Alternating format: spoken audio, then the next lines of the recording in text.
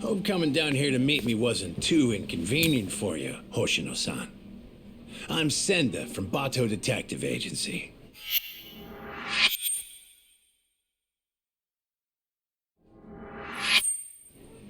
So, you were kind of vague on the phone. What were you trying to get at? You really don't know what this is about? Rocking those shades at this time of night is telling me a different story, son. Mark of a guilty conscience. I assure you that's not the case. Anyway, what did you want to discuss? It's what I was telling you over the phone. We got a request from Saori Shirosaki to look into you, but I figured I'd do you a solid and let you see what I found before I reported back to my client. Yeah, but what's this? You don't recognize your girl? We snapped a quick pic when she came to the office. No way. Why would Saori-san? Way I hear it, you two are getting engaged soon so you can finally tie the knot. But sometimes women get cold feet, you know? They just want to know what they're getting into. I see it all the time. Okay then. So, what did you find, sir? I haven't done anything that would incriminate me. And this is a violation of detective-client privilege. You're breaking the rules. Oh, no, that's a pretty good one, as I'd expect from a lawyer. But Hoshino, you really think you can bluff your way out of this, Sean? Well. I do believe that's you strolling out of a Kamurocho love hotel, Slugger. One last fling before the big day. Hope you made it worth your time. What the... This is... You've got it all wrong! Whoa, take it easy, would you? Come on, Hoshino-san. We don't have to play by courtroom rules here. It's simple. I can make this whole thing disappear for you. Only reason lawyers don't go to hell is because they can afford not to. In other words, you're saying I have to pay you now to delete that picture? Nothing I love more than a fast learner, kid. 4 million yen. This goes up in smoke, and the client never has to hear anything to the contrary. 4 million yen? I don't have that kind of money! Your whole damn future is riding on this deal I'm making you. It's a small price to pay, isn't it? Yeah, but... Hey, Hoshino. Would you prefer that I send this to your office with a nice little bow?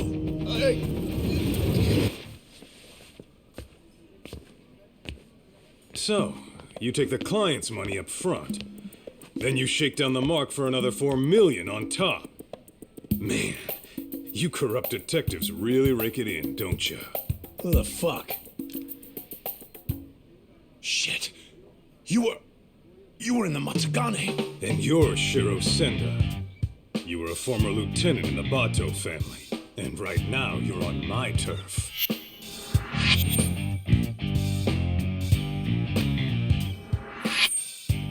Kaito-san, how was my acting? Not bad if I say so myself. Huh? Acting? One of your old clients came to us to help her get her money back. As it turns out, your little extortion racket has been getting around. And that's why Hoshino-kun and Saori-san put together a 3-act play that got us everything we need. All that's left to do is bag your ass with it. Ain't that right, Hoshino-kun? Yep. I got the whole thing on tape. Hey, All right. That'll be 4 million yen you took from your client, plus 300,000 for annoying me. You need a hidden ATM?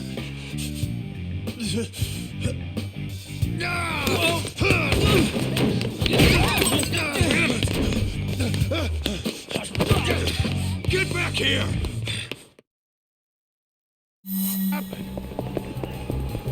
You ain't getting away.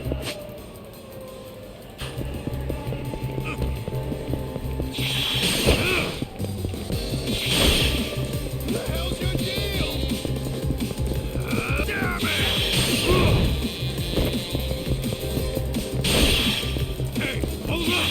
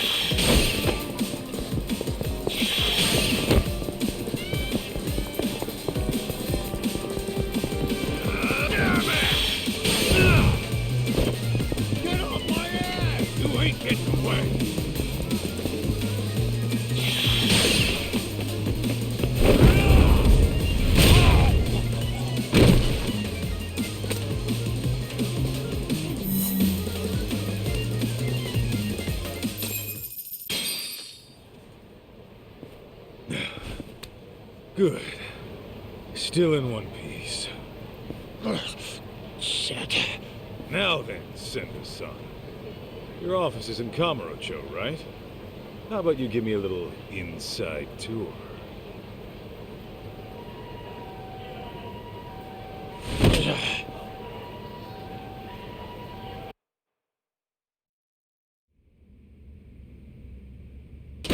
Ah! Senda! The hell's this about? Boss, I kind of screwed up. I know you. You're with the Matsugane family.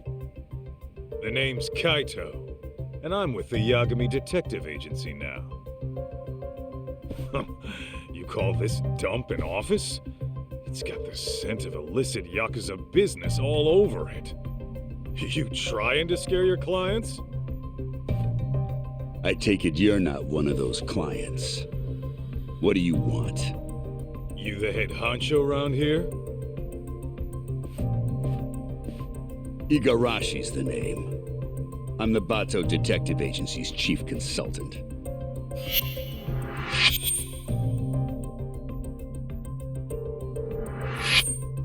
You mean the Bato family, right?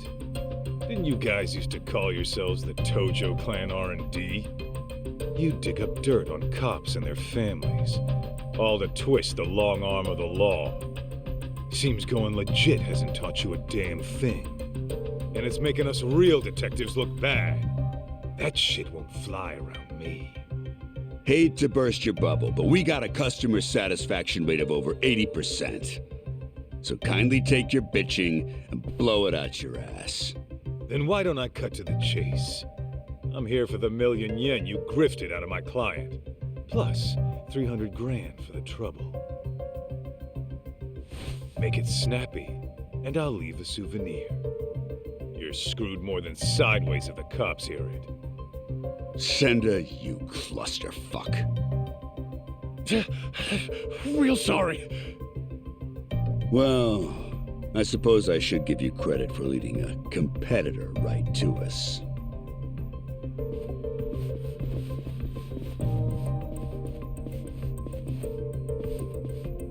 We can throw down, but fair warning. I'm tacking on extra for the ass whooping. All right, cut the yapping. Shut this idiot up permanently!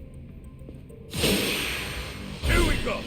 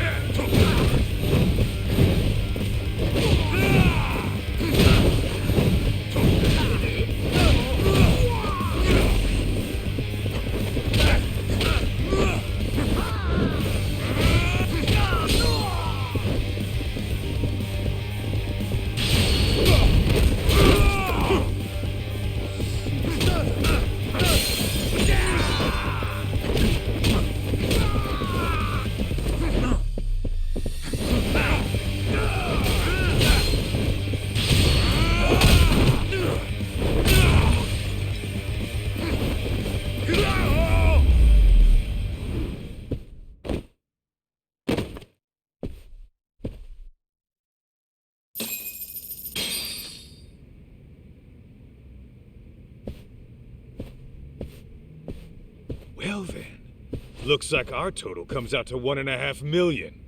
Pretty lean for a business that was about to go under. You'll get yours someday, Kaito. Mark my words. That's what they all say.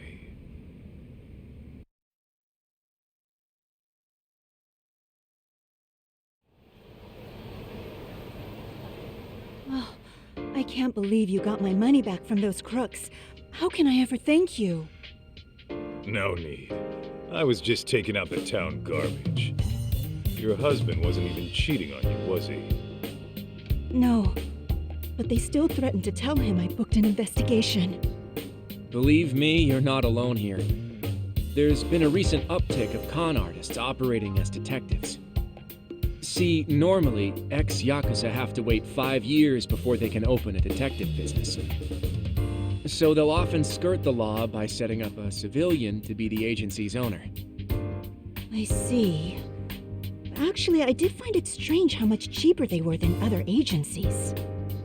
Well, with a Yagami detective agency, we don't charge a yen until you see results. We're a name you can trust. So, next time you need to keep tabs on your man, don't hesitate to swing on by. I think I'll be fine for now. I've chosen to trust my husband. But thank you.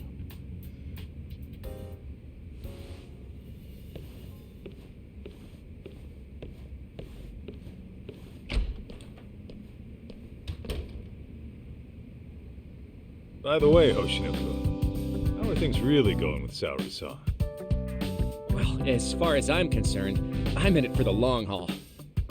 But sometimes I can't help but wonder if we're actually even together. You guys have been dating, what, 3 years? Never thought about getting hitched? Of course! At least, I have. As for whether Saori-san would be receptive to the idea... Come on, man. Doubting's only gonna drive her away. Show her you're a man with a plan. Yeah, maybe you're right. I'll make it happen this year. And I'll be rooting for you, pal. Great. On that note, I'd better get going. I still have some work left at the office.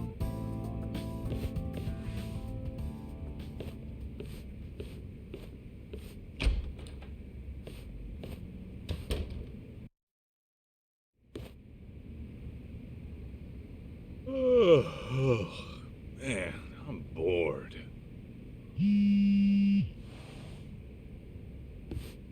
Well, looky here. It's Tuck.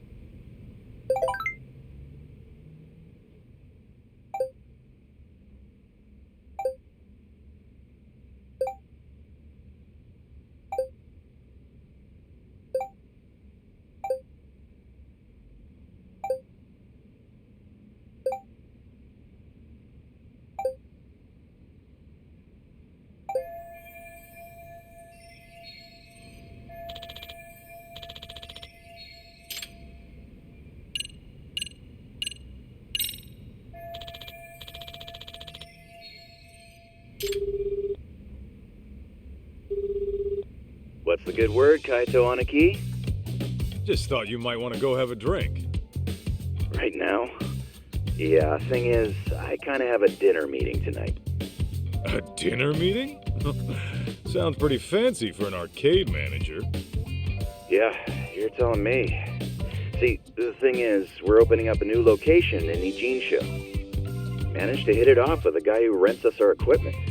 Turns out he's a CEO looking to invest. Whoa! So you'll be the owner of 2 arcades? Looks like it. Damn, look at you moving up in the world. Yeah, well, to be honest, I'd rather knock one back with my Aniki. Nah, you do your thing. Some other time, okay? Sounds good, Aniki. Oh, almost forgot. I heard this from one of the part-timers at Charles, but apparently some kid came looking for you. Some kid? I guess. I wasn't the one who saw him. But evidently this punk had some fight in him. Our guys chased him out before he could start any shit. What the hell's a kid like that want with me? You tell me, man. But not right now. I gotta prep for that meeting.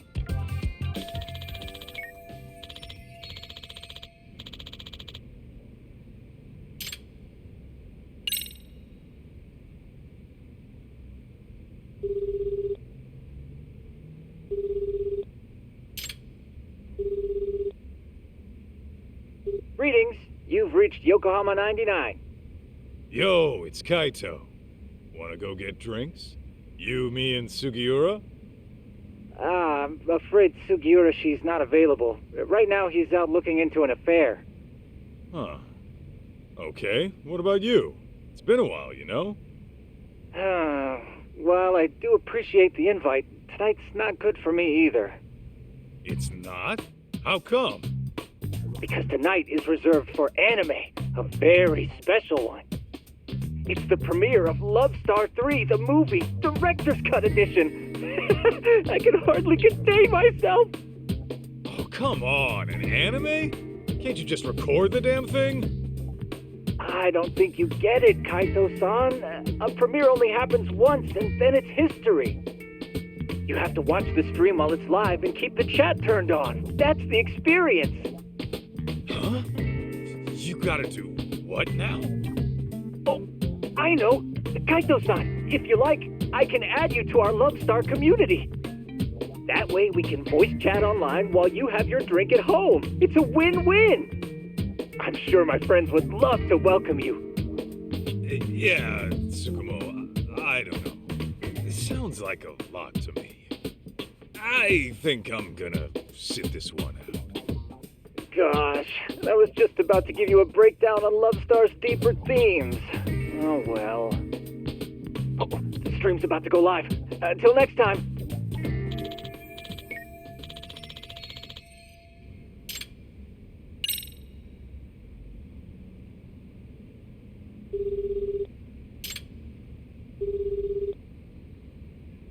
Kaito-san? Is everything okay? Yeah, just thought we could grab a drink. Oh, well, like I said before, I still have work to do. Hell, you're not done yet? Not even close. Plus, Saori-san needs my help after this, so... Yeah, I get it. Can't tear a man away from the love of his life. Something like that. Anyway, let's try some other time.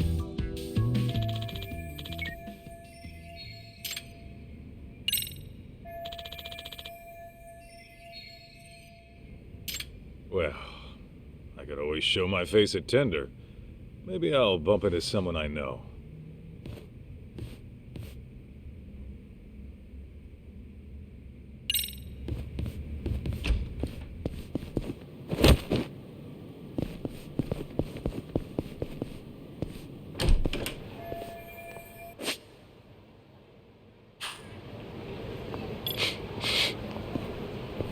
What have we here?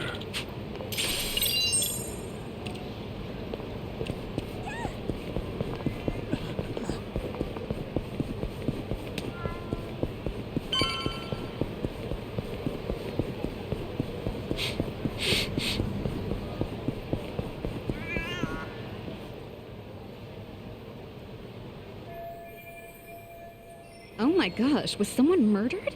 Dunno. Could have been a Yakuza, maybe. But I thought the Tojo clan was long gone.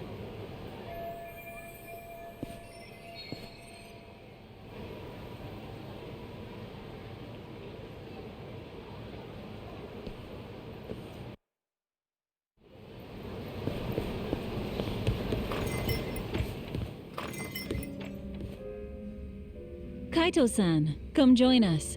You by yourself? Yeah, Talk's out of town helping Genda-sensei. Says he'll be gone another couple days. Uh-huh. So is the sidekick getting lonely without the leading man? In your dreams, Mari. Masuda, the usual.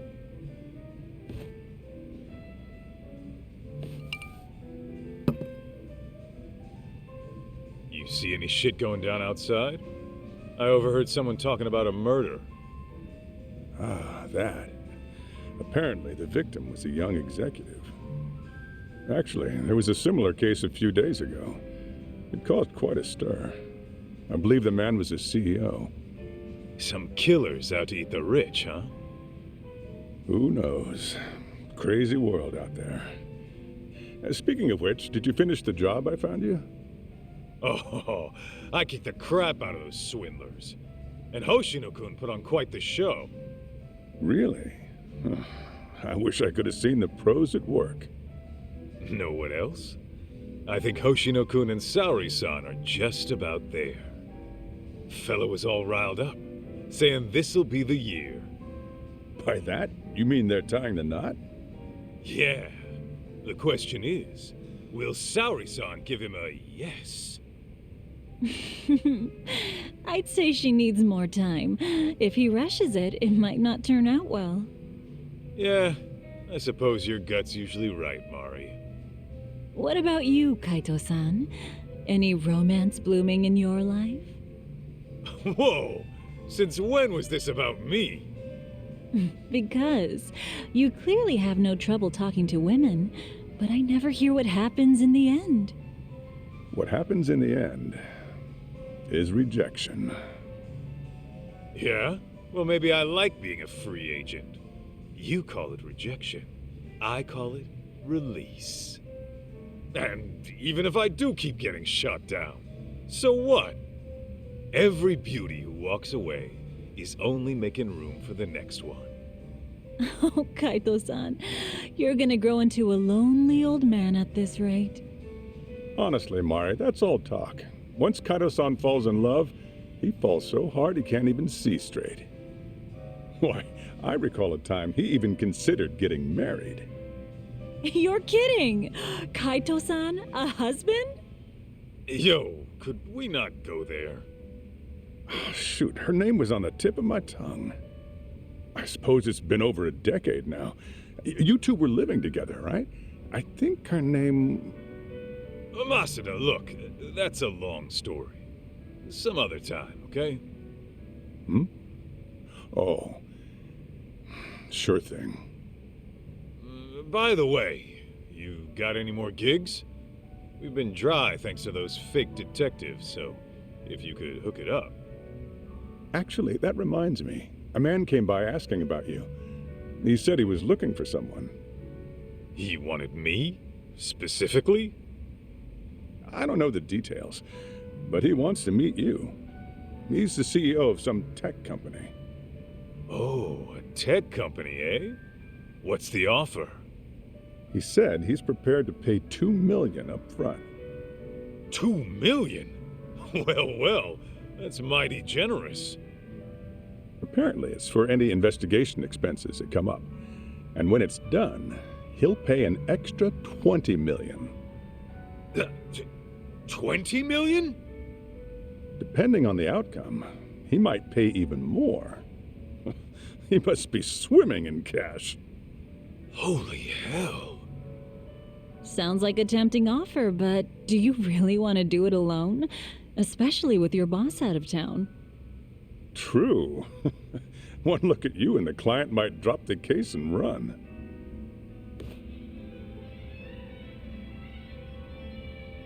Right? At least find a smart-looking jacket to cover whatever that is. Indeed. You'll need to dress for the occasion, that's for sure. Man, you guys have no faith in me, huh? Well, I'm not putting on a show for him or anyone else. True style doesn't change with the tides. Not to mention, it's the heart that counts. Watch me knock this guy's socks off, just being plain old Kaito.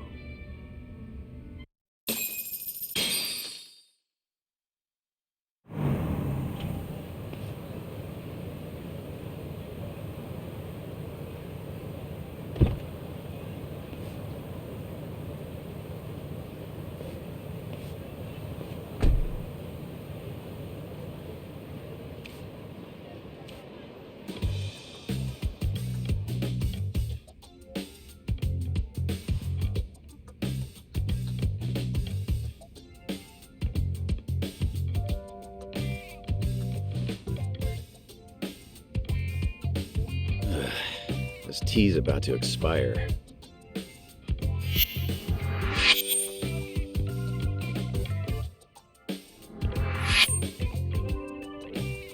Hey, Banaki, what's with the suit and tie? What? I thought I'd pull out all the stops for today's client. Dress for the occasion and all that. After all, a pro's gotta look the part, too. I mean, yeah. But you never give a rat's ass about that stuff. So I start now. Today's just special, all right? Oh, there. Okay. But do you really need me here? Don't you get it. If I'm busy talking this guy up, who's gonna offer some tea? The landlady? Besides, you poured in the Matsugane family for years. The boss loved your tea, remember? Whoa, hang on. That was a long time ago. Well, I'm counting on you today. I'm paying you $50,000 just to serve 2 people. Coming from you, that's pretty generous. How much is this gig worth, anyway? That's a matter of, detective-client privilege. Hey, he's here. Come in.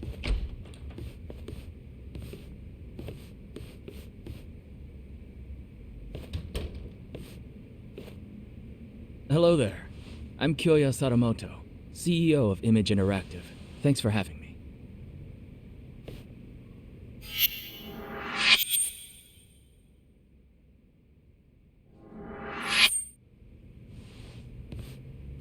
Thanks for coming. I'm Masaharu Kaito, an investigator here. I'm Higashi, just a part-timer. It really is great to meet you, Kaito-san. I've heard so much about you. Good things, I hope? Of course. You're a legend in these parts, aren't you? Not so sure about that. Oh, but first, please, take a seat. Enjoy. Why, thank you.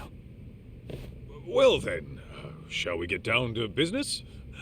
I understand you're looking for someone. May I ask who? That would be my wife. My deceased wife, actually. Your deceased wife?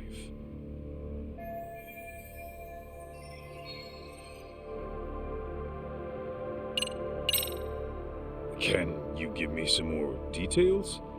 I was under the impression she went missing. Well, I lost her about 2 years ago. She took her own life. I see. I'm very sorry. Let me rephrase then. You want us to find her, even though you know she passed away? Yes, well... Why don't I start from the time she died? 2 years ago, my wife left a suicide note at home one day and disappeared. As you can imagine, I went right to the police. Upon finding nothing, she was declared a missing person. 6 months later, they recovered a body, possibly my wife's, on a riverbed in the mountains of Chiba. There's a large waterfall nearby, from which she likely jumped. Her body was decomposed beyond recognition, but authorities later identified her based on something she was carrying. And what was that? A photograph. In it was her and our son. I see. But was that really enough to ID her?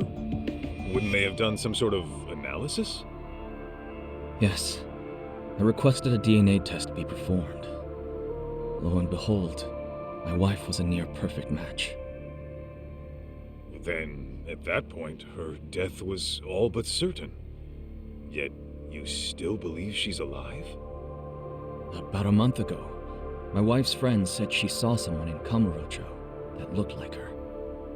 This woman, according to my wife's friend, was with some unfamiliar man.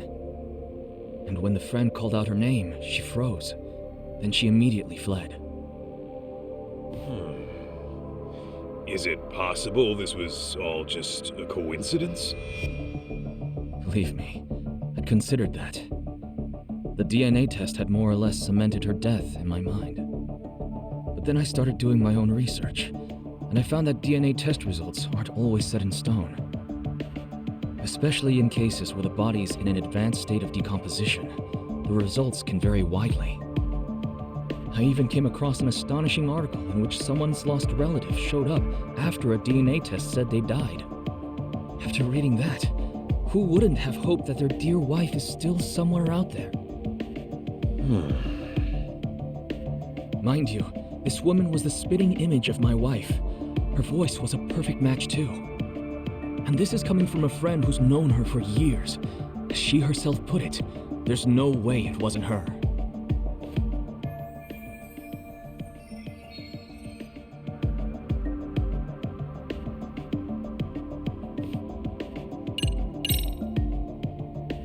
If I could inquire about the compensation. My contacted tender quoted $2 million in advance, plus another $20 million upon completion. Yes. Regardless of the outcome, I intend to have at least that much prepared. When you say at least that much, you mean... If you manage to find my wife safe and sound, I'll throw in another $10 million. So, a grand total of $32 million? Hey, Aniki. Just checking. I'm being paid $50,000 today, right? Yeah, $50,000 for serving some damn tea. Got a problem? Oh no, it's fine. Now I see where all that generosity is coming from. By the way, may we request any photos of your wife you may have?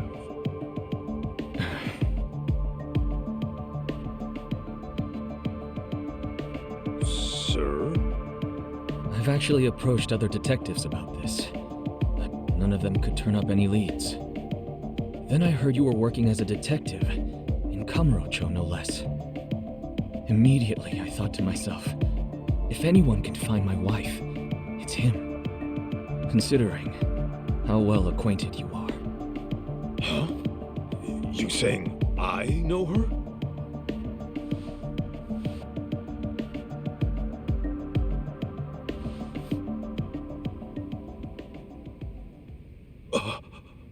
Oh.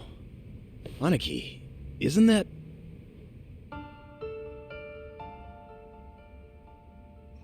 Mikiko? Yes. Mikiko Natsume was her maiden name.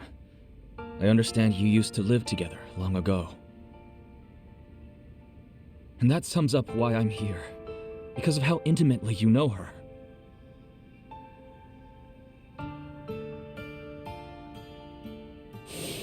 You're really going to go? After what they did to the boss, I can't just sit back and do nothing. But you might actually get killed this time. I'm sorry. So your family is more important than me. Believe me, I understand how bizarre this request might be. But I know you can get to the bottom of it. You lived with Mikiko in this very town. You knew her better than anyone. Kaito-san, I'm begging you. Won't you bring her back? I'd heard rumors, but I never thought they'd be true. Sadamoto-san, are you sure Mikiko took her own life? I mean, she did leave a suicide note. Why, though? The Mikiko I knew would never do that, no matter what the reason. Honestly, I wish I knew. The note was sparse on details. The hell does that mean? Aren't you supposed to be her husband? For what my memory's worth, Mikiko seemed to have some anxieties about her job. And I was so busy with my own work at the time, I failed to give her support. I was hardly even home half the time. It was only when she left me that I realized how poorly I treated her.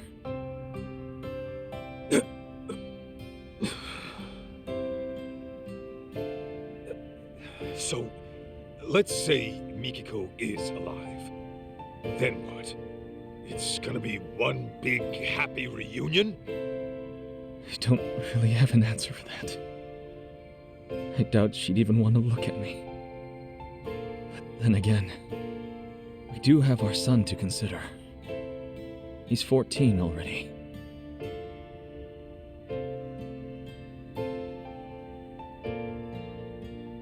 His name's June.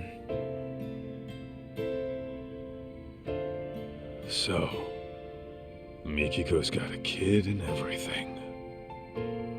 Yes. And he's just as rambunctious as his mother. He took off once he heard she might be alive. Even though I specifically told him to stay put. The moment my back was turned, he was gone. Wait, he ran away? He did. About 2 weeks ago.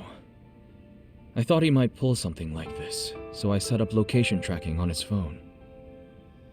But, being that he left his phone in his room, he must have figured that out. Outsmarted by a teenager, I swear. 2 weeks on his own at his age? At 14, he's what, in middle school? June pulls this kind of stunt all the time. He hangs out with these delinquents, often couch surfing for days at a time. Of course, I'm one to talk, since most days I miss the last train. And since I'm at a hotel, I won't even be home to notice he's gone. Well, how about that? Look, that's all beside the point. Right now, I need your help.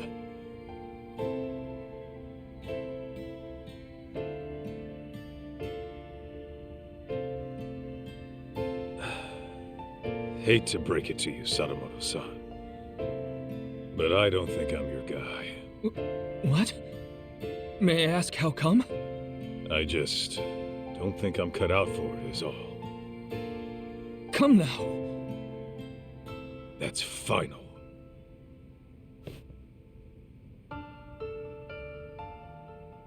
Fine. Fine. I know when a mind's made up. What a shame that is.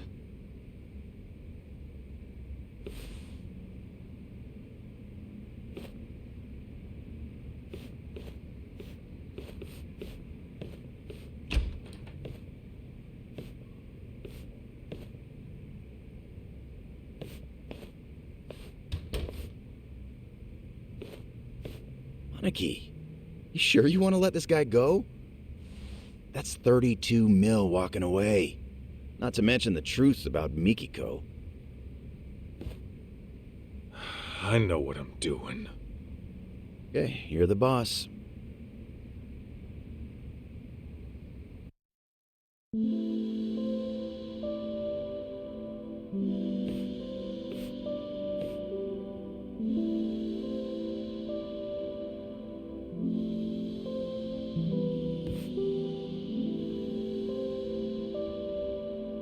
Well, another job down the shitter. I think that calls for a drink. You, want somebody to tag along? Sure, but weren't you slammed with the new opening and all? Well, I mean, yeah, there's work to be done. I'd have to go inspect the place after. Right. Then you better go deal with that. Glad to hear business is good, though. Sorry about that, Aniki. Oh, and about that 50 grand I owe you. Don't even worry about it. T was on the house today, man. When my Aniki says pour, I serve the best damn cup you ever tried. That shit hasn't changed. Oh, Higashi. You wonderful bastard. Huh? Hey, Aniki, that photo. Damn it. Don't just leave your junk in my office.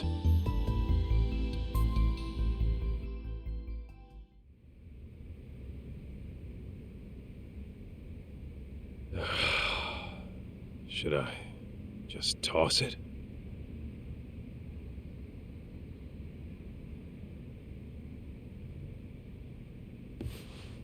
Well, wouldn't be the first gig I tossed. Better head on down to Tender and see what else Masuda's got brewing.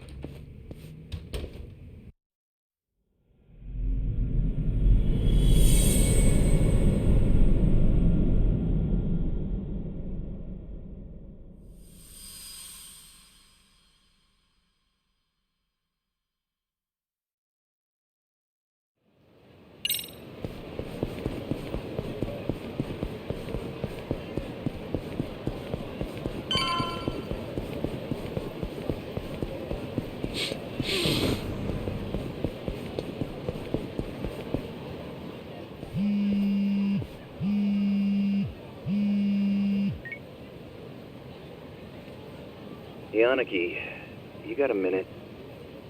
What's up, Higashi? Yeah, so I just got a call from Charles. Remember how I told you about that kid who came by looking for you? Yeah? What about him? Well, he's back and causing problems like usual. Can you go take care of him? He's just some punk-ass kid. Why don't you take care of him? Because I got meetings and shit to deal with. My employee's in there on her own. I really gotta handle some kid? What, you just gonna abandon a college girl in trouble? Huh? Oh, I see. You almost got me with that one, dipshit. You think I'd lie to you? Seriously, she's young, she's single. Cute, too. You sure about that?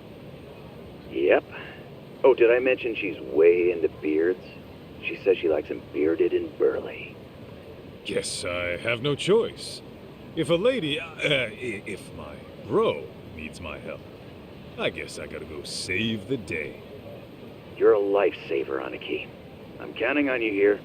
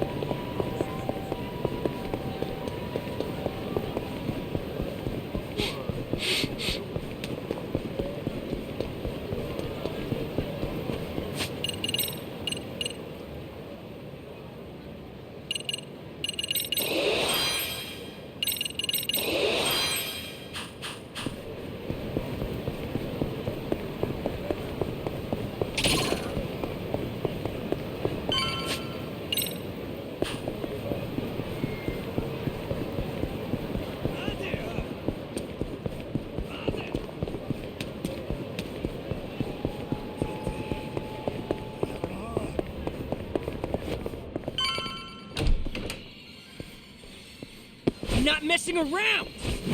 I'll kill you, you little wimp! Damn. Talk about a shit show. You can relax now, miss. I'm taking over from here.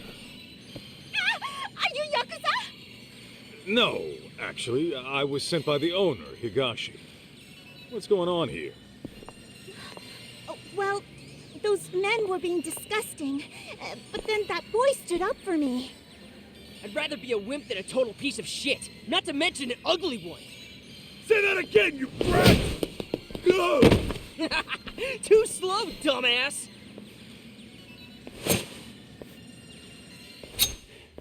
That's it. I'm carving you up!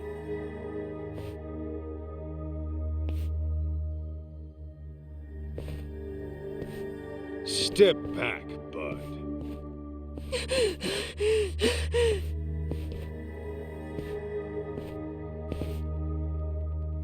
Hey, I said step back. You don't want to get hurt, do you?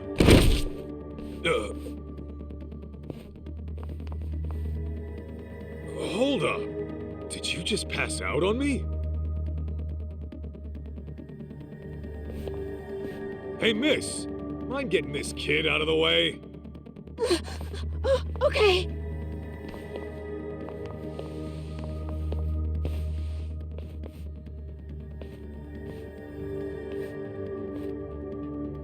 You taking his place, ape man?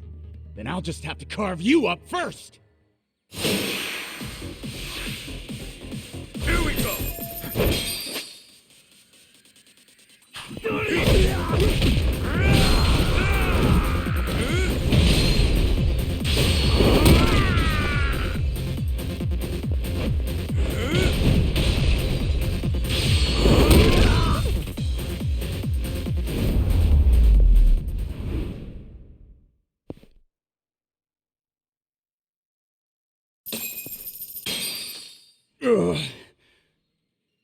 Shoo! Take your dumbasses outside.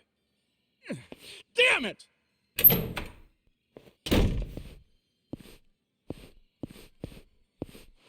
Hey, up and at 'em.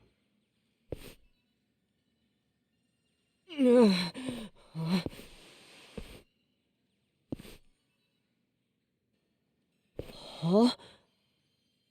Listen, you're a good kid for helping people, but taking on two grown-ass men is another story. Wait. Hey, you all right? Hit your head or something? What? Do I know you? Or, Holy crap! It's you! You're Masaharu Kaito from the Matsugane family! Huh? Yeah.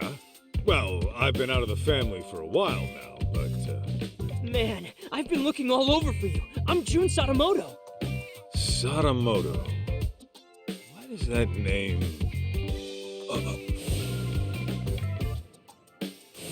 You're Mikiko's kid?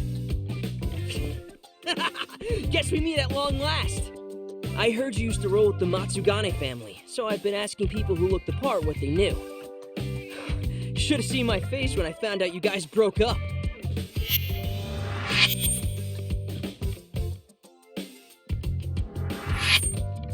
Okay, well, wanna tell me why Mikiko's kid is going around looking for me? Here's the deal, Kaito-san. I want you to find my mom. Say what? Yeah, I thought you might have a clue where she is.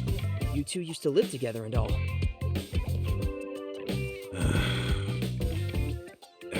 Kid, let me be frank. I'm gonna tell you the same thing I told your pops. You're asking the wrong guy. Wait, my dad came to you about this? Hey, where are you going? Home. Wait up! Dude, what the heck? I thought you were Mom's ex. Don't you care about her at all? She's nothing but a stranger to me now. But listen, we haven't heard from her in 2 years. That's if she's still alive. Don't you think she's in some kind of trouble? How should I know? Maybe she's having the time of her life without some brat all up in her business. The hell? Okay, back it up a sec. My mom would never desert me. Then where'd she go, huh? Get lost already. I bet you just don't want to see her because she ditched your sorry ass. I read all about it in her diary. How Mom wanted you out of the Yakuza so she can marry you with a clean conscience. But then you went on some kind of dangerous mission. Better die a henchman than live as a husband, huh? And now you turn your back on her again? No wonder you two are strangers.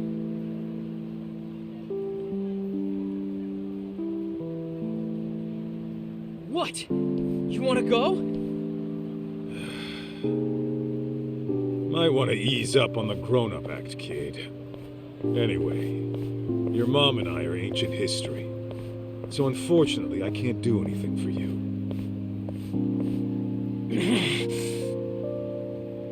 What if I told you I'm your son? Then what? You're still gonna walk away? What did you just say? I said, you and Mom might have had me. Wait. This is total crazy talk. It was written in Mom's diary, around the time you broke up. Her diary? Yeah, I read what happened after you went on some raid and you guys split. Apparently, she didn't get to tell you that I was a little fetus at the time. You gotta be shitting me.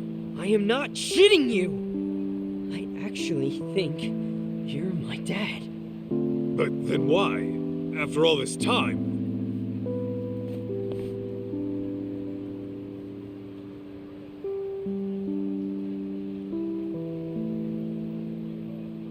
Listen, why else would I be busting my ass to find you? Now come on!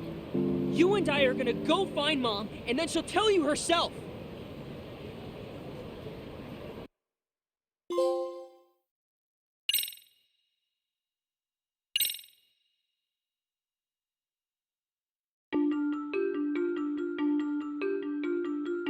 It was just another day in Kamurocho. After resolving a local incident, Kaito is approached by Kyoya Sadamoto, who asks him to search for his late wife Mikiko. Mikiko was Kaito's old flame. who parted ways with him long ago. Kaito turns Sadamoto down before any past wounds can reopen. But he soon finds himself face to face with Sadamoto's son, June. That's when June tells him the unthinkable. That Kaito might be his real father.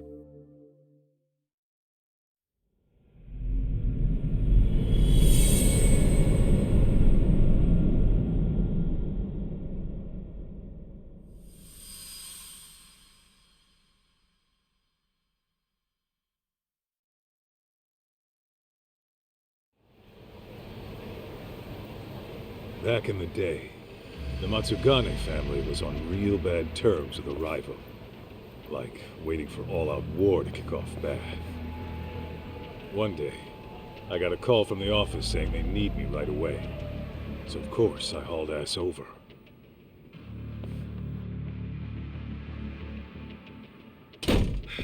Hey! What's the situation? Some lady busted in here, and it seems like she means business. Huh? You called me over some lady? Not just any lady. A real hellcat. Says she ain't leaving till the boss gets back. Look. I'm not messing around! Oh, for the love of God, it hurts! Let go of me, you crazy bitch! Listen up! You lay a finger on Maho, I'll snap his arm clean off!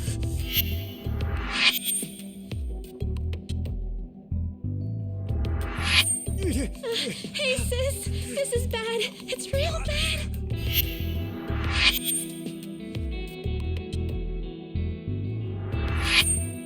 Hey, what the hell? Am I seeing this right? Why is Hoda getting his ass whooped? I take it this gorilla is your muscle? You gonna try me or beat your chest? You're the one calling me a gorilla? Guys, what the fuck happened? It all started with the girl on the floor. She racked up quite a bill at one of our host clubs, but when the check came, she couldn't settle. We were gonna have to work it off at a cabaret club, but this chick busted in and went fucking ballistic. What? Wait, how exactly is any of this our fault? You tell me, man. I wash my hands of it. You're running the cabaret club starting next month. You deal with this shit. Oh, come on. Hey, Hoda, let's hear your side. She barged in here out of nowhere and came straight at me. Out of nowhere, my ass. I had to do something. For real? You two have to get your stories straight.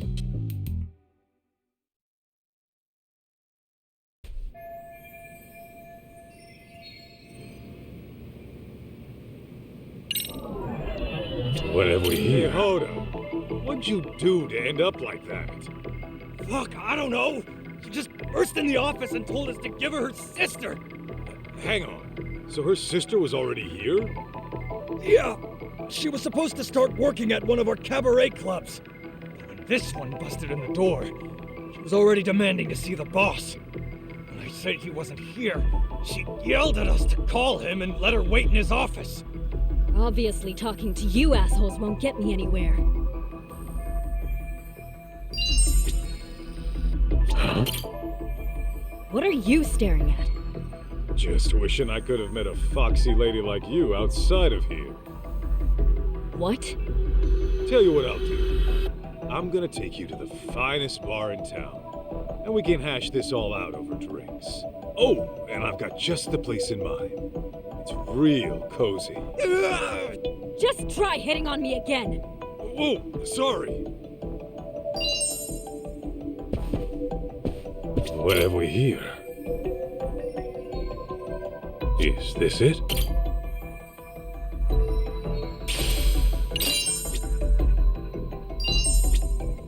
Huh?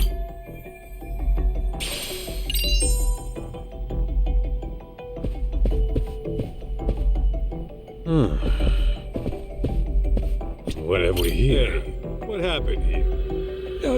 Well, it happened so fast. I don't know. As soon as I came in here, this was happening. How does nobody know what happened? Was it nap time in the office or something?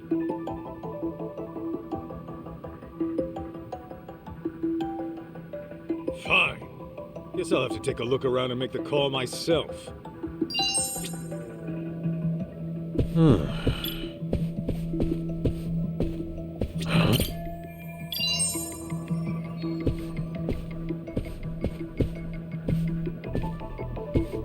What have we here?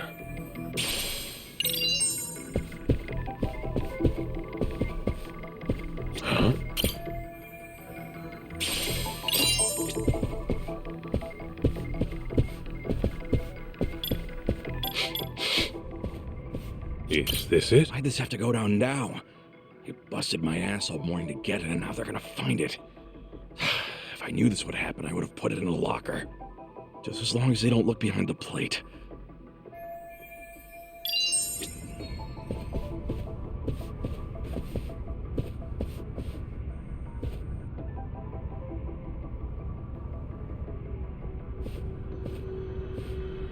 Over here, maybe. Huh? Take another step and his arm goes snap like a twig. You wanna find out if I'm lying? No, I hear you. Let's try and simmer down a bit, shall we?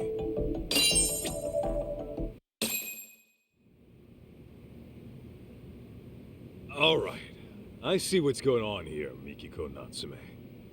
I figured a gal wouldn't bust in here without reason. If anything, you and your sister are the victims. Well, here and now. Not for the host club stuff. Huh?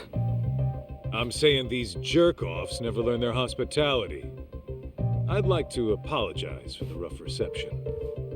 Okay. What's your angle here?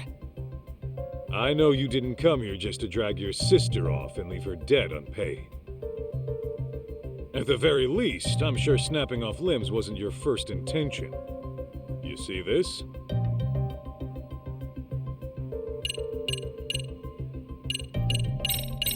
This is your own resume. What about it? Well, first things first. You only came here to talk, not pick a fight with the Yakuza. Quit going in circles and get to the point already!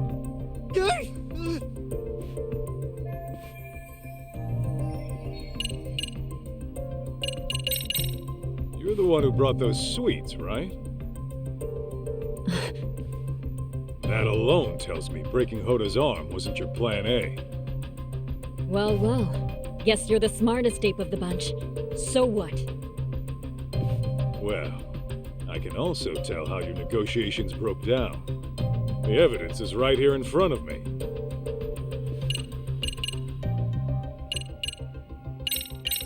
It was your sister.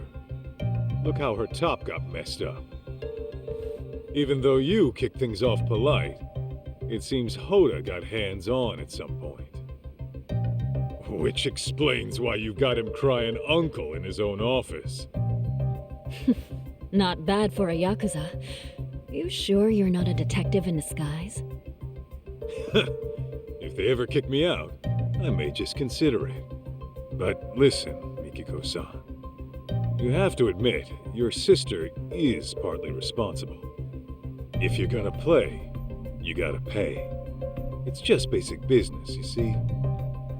I know how business works, and I never said we wouldn't pay you back. Okay, then what's the issue? The issue is, Maho's enrolled in college back home. If she ends up stuck as some hostess in Tokyo, she may as well kiss her education goodbye. I just want to see her graduate, find a career, and live a happy life. Can't your parents loan you the cash to get her out of this? No way! They'd freak if they knew I went to host clubs, let alone got into debt over one! Well, that part's all on you. Look, I get it with you people. 3 million yen is a lot. I actually came to discuss repayment. But then this douchebag grabs my sister like some barbarian! I only did it because your sister got shitty with me! Then Mikiko-san, what's your real plan here? You got a lead on 3 mil somehow? Well, I work in Shinjuku. Just a desk job during the day. But my nights are pretty much free. And in college, I worked as a server. I even got Employee of the Month a few times. Now, I know I've never been a hostess, but it can't be that different. At the very least, I'm a lot more qualified than my sister. Wait, are you saying...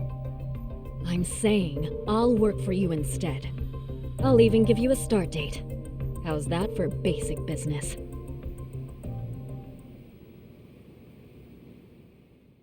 And that's how I met Mikiko. She was just so headstrong and full of personality. That tenacity of hers pushed her to the top in no time. Not to mention, she was a real ball-buster. She'd take it upon herself to punish bad customers. And, since it was my job to look after her, I'd step in when things got ugly. Which happened a lot. So this Mikiko chick's covering for her sister. Not a bad plan. It's rare to see someone go that far, even for flesh and blood. Apparently, a car crash took their parents out when they were little. That was their only family. After that, they were lucky enough to get foster parents. Seems they're one big happy family now. Interesting. But is the boss gonna be cool with a swap? Says he doesn't see an issue, long as we get paid. Fair enough. Just make sure she doesn't skip town and make it an issue, Hanaki. Nah, she won't be a problem. Rough as she is, her heart's in the right place.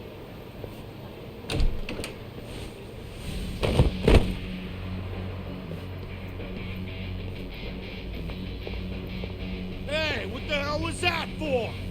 You know the rules. No touching, no exceptions. Oh, come on. I'm a paid customer. Who are you to tell me what to do? And who are you to feel up our staff? Nothing gives you that right. It's okay, Mikiko. Really. Let's just go inside. I'm handling it, Momoko-chan.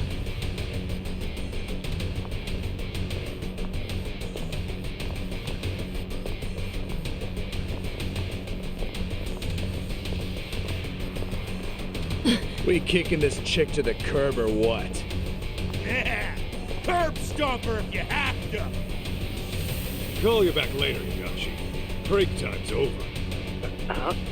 Hanaki?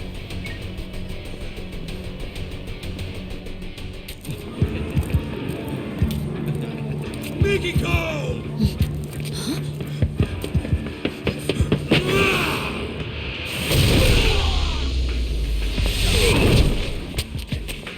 Who's this fuck? I'm her bodyguard. If you want to get hands-on tonight, start with me. You heard that, boys? This fucking bastard! Take him down!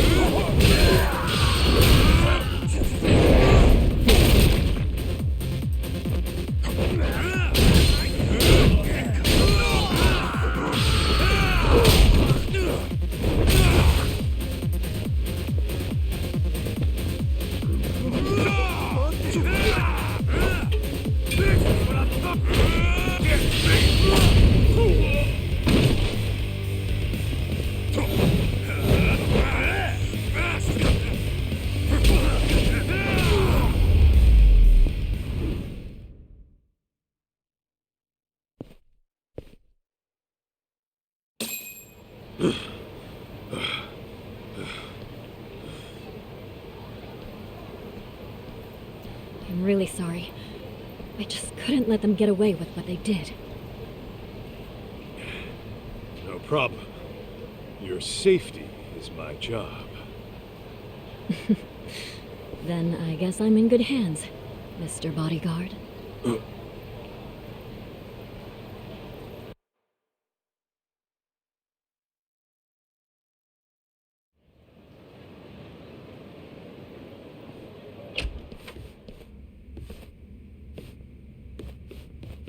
Yo, what's with your office? No guns, no family crest? This place is lame. For the last time, I'm out of that life.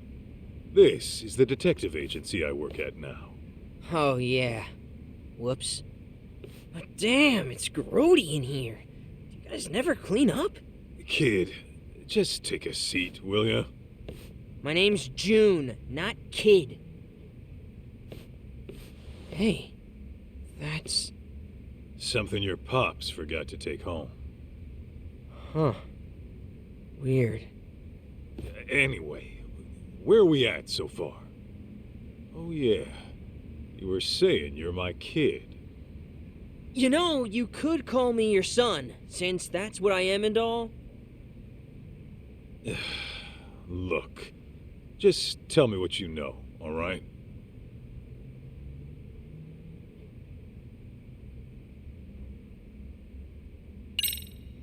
About your mom. Your pops filled me in on some of the details. Said something about how she might even still be alive. Yeah, it always seemed off to me. I just can't imagine her taking her life. But the DNA test said it was her, right? Feels like the odds of a mistake are pretty low. I think Mom got caught up in some deep shit. Deep shit? As in... I don't know. But I think her suicide and the DNA tests were faked. She's gotta be out there somewhere. As for why she can't get in touch, maybe she just can't. You sound like you thought this through. Any idea what happened? Maybe something went wrong at work. Or she got kidnapped by some criminals. Doesn't sound all that convincing. But now that you mention it, your dad did say she might have been anxious on the job. What did she do for work? Oh, she ran a cafe. Her cafe. No kidding. Does she run it all by herself? Yeah, she was doing real good too. She knows how to handle people. That's for sure. Though with her personality, I can also see her making a few enemies. Well, she would have bad customers from time to time. There were also these people who tried to buy her out. But I can't think of anyone who'd want her dead, you know?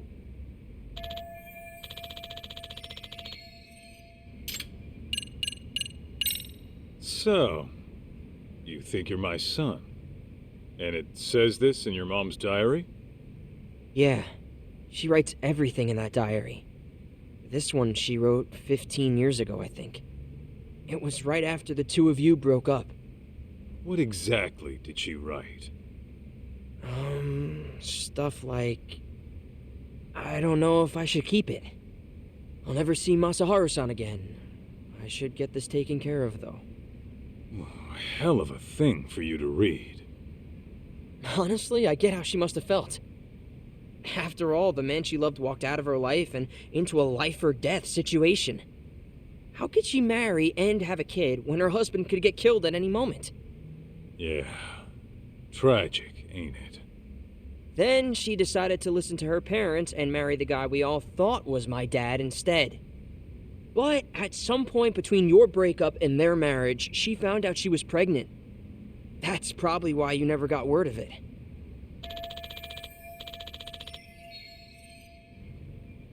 Okay.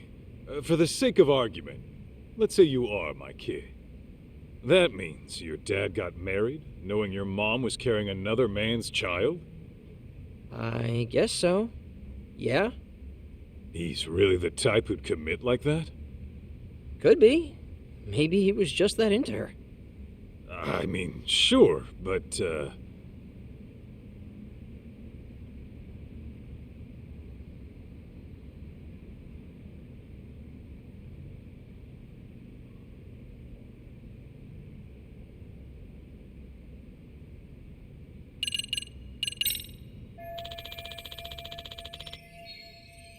June, you said your name was. What kind of mom has Mikiko been to you? What kind of mom? I guess I'd say she's been pretty cool. She's been cool? Yeah. Like, she would always lend a hand to someone in trouble. Even if it was some nasty flirt or a big hulking thug, she'd get right in his face and tell him off. A couple of times she almost threw down right in front of us. Dad would freak out big time. Sounds about right. Anyway, are you gonna help me find my mom or what? Remember, I am a professional here. That means I get paid to work. And I doubt you can afford my services. Oh, I think I've got that covered. What? You gonna pay me in watches? I swiped it when my dad wasn't looking. Sure is a nice piece of work.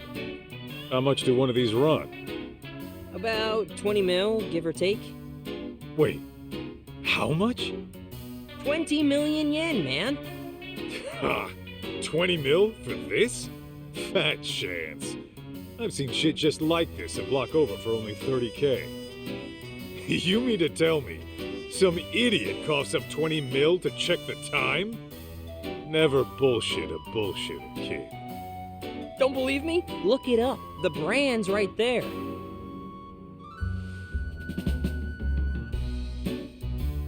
Okay.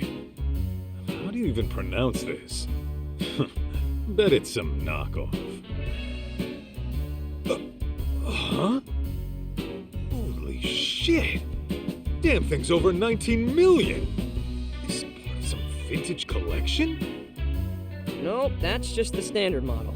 Dad's got a ton of them lying around, too. Unreal. How long would it take to earn that? What was that about being a bullshitter? So here's the deal, old man. I give you the watch, you go find my mom. What? Not good enough? It's not yours to give in the first place. Put it back where it belongs. You're really gonna say no because of that?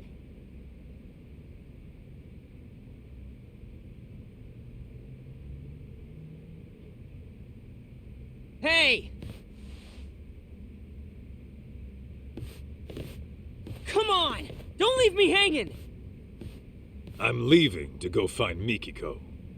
You coming? Oh, man. You can call me Kaito, not man. Ah, you got it, Kaito!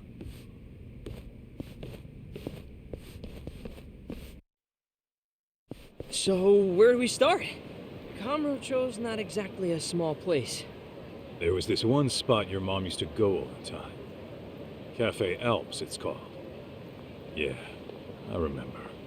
There she'd be, sipping on coffee, reading a book. No noise from the city to bother her. Okay, and you think she might have went back there? Only one way to find out.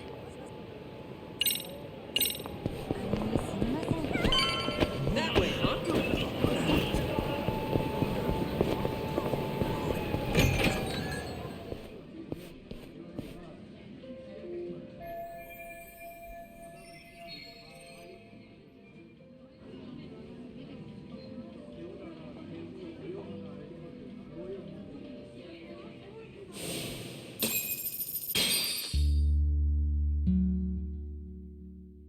Congrats, Maho-chan. Gotta admit, I was getting a little worried when you started hitting the host clubs again.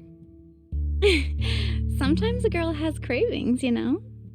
Sometimes this girl can be a headache. Even so, nice work landing a job at a bank. Right out of college, too. It's just a desk job. Besides, it's my parents who know the board of directors and all. All I'm going to say is please be careful. You never know what kind of people you're dealing with. I don't know if you've noticed, but weirdos seem to flock to you like creepy pigeons. Remember that one stalker you had at the convenience store? That's just one example. Oh, yeah! Yeah. Next time some crazy guy bothers you, you tell me right away. Oh, sure. Like you'd rush all the way back home just for that. I would if I had to. See, this is why I don't tell you things. You never end up treating me like an adult. I mean, I get that you're worried about me, but you don't have to breathe down my neck all the time. Says the girl who went broke over some stupid host. How could I not worry about you? Why, just the other day, you were eating up some sleazeball's pyramid scheme. You said it nearly changed your life. Well, it felt right at the time, okay? Hey, a catch like you ought to be more careful. Take your sister, for example. She knows when to keep her guard up. I guess I'll take your word for it, Kaito-san. Wait, did you just imply Mikiko's a catch too? Huh? What'd I say?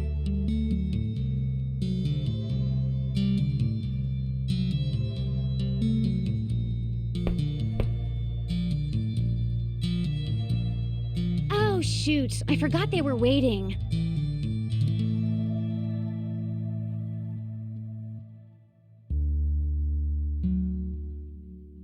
I never said they had to be outside. I mean, they could at least come in and say hi, right? Ugh, so rude.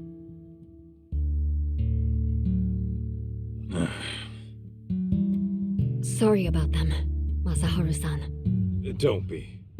If I were your folks, I'd probably feel the same. Oh, don't say that. They just haven't seen what a good guy you are. I'm gonna have to give them a talking to. After all, I'm a modern-day Cupid. I brought you two together, didn't I? Now watch as I work my magic. Good luck wearing them down.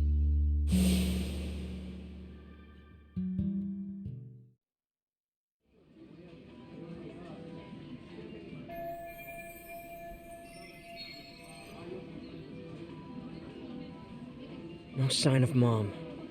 Guess that'd be too easy. Yeah, it never is. But for now, we ask around and see if anyone recognizes her.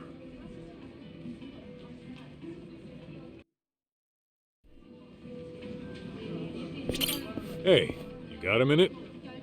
Oh, what's up? Has this woman been by here recently? Not that I remember. Are you sure? She would have been here in the past 2 weeks. Yeah, I don't know. Last week I was out of town with my girl, so I really wouldn't know. Oh, yeah. You could always ask the manager. Is he around? I mean, shouldn't you know? Oh, for sure. I just don't know where he is now. I did see him before.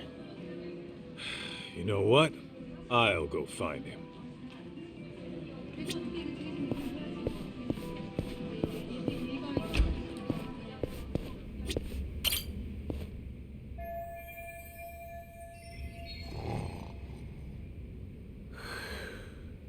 Enjoying a little nap, huh? Yo, you got a sec?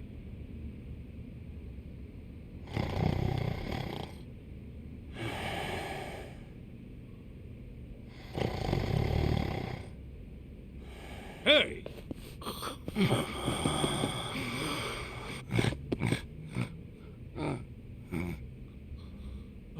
How the hell's he sleep through that?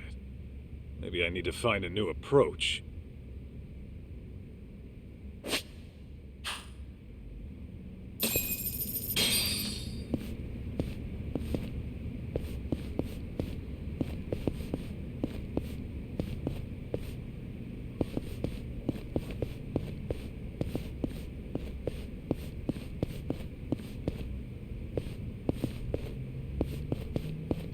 This right here.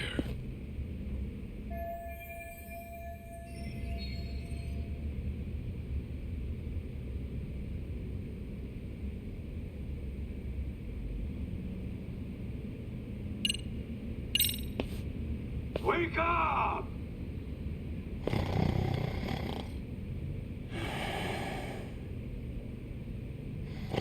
No way this guy didn't hear me.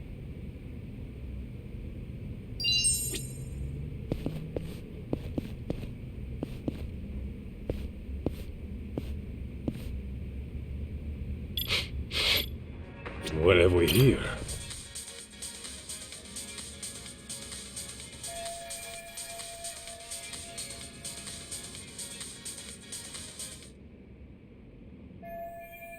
Hey, get up!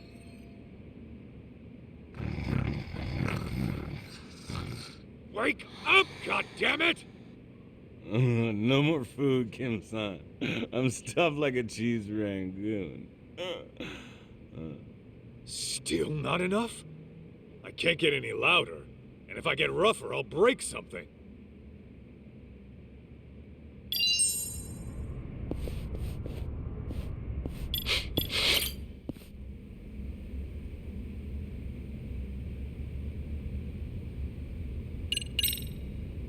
Wake up!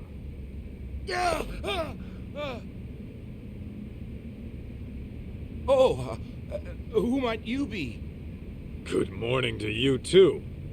I just had a quick question. Okay. What is it?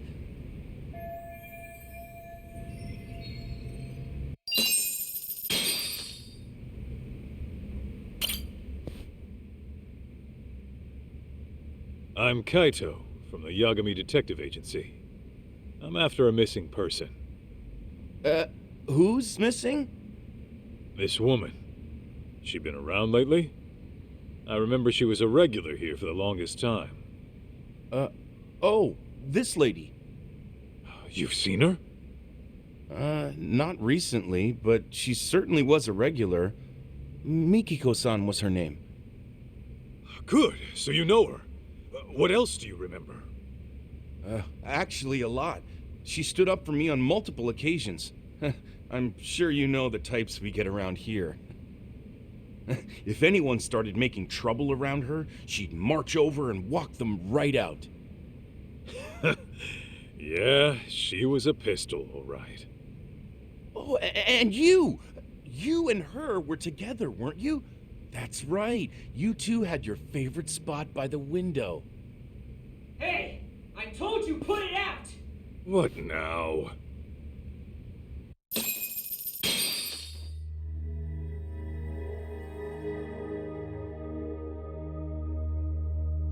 Can't you see there's a baby in here, moron? Now either put that shit out or go smoke outside! Pipe down before I bust your face, kid!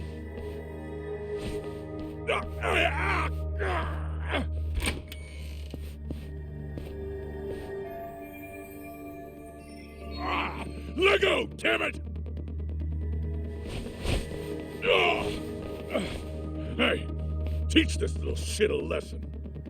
Of course. Hey, I'm his guardian. You got a problem with the kid, you talk to me. And I'm gonna guess it's not talking you want. Aniki! You hear this, dipshit? Oh, I've heard enough. Let's put the fear of the Aragaki brothers in him!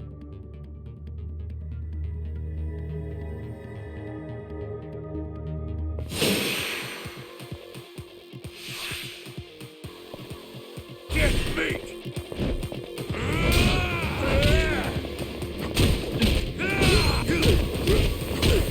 Don't fuck with me!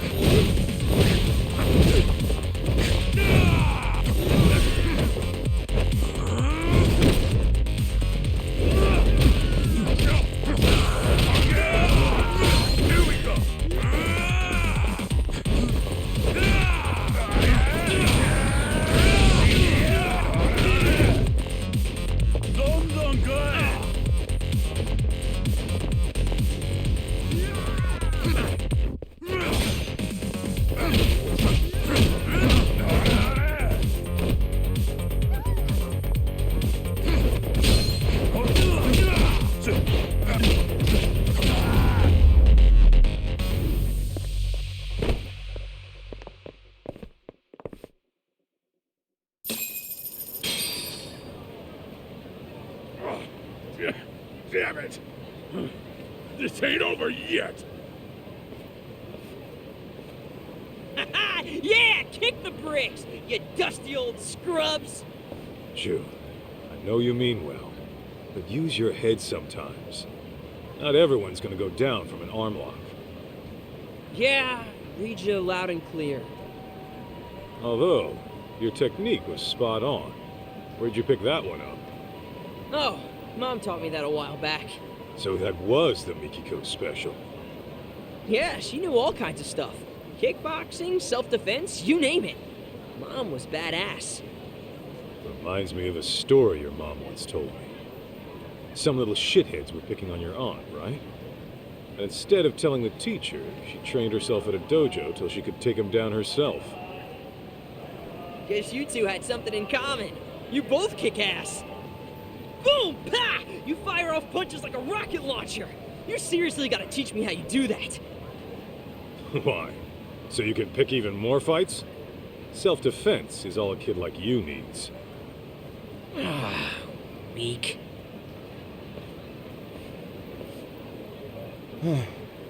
Thank you so much for what you did. As I was saying earlier, guys like them always come around making trouble. Glad I could help clean up. Shall we continue our discussion? Right. Damn punks made me lose focus. So, can you tell me anything about Mikiko? Sure. I'd say this happened, about 10 days ago. A woman came in and ordered coffee. She was seated by the window, too. At the time, I thought she looked familiar, but I wasn't 100% sure. But when you showed me that picture of Mikiko, I immediately thought of that customer. Was it her? Well, I can't say for certain. She wore sunglasses, so it may have been someone else.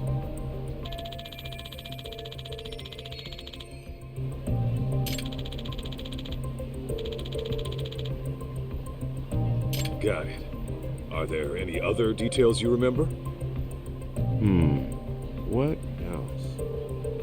Oh, this one's about Mikiko-san herself. I remember she used to bring a friend fairly often.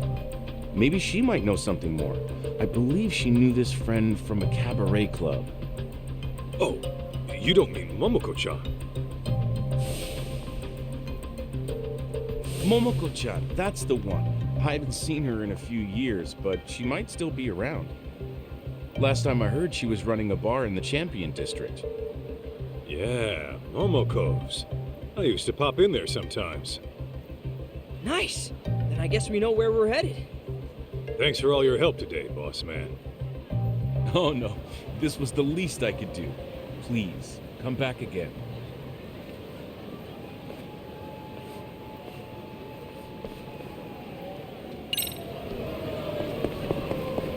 We going?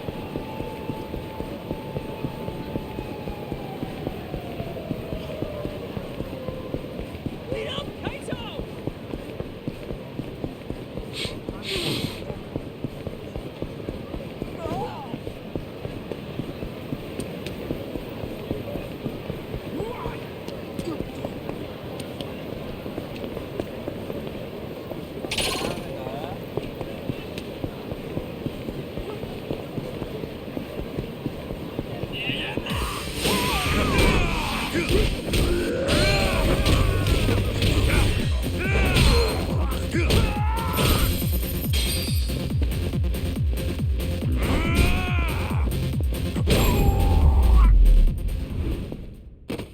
Don't go picking fights you can't win. All right, let's go, Kaito!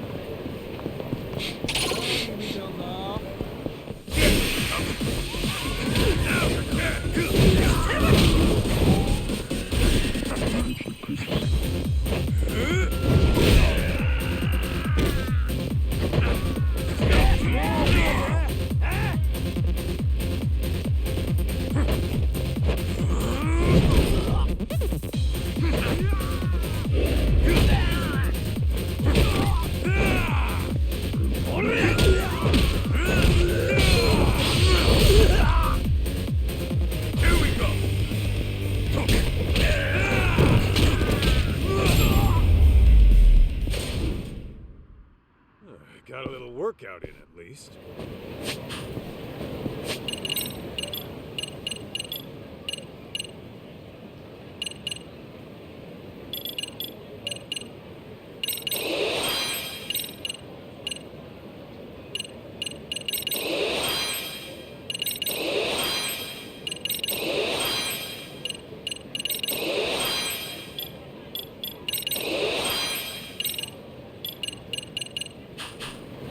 That way, huh?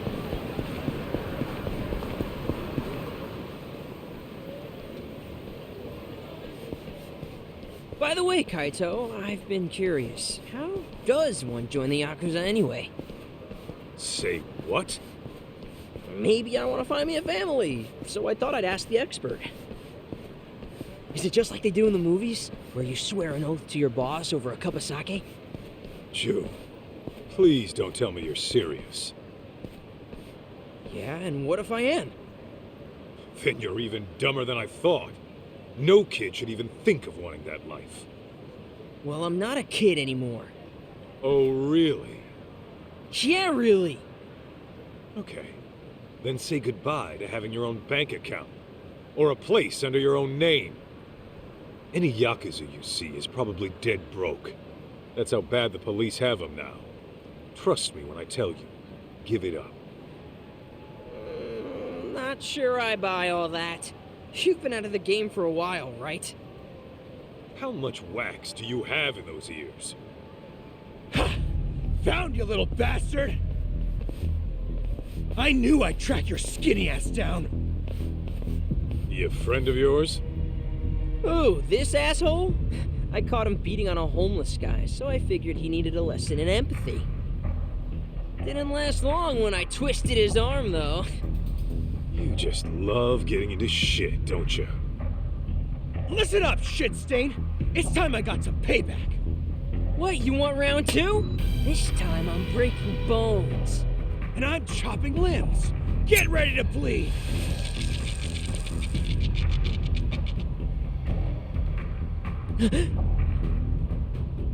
June, allow me. Oh, hey, you with me? What is the deal with you? You better back the fuck off, man! Unless you want to get hurt! Let's just take his ass down already! This kid really knows how to choose him.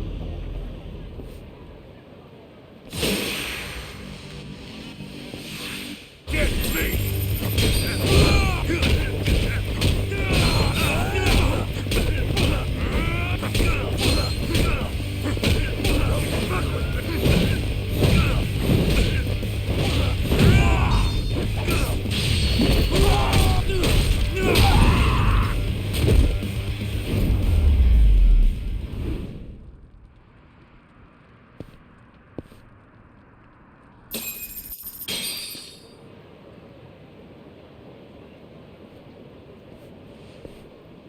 June, you okay? Wait. Don't tell me I... Passed out again? Yeah, you sure did. You want to tell me what's up with that? I just can't handle that shit. What shit? Knives, man. When I see one, my brain just shuts down. The hell? You got some sort of knife-phobia going on? Don't tell me you got stuck at some point. Not exactly.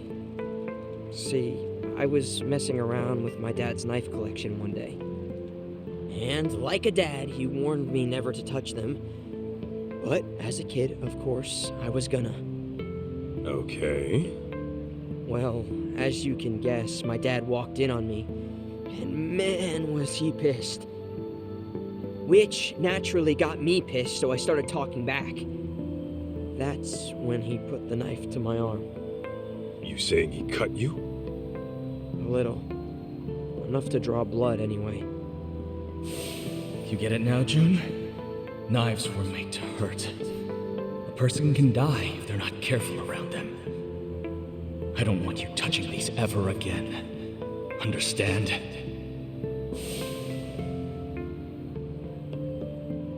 So that's what did you in. If you ask me, he took his lesson way too far. Yeah, no shit. Guy has no fucking clue how to be a dad. All he does is work himself sick in his office. Though, he did apologize later. After he found out how bad he messed with me. Said he was out of line. No kidding. Hey, you think the Yakuza'd still take me even with the fear of knives? If you pass out the moment you see a blade, I don't think you'd last long either way. Yeah, you're right. Fainting on the job in that line of work's a death sentence. Besides, it's not like you can always swoop in and save the day. I gotta get over this bullshit. Well, you can save the pity party for later. We're out to find your mom, remember? Right. Yeah. All right, let's go, Kaito.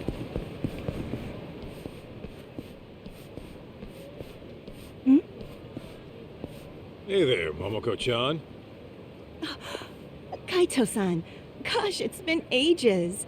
Oh, who is this young man? His son. The name's June. Really? Oh my goodness, Kaito-san. When did you... Don't listen to him. He's actually, it's kind of complicated.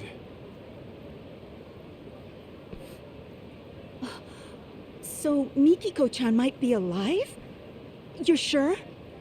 Well, we're not, but apparently a lady who looked just like her was spotted in town. I came here hoping you might know what that's about.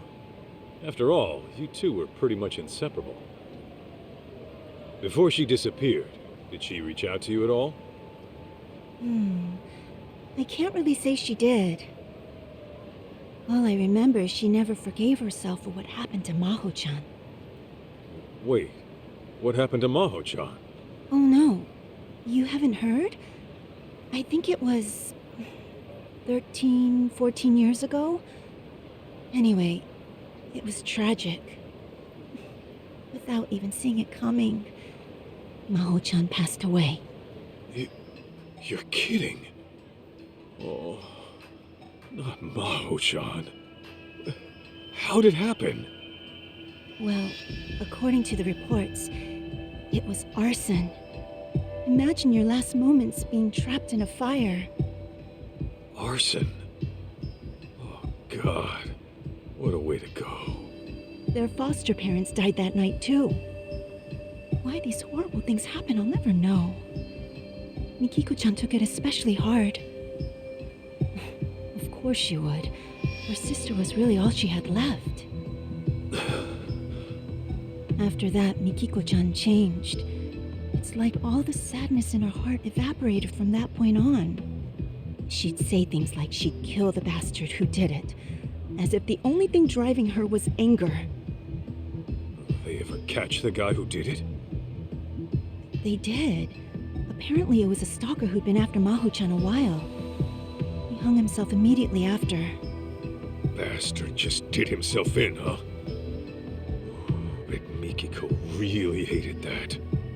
Yeah, Mikiko-chan got so depressed. It was hard to watch. Not only did she lose her little sister, she lost the people who took her in. Even though they weren't flesh and blood, they may as well have been her real parents. And all that goes away in a night. To someone she can't even hold responsible.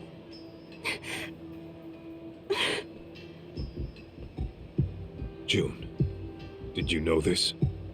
Well, kinda. It happened right after I was born, though, so I never heard much details. Damn.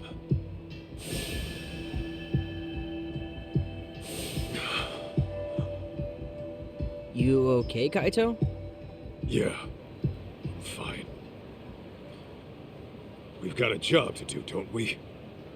Right. Where else in town might Mom have gone?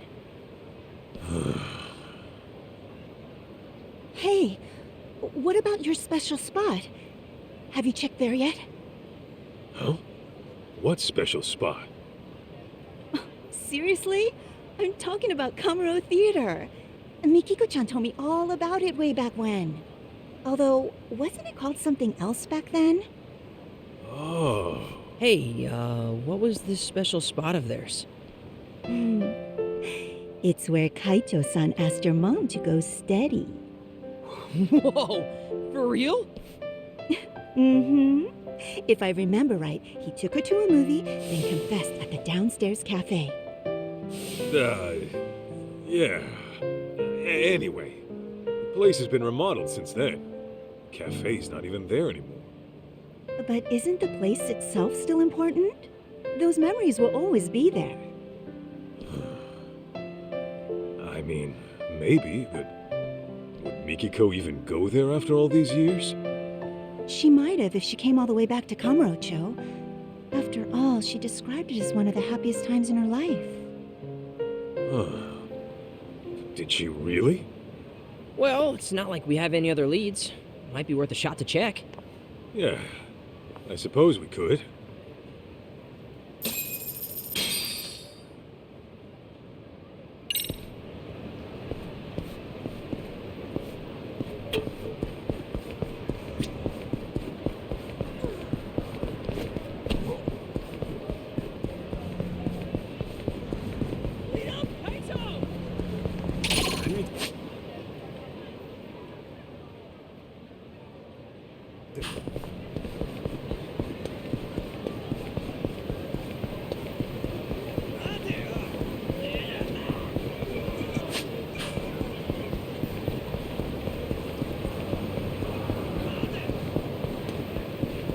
Hey! Trying to ditch me?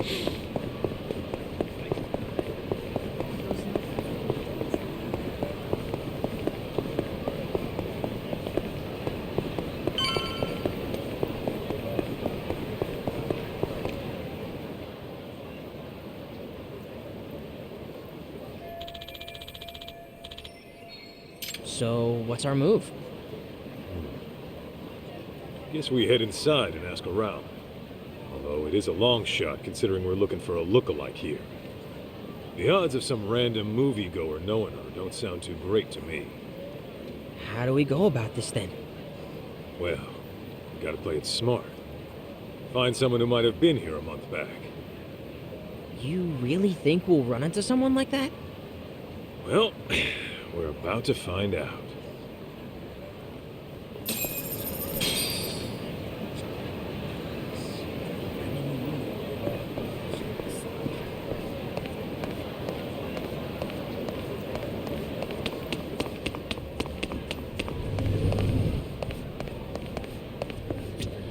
Hey, you have a sec?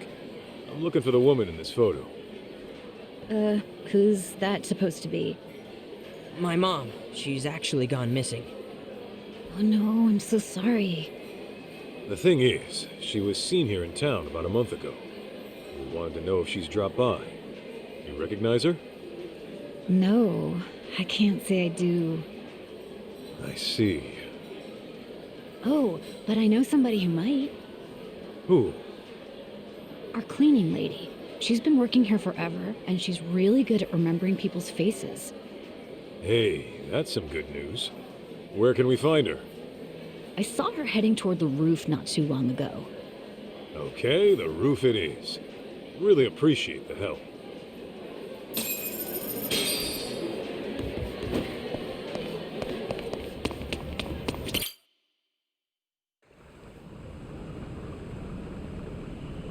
Well, no cleaning ladies I can see. Did we miss her already? Maybe she went somewhere else. Miki-chan! Come out, wherever you are! Kaito, you hear that kid? She was calling for a Miki-chan just now.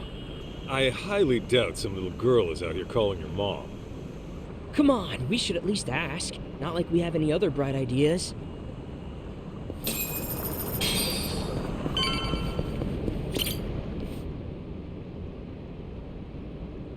Hi. Sorry to bother you, but did you just say Miki-chan right now? Yeah, she got separated from me.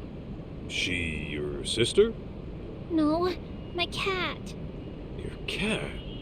Oh, man. Hey, are you by yourself? You're not lost, are you? No, my brother's downstairs helping me look. The nice cleaning lady's helping too. Oh, the cleaning lady. You happen to know where she is right now? She said she'd look around the building next door. Next door would be the Millennium Tower, huh? Hey, Kaito, why don't we keep an eye out for her cat? Sure, no harm there. We'll let you know if we find her, little lady. Okay, thanks.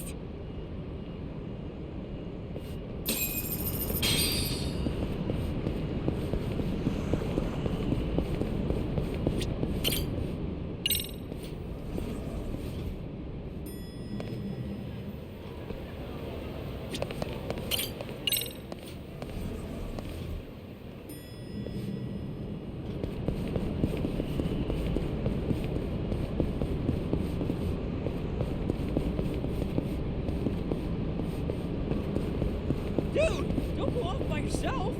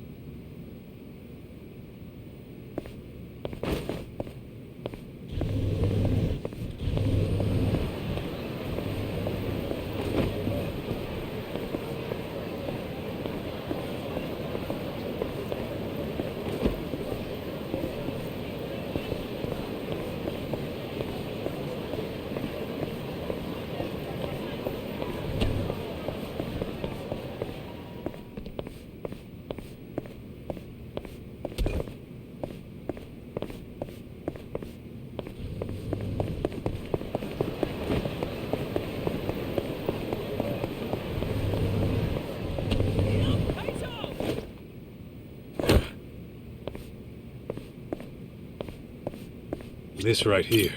Hey, check out the cat. Oh, goodness, that must be Miki-chan. Now, how'd she get up there? Ah, right. Miki-chan's that lost cat, huh? Oh, are you also out searching for the little deer? Perhaps we can work together. Well, sure, but I'm actually here for another reason. I need to ask you some questions. Then they'll have to wait till afterward. The kitty comes first, understand? We might as well help out, Kaito, seeing as we're already here and all. Yeah, you got a point. Seems like we won't get far otherwise.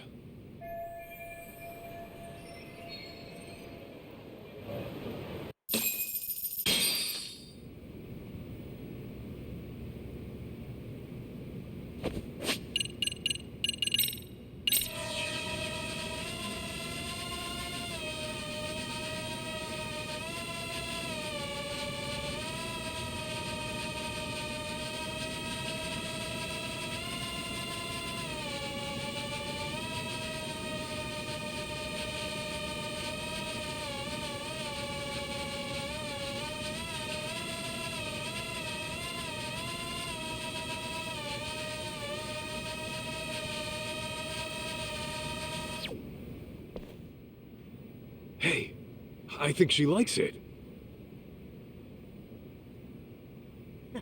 We did it, Kaito! Nice one! Oh, Miki-chan!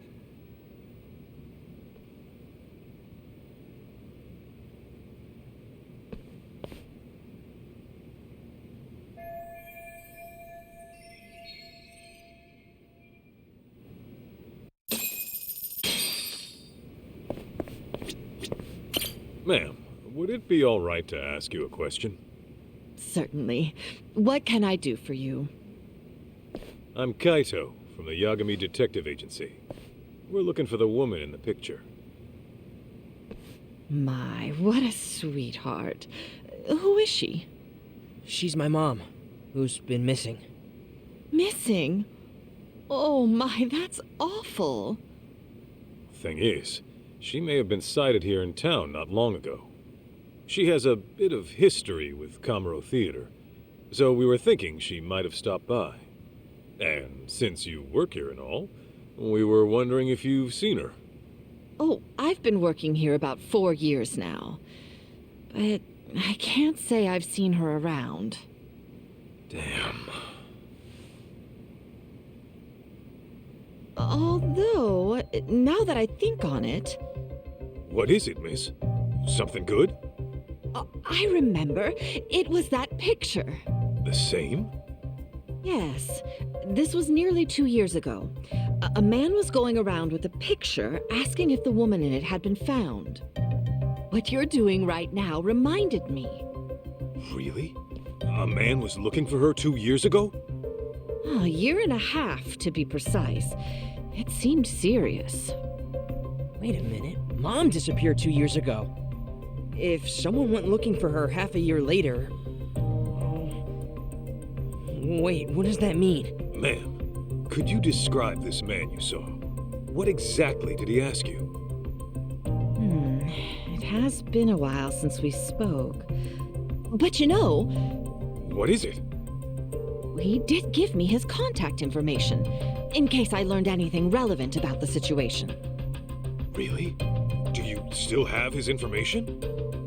I do believe so. Now, where could it be? I imagine it's tucked away in a drawer back home. If you have it, would you mind sharing that with us? We'll even pay if need be, and wait till you're off the clock, of course. Here, my number. That ought to do. Wonderful. It won't be long until I'm off, so I'll look for that info the moment I get home. That'd be great. Thanks so much. Oh, hope it helps reunite you with your mother, kiddo. All right, talk to you soon.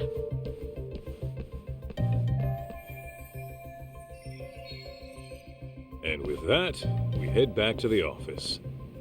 Okay.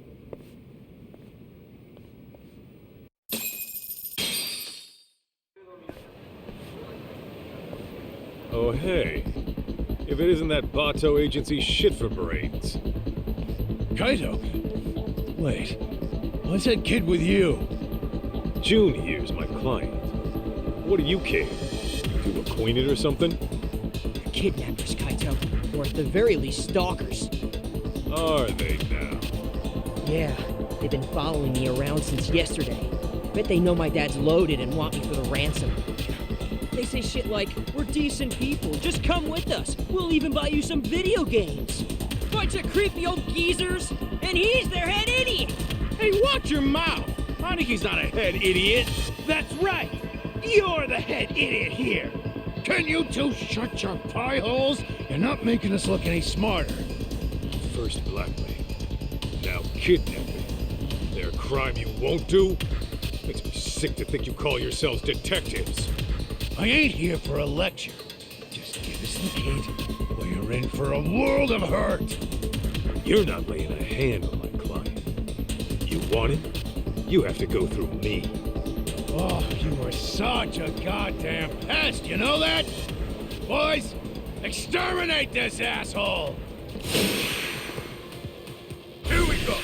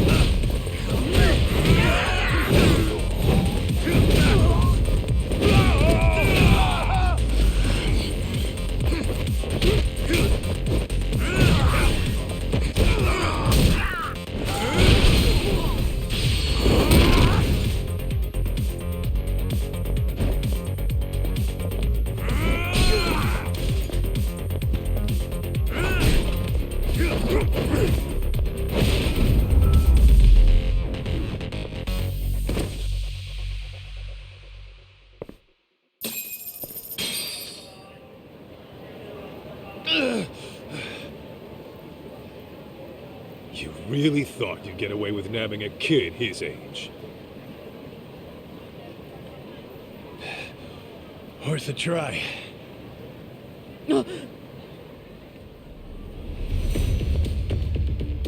Everyone be cool, and nobody gets hurt.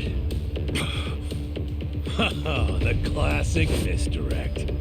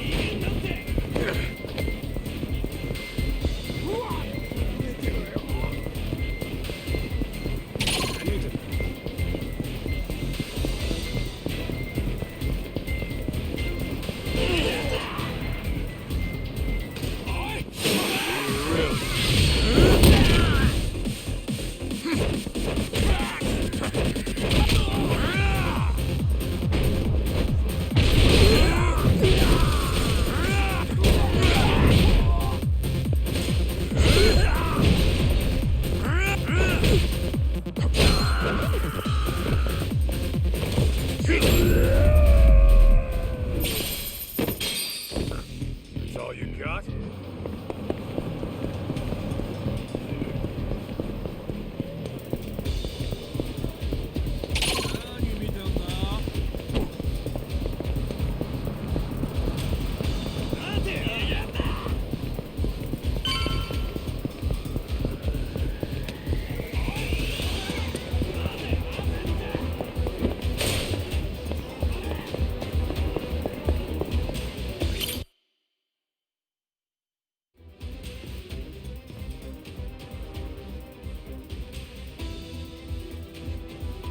Where is everyone?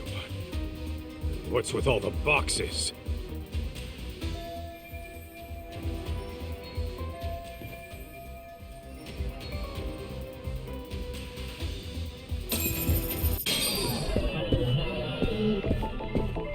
This right here.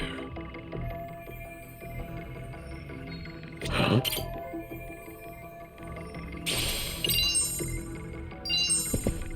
This right here.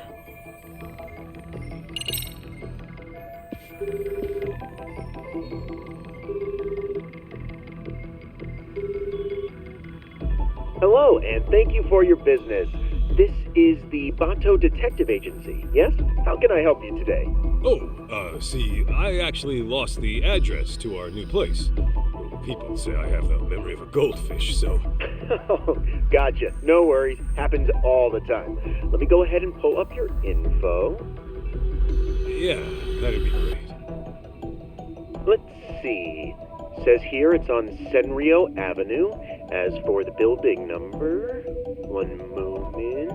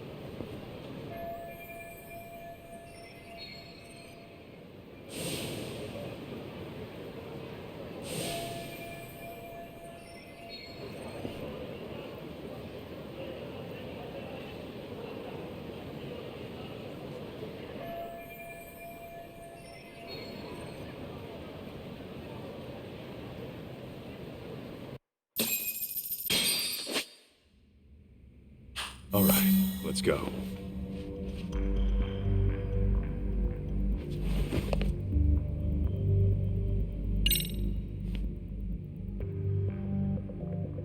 I'm gonna check on the kid. You keep an eye out here. You got it.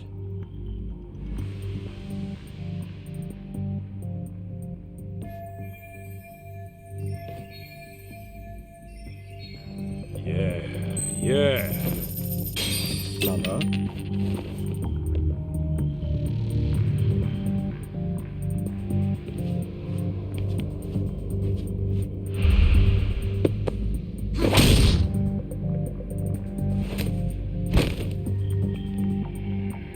Perfect.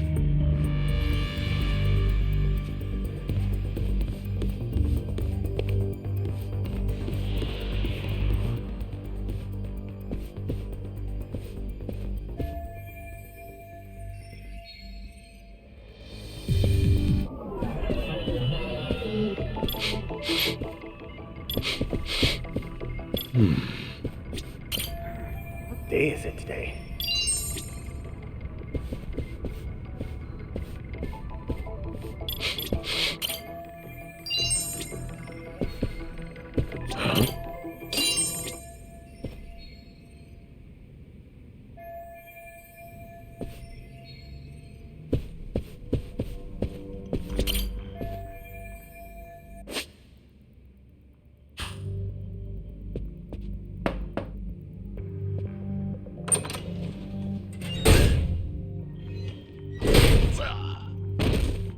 And down you go.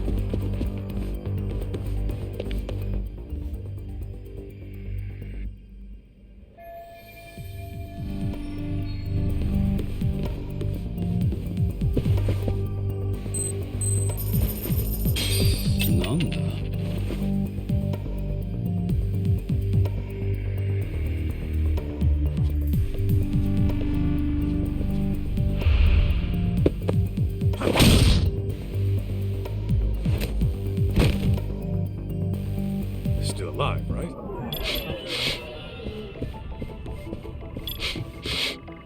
Is this it?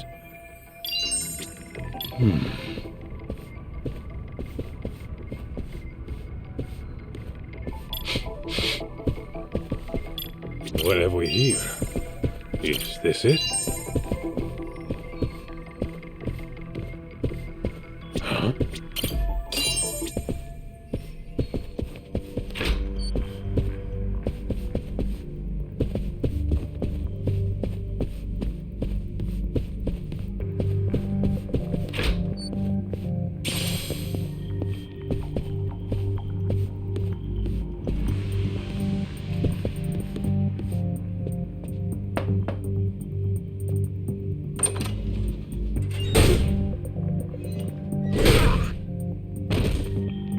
Down you go.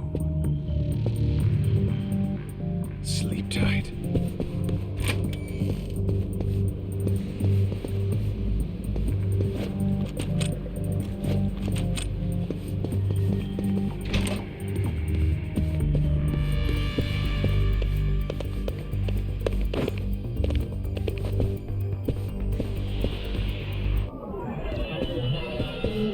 This right here.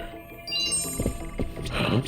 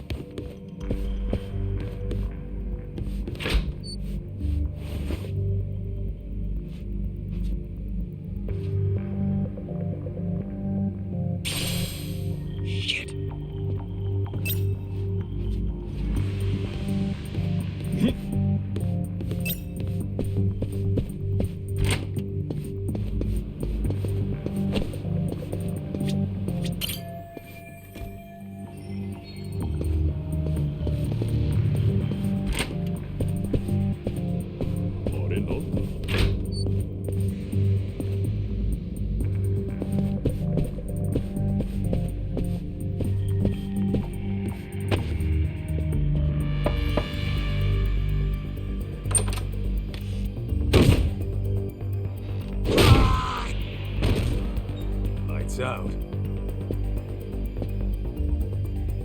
Still alive, right? Good.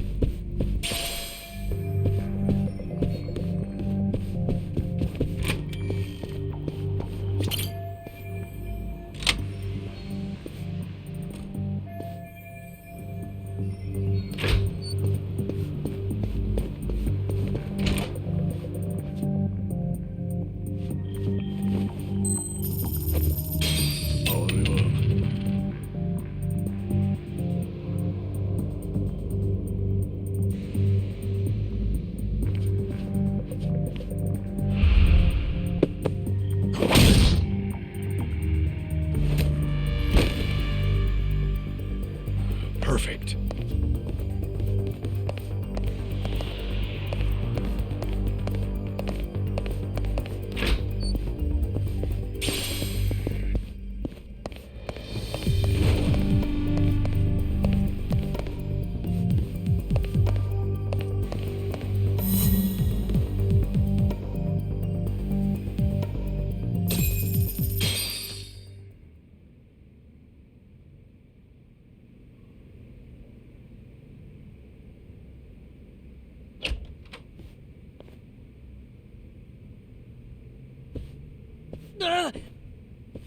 Shh. How'd you know where I was? 'Cause I'm a pro, that's how. Oh, come on! How long have you been here? We were just on our way out. No.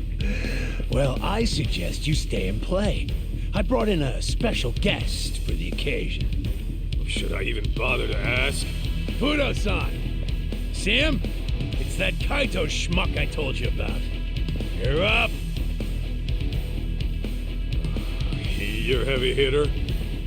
As a former Omi Alliance patriarch, he's as heavy as they come. See, after his clan went the way of the dinosaur, we figured we ought to put his talent to work. Better say your prayers! Just hearing the name Fudo the Killer in Kansai makes people piss themselves on the spot. Not to mention he's built like a brick shithouse.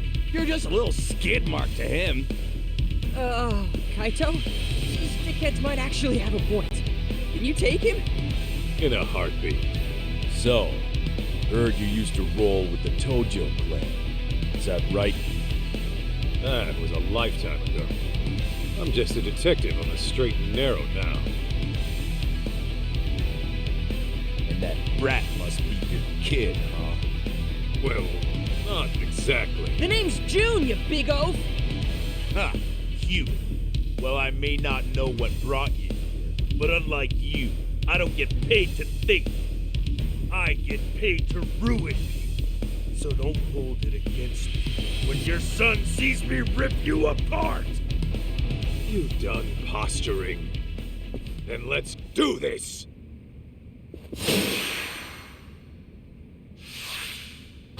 Come get me! Now you're dead!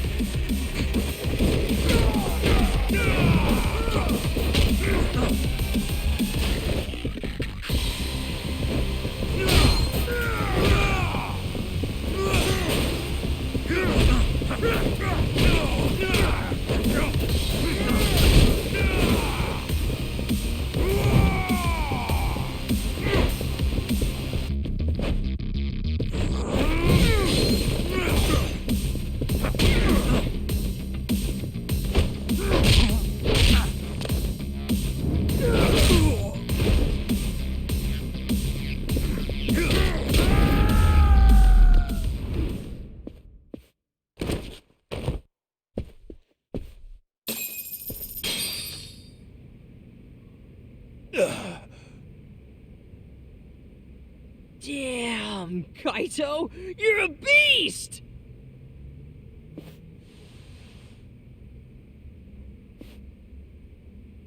Well, look at you. Someone just doesn't stay down. What can I say? The man stays true to form. Ha! You haven't seen shit from my dad yet. He was just warming up.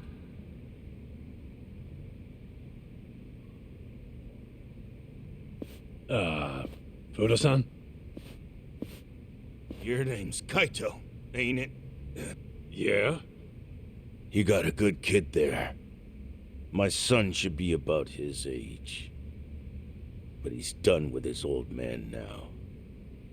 I didn't take this job to ruin more families. So from here, I'm calling it quits. Huh?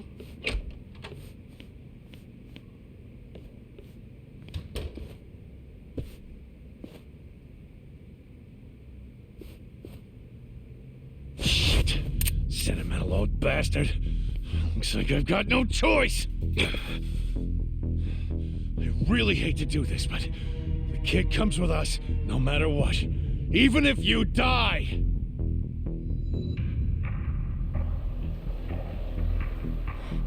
Kaito, meet me in the batting center.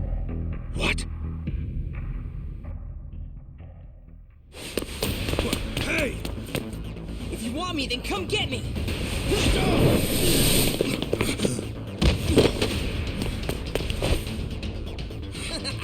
You bitches couldn't catch me if you tried! Bye!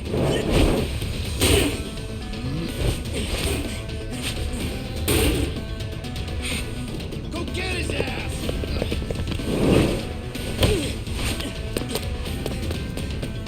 You dumbass. You got lucky.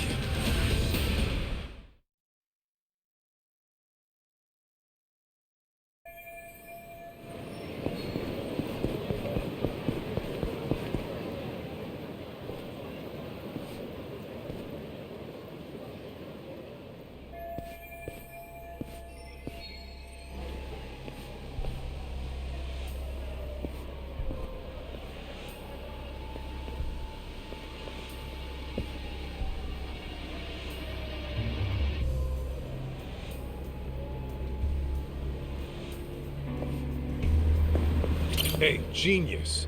Get off my ass, would you? Sorry? I'm afraid I don't follow? You're tailing me right now. You want to get laid out? Don't hit me! No! Where's the police?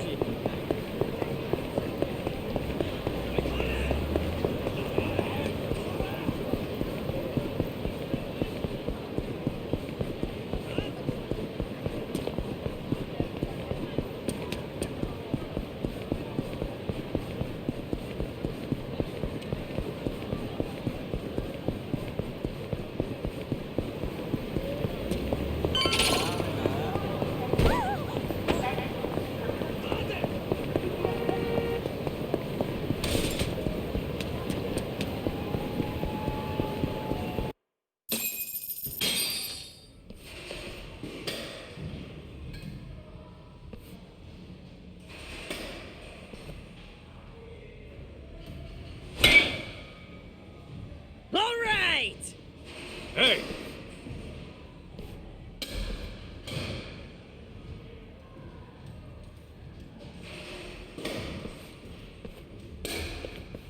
Sup, Kaito? How'd you like my little escape plan? Pretty slick, right? Dumbass! You nearly got yourself killed! What if that guy shot you, huh? Yeah, well, thanks to me, no one got shot. I totally pulled my weight back there. Don't you realize those were ex-Yakuza? They wouldn't hesitate to dump you in the ocean if they wanted. So what? Was I supposed to stay put? Tell me how you planned on getting out of that.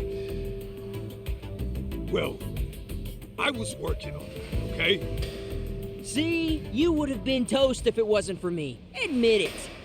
Also, you know they need me alive for a ransom, right? I wasn't in danger at all. You know what, kid? Where's your house? Huh? Why? So I can walk you home and leave your ass there. No matter what I tell you, you keep getting yourself deeper into dangerous shit. And I'm not gonna be held liable. Come on, don't be like that. What about my mom? I'll find her myself. And when I do, I'll give you a ring. How about that?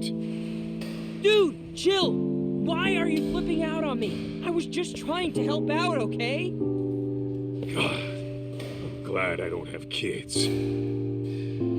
Okay, where the hell did I put your dad's card? Ah, here we go. Go! Hey, stop! What's gotten into you? I'm not going home, damn it. Kid, I get it. You're committed, really. But what would your old man think if you died out here? My old man? My old man wouldn't give a flying shit. If I was dead, it'd only make his life easier. His job's all that matters to him. That can't be right. Sure, that's not just teen angst talking? No, man, I swear I'm not making this up. He genuinely does not care about me. Like, I was gone for a whole week not too long ago. When I got back home, he didn't even notice I'd left. Well, you ever think it's his position that keeps him occupied? He's in charge of an entire company, right? It's not just that, man. I've lived with him long enough to know what he really thinks. Ever since I was little, I could tell the way he looked at me was off. It's like, yeah, he put up with me when Mom was around, but now, he doesn't even pretend to be a dad. Bet he's glad I'm out of his hair as we speak. There's no way he'd think that about his own son. That's the thing, isn't it? I'm not even his son to begin with. Mom's diary told me that much. Sure explains why my dad hates my guts. We don't even know that. Well, I'd place my bets on it. And I'll do anything to find out for sure. That way, all these years would finally start making sense. Also, there's another thing. The way Mom kept writing about you in her diary, it made me want to meet you. What for? Mom described you like some kind of real-life superhero. She said that you had a knack for knowing whenever she was in over her head, that you'd swoop in and take out anyone giving her shit. Her diary was full of cool stories about you. I'd spend hours poring over it. But maybe don't mention that to her. She really talked me up that good, huh? Yeah, she did. That's kind of why I ended up hoping you were my dad. I just needed it to be true. Hang on a minute. Don't tell me I'm why you're all hung up on the Yakuza. Well, yeah. Who wouldn't be after reading all that about you? Listen, I get where you're coming from, but give up on the Yakuza thing. Not many are cut out for that life. Plus, you've got way better options out there. Are you saying that as my Yakuza senpai? Or are you trying to give me a dad lecture? Call it what you want. I'm still not changing my tune. A bad idea is a bad idea. You say that, but how else am I gonna get strong? Strong enough to protect the people I care about. You want to get strong, June? Then focus on what's in here. Huh? What do you mean? Just keep that fire burning in your heart, and it'll all make sense one day.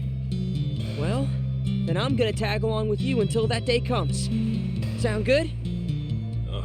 All right. Just do me a favor. No more stunts that could land you in the morgue, okay? Deal! So, where were we before all of this? Good question. Let's figure that out at the office. The cleaning lady might have gotten in touch. Right, I forgot about her.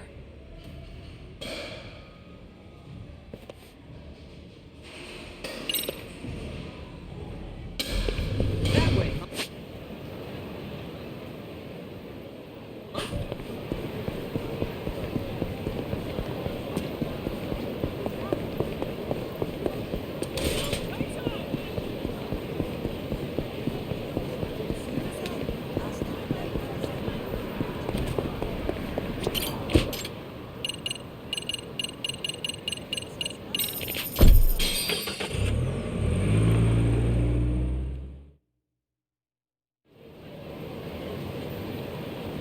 All right, let's go, Kaito.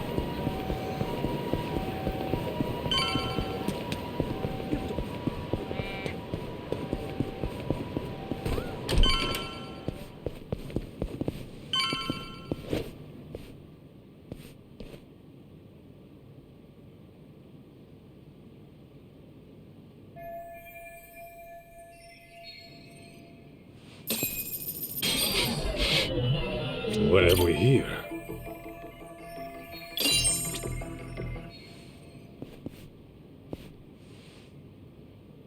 Huh? What's up? Well, darn. It seems I lost my key. No way. Really? How about you come help me look for it?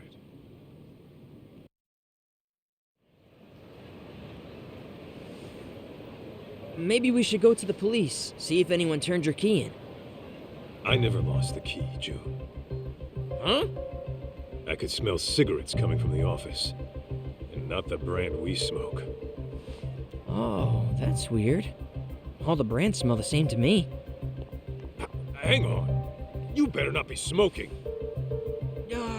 Well, look, is that really important right now? Besides, who cares what brand it is? Who cares? You mean someone's been smoking on our property? Like I said, who cares? I'm saying someone might be in our office. And I'm pretty damn sure I locked the door. You don't mean... You think it's those bogus detectives? I do. And I'm gonna use the drone to find out.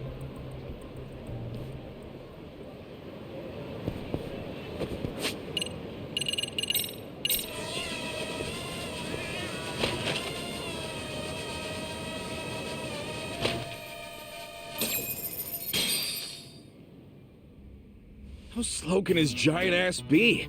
He was right there when he said he dropped the key. He'll be back soon. Knowing him, he'll probably just give up and kick the door in. Hey, go unlock the door for the big galoot. Okay. Talk about a close call. What now?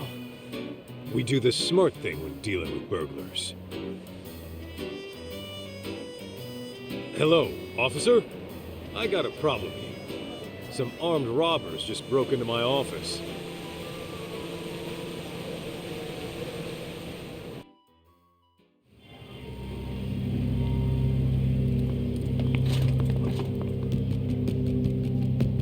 Police! Damn it! What are you doing? Hey, are those firearms? Oh, shit! Aniki!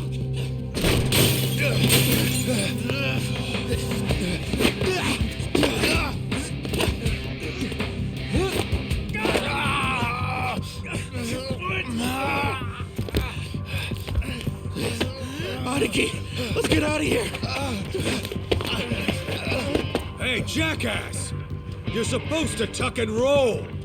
Oh, and you owe me for the window! Hey! Freeze! Solves that problem. Bet they'll think twice about pulling that again. Huh?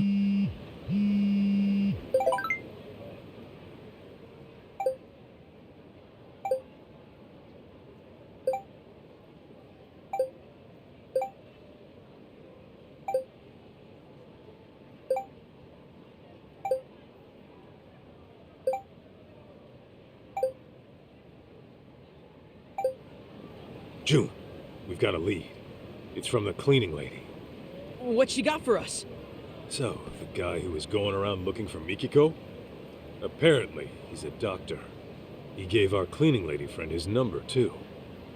Looks like a landline. So if I do a little search... Bingo! Got ourselves a homepage. Runs a clinic in Chiba. That's way out in the sticks. So, is that our next lead on Mom, then? Could be. Nice! Then let's get going!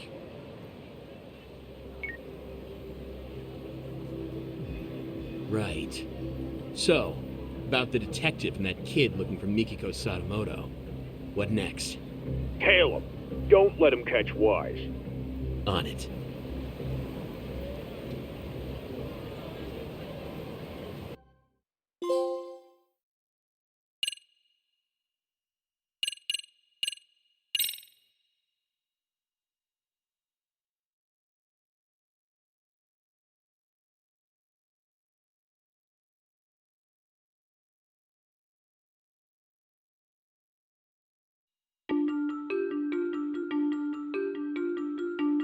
Kaito and June take to the streets to discover Mikiko's whereabouts. But the clues don't come easy, as Mikiko was reported dead 2 years back. Eventually, a doctor by the name of Yasutaka Shirakawa turns up. It seems Shirakawa had been looking for Mikiko as well. Following their only solid lead, Kaito and June head to Shirakawa's clinic in the remote countryside. Yet an unknown danger threatens to end their investigation early on.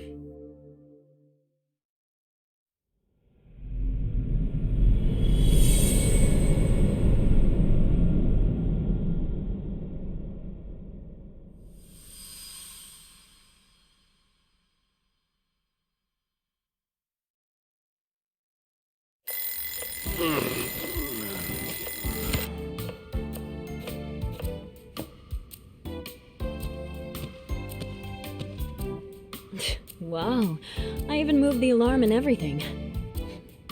Turning it off in your sleep is a talent. Need food. If you're hungry, I suggest you get out of bed and help set the table. Breakfast is almost ready.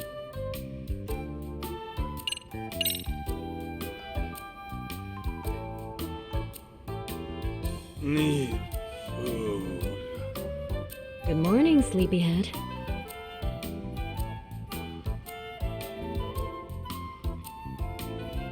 Huh? What am I doing back here?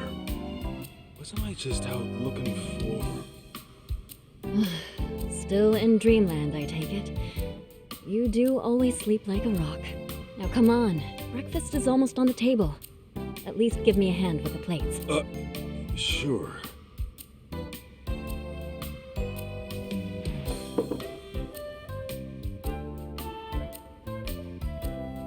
All right, dig in.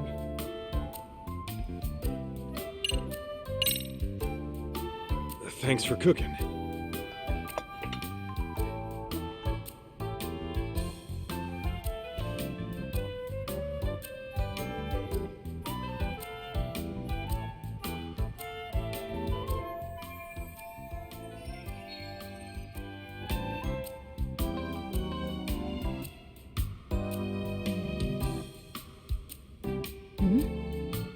What's on your mind?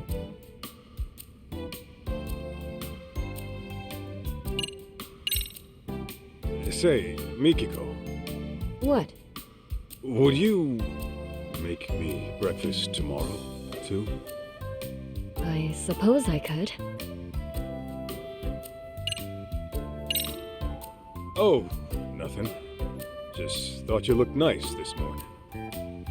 Okay, what are you hiding? What am I? Nothing. Okay, so you were just sleep talking.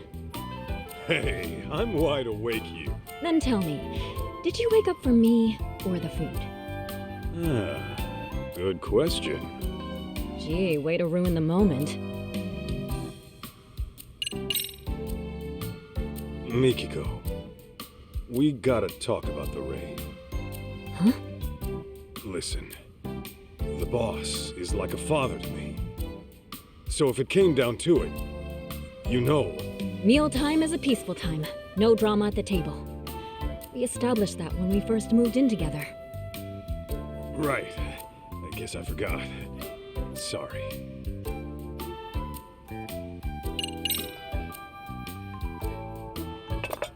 Let me wash those. Sure, that'd be helpful.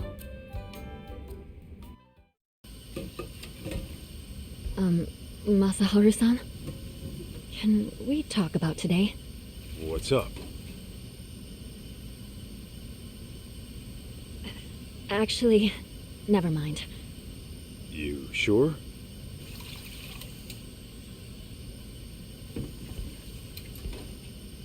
Mikiko, listen. The last thing I want to do is screw up what the two of us got going. And, you know, I've been thinking about things, and I decided I'm gonna talk to Matsugane-san. I know he'll hear me out. What? See, when I swore that oath to him, I figured I'd signed my life over, too. That's why I can't forgive those pricks who went after him. But the last thing I want to do is break your heart. Wait, Masaharu-san, what are you saying? I'm saying I'm out of the raid. That's final. Now, going clean's gonna be another story, but I'll take care of it somehow. As long as I can keep waking up to you, it's worth it, Mikiko.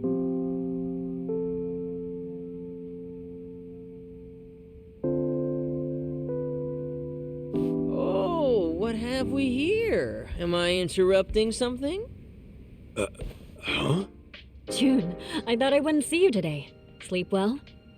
Well, yeah, but it's Dad here who's always sleeping in. In fact, he's asleep right now. How long you gonna doze off anyway? Gotta wake up to reality sometime! Huh? Kaito? Kaito! Hello? Anybody home? We're here. Oh, gotcha. What were you dreaming about anyway? You were smiling like a little kid almost. Was I? Huh. Don't remember. Must have been a real nice dream. If you say so.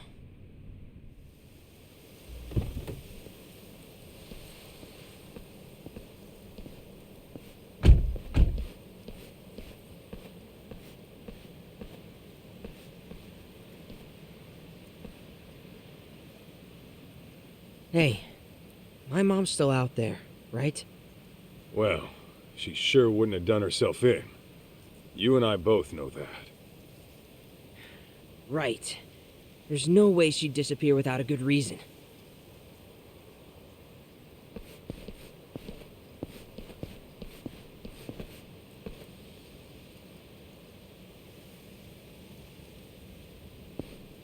Here's our clinic. And apparently, someone's residence. Think we'll get some clues about my mom here? We don't know that yet, but we'll see.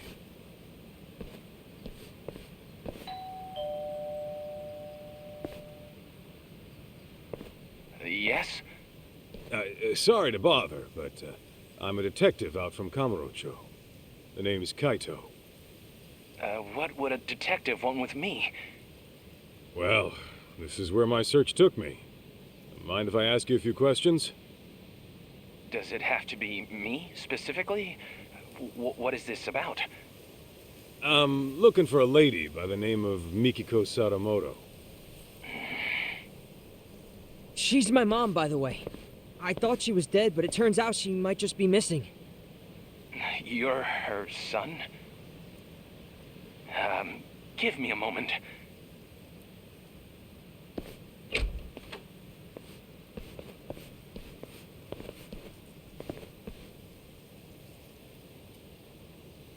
Thanks. I came on behalf of the Yagami Detective Agency. Very well. I am Yasutaka Shirakawa, director of the clinic here.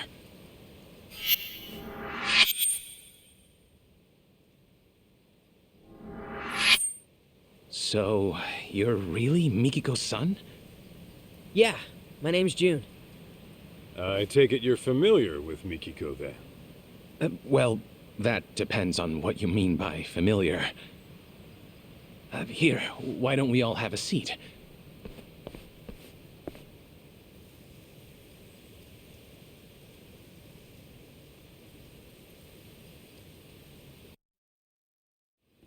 I apologize for not inviting you in. You see, I've been living alone so long. My place is an absolute mess. Don't sweat it. After all, we did show up out of the blue. Now, let's talk about you and Mikiko. As I understand it, you were looking for her as well. This was 1.5 years ago in Kamurocho. Yes, there's no denying that. Can I ask what for? I was trying to confirm her identity. Her identity? Care to explain that? Deep within these mountains lies a waterfall, an infamous suicide spot. Perhaps I should start from there. 1.5 years ago, a woman's body was discovered downstream. All right. Due to exposure to the elements, her face was too decomposed to identify. However, a photo was found in her jacket. It appeared to be taken at the Millennium Tower in Shinjuku. It was of the woman and her son. No way. Me? But since that was her only possession, it wasn't enough to confirm her identity outright. As such, the police opened the case and began investigating. Unfortunately, progress was slow, if not stifled. So, thinking I could help move things along, I set out for Kamurocho, picture in hand. Whatever you heard about me was likely from back then. That would mean you're the one who analyzed Mikiko's body? Yes, that was me. Her husband had requested a DNA test. Is there a chance those results were wrong? Not at a 99% match. I hate to say it, but that body was Mikiko Sadamoto's. Kaito, this can't be right. What the hell is he even talking about right now? Hello? Earth to Kaito! Don't just ignore me! Say something! Didn't you hear? It's time to go home, kid. This was all for nothing. Mikiko. Your mom is gone for good. What? No. Let me ask you this, Shirakawa-san. Are you sure her death was suicide? No signs of a natural trauma were detected on the body. And the police had confirmed it wasn't murder, so I'm afraid there's no other explanation. God damn it! God damn it all. Mom! Why'd you do it?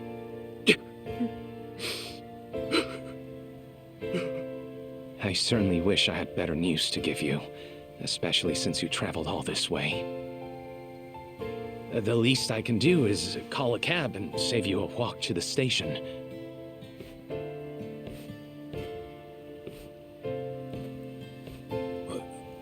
Wait. The Millennium Tower? Kaito? One last question, Shirakawa-san. Yes? About that photo they found on Mikiko's body.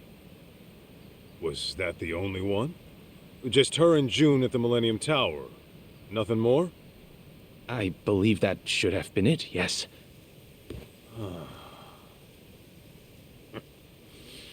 I'll be damned. What? Okay, now we got a problem, Shirakawa-san. Your story doesn't add up. I'm sorry? Don't play dumb here. If all Mikiko had on her was a photo at the Millennium Tower, and you never knew her alive, then what you told me was grade A bullshit.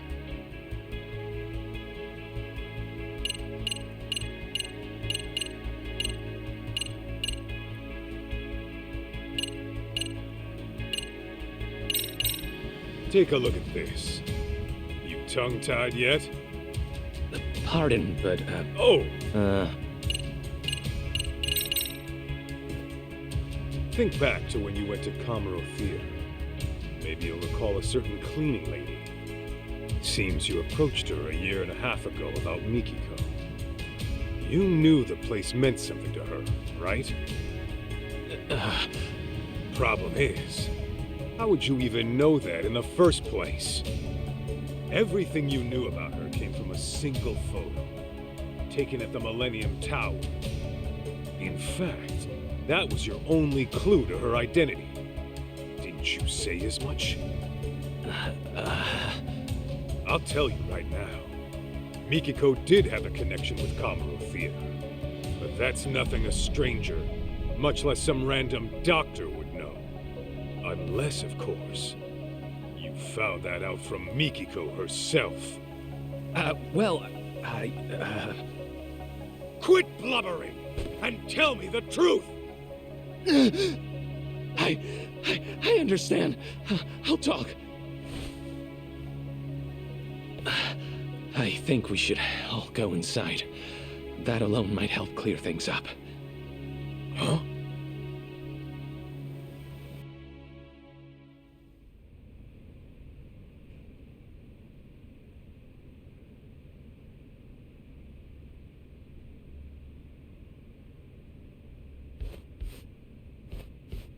Please make yourselves at home. More tea will be ready soon. Be real with me, Kaito. You think he's got Mom locked up somewhere? This guy's a real creeper, if you ask me. I don't know, but I wouldn't rule it out. It'd explain the lack of contact, at least. Right? Dude, what if he lured us in to get rid of us? For all we know, he could be a total psycho.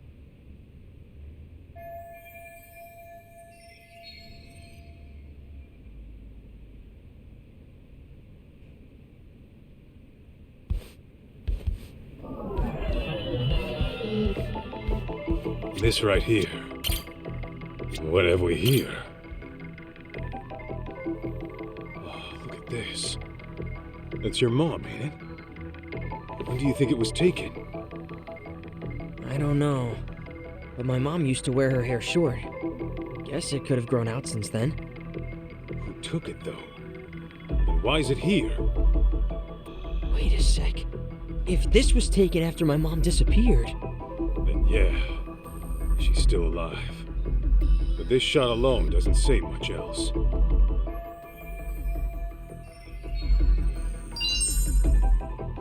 This right here. Wonder when this picture's from. You know anything, June? Can't say for sure, but I doubt it was all that long ago. Huh?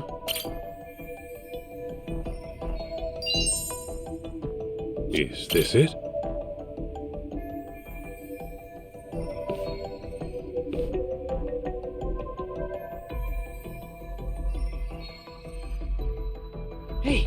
Kaito! Isn't this...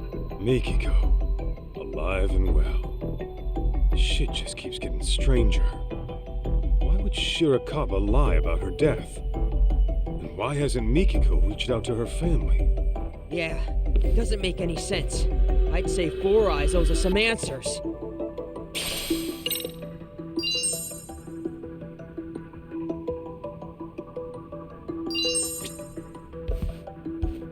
This right here.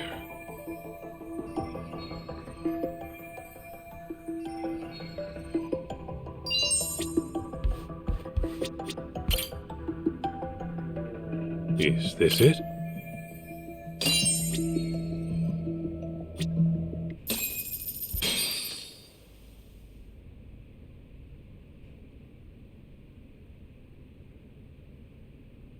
So, Mikiko is alive. I got that right? Yes. She's alive. No health issues to speak of either. Awesome! You hear that, Kaito? Tell me then, what's Mikiko been up to for 2 years? Why hasn't she hit up her family? And where is she right now? If you're assuming she kept her family in the dark, I can assure you that's not the case. What do you mean? She developed dissociative amnesia. In layman's terms, severe memory loss. She... what? It was 2 years ago that I found Mikiko-san at the riverbank. I rushed back here to give her treatment, but when she came to, she couldn't remember anything. All she could tell me was her name.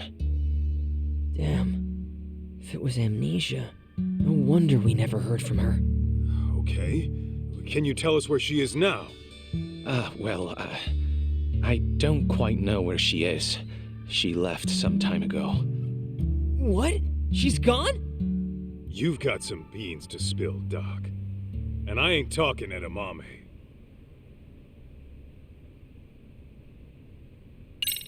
If Mikiko's really alive, then let's get this out in the open. You faked Mikiko's death. That I did. It was to protect her. To protect her? How's that work? It was right after I rescued Mikiko-san from that riverbank.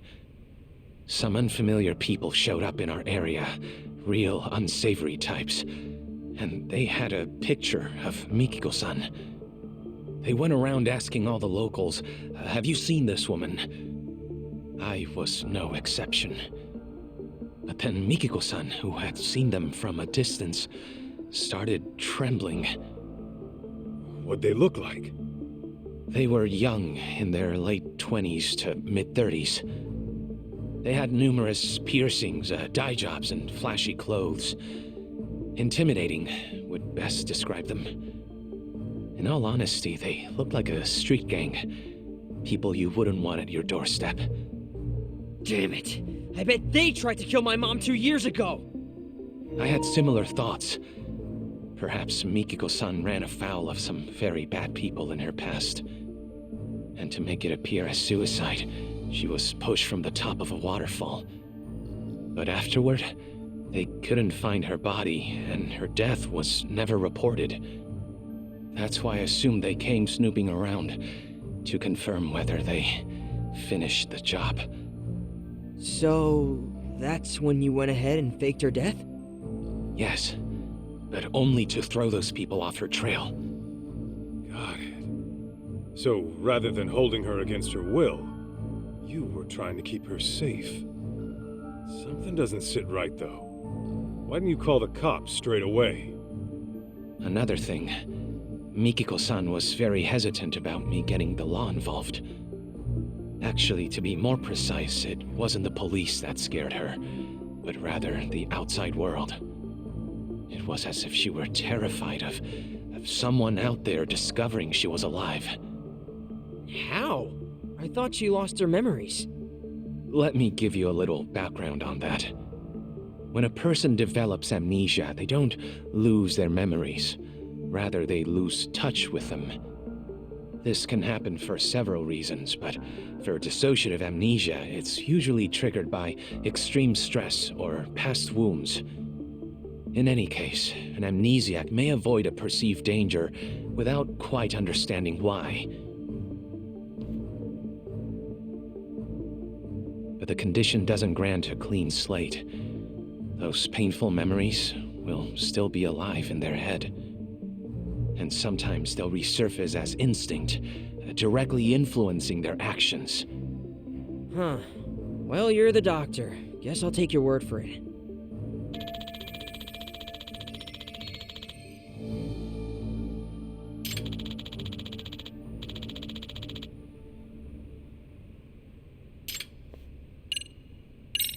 You mentioned Mikiko was gone earlier. Could you tell me how that went down? It was about 10 days ago. I had finished work for the day, so I came back to find Mikiko-san rushing out at the door. It was all very odd. The TV was left on. She didn't seem to have anything on her, and the look on her face was startling. What I think happened is her memory suddenly returned. Just like that? Yes, though I couldn't tell you what prompted it. She never gave me a reason as to why she went away. All she said was, I have unfinished business to deal with. Unfinished business? What could that be? Hard to say. All I know is that the Mikiko-san I saw right then was completely different from the one I knew. Her face was always so kind and gentle before. Yet there she was, glaring like a woman possessed. And her eyes were filled with hatred. Hatred? You sure that's what you saw? That's precisely what I saw. Something altogether deadly had consumed her. That look she had. It was enough to burn a man alive. Perhaps whatever she went through threatened to destabilize her mind. So she shut herself off from that event for an entire 2 years. All to preserve herself until she recuperated. That being said, I believe the group who came looking for her in the beginning must have been involved.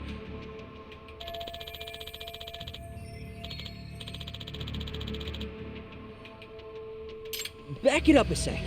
If Mom's got her memories back, how come she still hasn't contacted us? Got a point there. My only guess is she's trying to keep a low profile. Perhaps. What if Mikiko-san intended to commit some sort of crime? What gives you that idea? Well, if that is the case, I figure it'd be more convenient for her to be considered dead than alive. If Mikiko-san is on record as deceased, she could do whatever she wanted without ever troubling Jun-kun or her husband. And since the crime wouldn't be linked to her, her family wouldn't have to live with any stigma.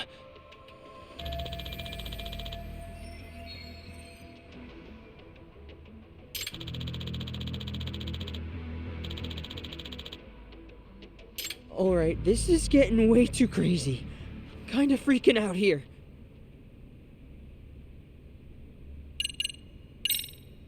For some doctor out in the sticks, you sure are slick faking a death good enough to fool the cops. Well, I am the local police's medical examiner, so it was well within my ability to find another body as a substitute for Mikiko-san. We are located by a suicide spot, after all. Morbid as it is, we're not exactly in short supply of corpses. Come to think of it, Sadamoto-san said something about how the body was too decomposed to be identified on scene. Yes, I had to put quite a bit of work in to make the substitute appear authentic. I chose a body with a similar build to Mikiko-san as well. The photograph served as a convincing personal touch. And you did all the DNA testing too? That I did. It was a matter of swapping out specimens here and there. You really pulled out all the stops, huh? That's a lot of risk you're taking there.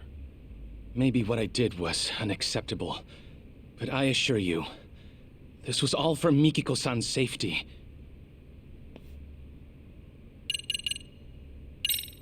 So, back to Mikiko. She really forgot everything but her name?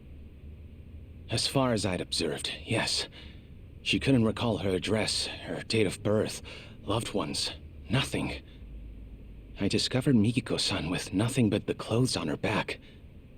She had no personal effects that could point to her identity. In all likelihood, the rapids had washed most of her belongings away. Wait, but I thought she had that photo. Yes, I'm getting to that. Half a year or so after I had taken her in, I found a woman's jacket downstream of the waterfall. This photo was in one of the jacket's pockets. Ah, yeah. This is when we took a trip to Kamurocho. But that's with the Millennium Tower in it. So why'd you go asking about Kamuro Theater instead? If Mikiko had amnesia, you wouldn't have known the connection. So how'd you find out? There was a special on TV about the development history of Kamurocho. Part of the program featured the former Kamuro Theater, to which Mikiko responded immediately. Responded? How? Her eyes filled with tears, but they were happy, as if she were lost in memory. Although her memories didn't return in that moment, I knew that place must have been important to her.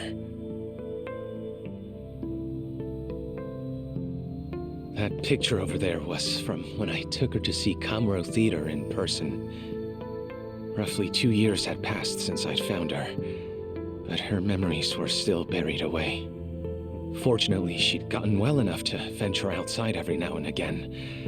I personally found it risky, but alas, Mikiko-san was determined to see Kamuro Theater for herself, come hell or high water.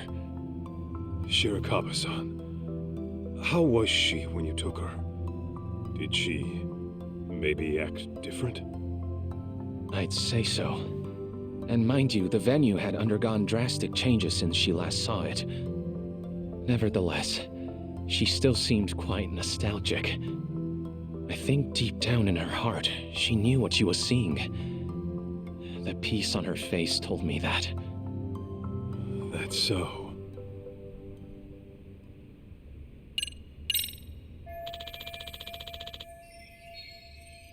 So, let me get this straight. A year and a half ago, a photo of Mom and me washed up. Only then did you go around asking about her identity, right? Well, yes, that's right. After that, you swapped or rearranged a corpse or whatever. I get why. You just wanted to keep Mom out of trouble. But why didn't you at least reach out to us? You could have gotten contact at any time. Oh, you see, Kid's got a point. You didn't even tell Mikiko herself who she was, did you? Even though you knew for quite some time. Hey! Something else you want to tell us?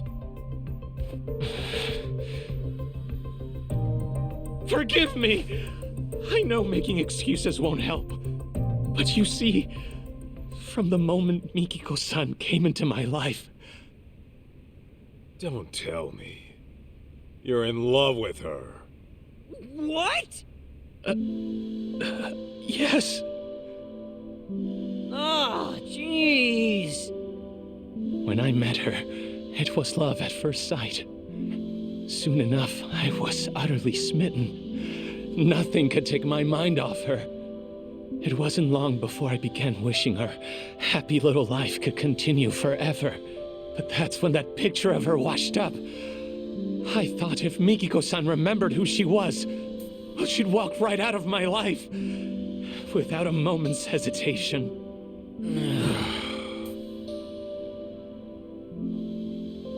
That short, blissful time we shared was a blessing I didn't deserve. A man who knew nothing but loneliness was graced by an angel from above, one radiant and pure as snow.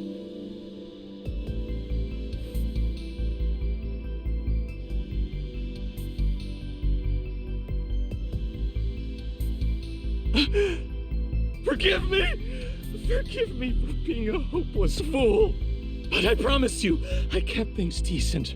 I didn't touch a hair on her head. Even a selfish man like me knows where to draw the line. I would never take advantage of her! Not sure I'd buy that. You call hiding her away for 2 years decent? Please trust me! It was only to keep her out of harm's way! I get that, Shirakawa-san. I don't blame you for wanting to protect someone, especially when trouble comes knocking. Fact is, you risked your neck to keep Mikiko safe. Not many would. That aside, you didn't tell her who she was when you had the chance. And that's your big mistake. No wonder you two had a happy little life here. You took her other options away. Do you have any idea what kind of hell you put her family through? I know that whatever I do, it'll never be enough to atone. That much is clear. That all you gotta say? Then I suggest you apologize to Mikiko at the very least. Of course, she might knock your ass out when you do. Hey, what the hell?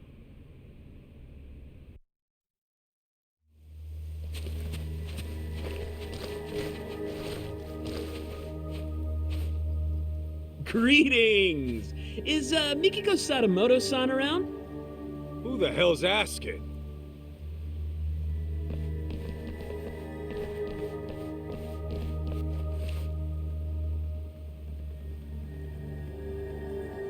Ever heard of Crimson Lotus?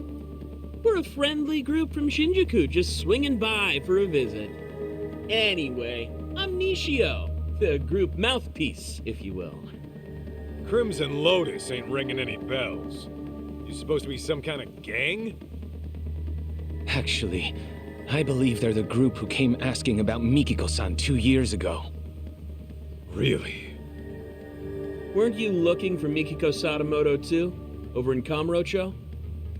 Funny thing is, we need to find her too, and fast. Pardon, but didn't I tell you last time?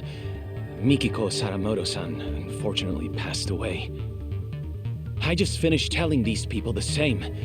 There's nobody left to look for. Nice try, nerd. But you ain't playing us today. Your bluff might have worked last time, but now I've got people telling me she's alive and kicking.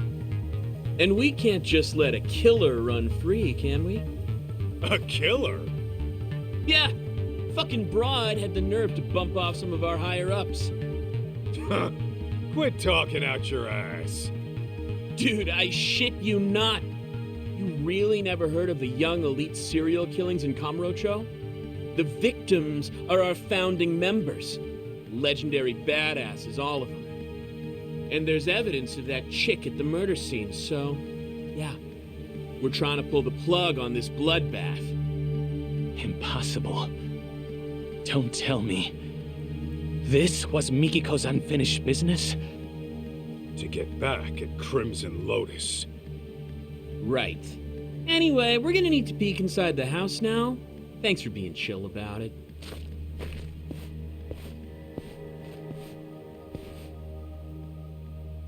You won't find Mikiko in here.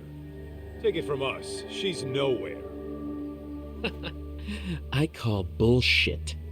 What are you gonna do to Mikiko if you find her? Ooh, those plans are a bit above my pay grade, but I do know it won't be pretty. If I had to guess, it'd be like torturous death. I mean, she freaking went and killed our OGs right when they were peaking. That's fucked up. So yeah, she's got a ticket for a nice long trip to hell. It's only fair, you know? Oh yeah?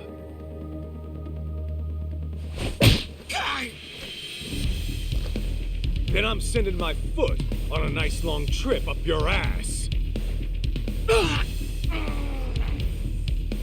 Come on! Why'd you have to go for the face? I freaking went to a salon today, too! I got a mixer tomorrow, you know? Shirakawa-san, watch June for me. Okay. damn it, why you gotta be so stubborn? Who even are you? Just an old bodyguard of hers. Huh? So, which of you punks wants it first?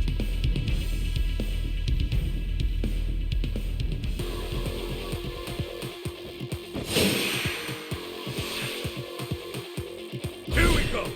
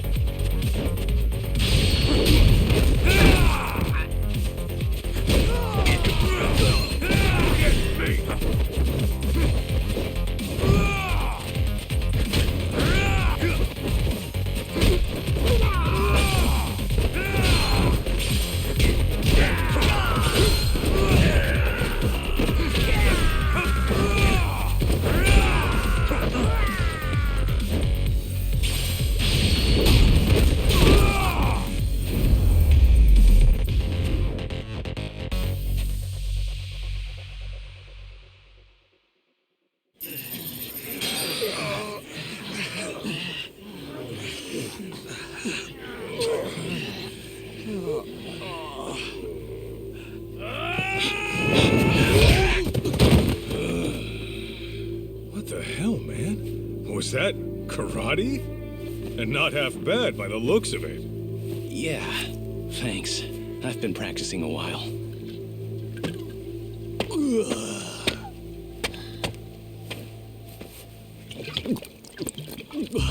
Hey! You assholes got started without me? I thought I told you to wait till I got here. Shuchan! This guy's a pain in the ass! So let me take over for you. Better clear me a path, boys! Yo! It's on!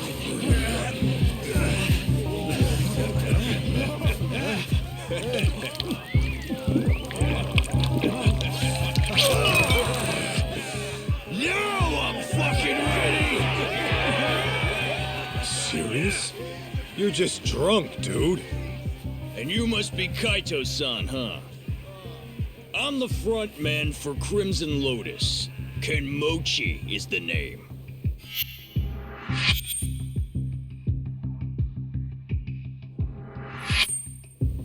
Just so you know, I've never been defeated in the underground fighting circuit. You're looking at a real fucking champ. My boys are ready for you versus me. Maybe we should have sold tickets, yeah? Huh? Let's give him a good show, huh?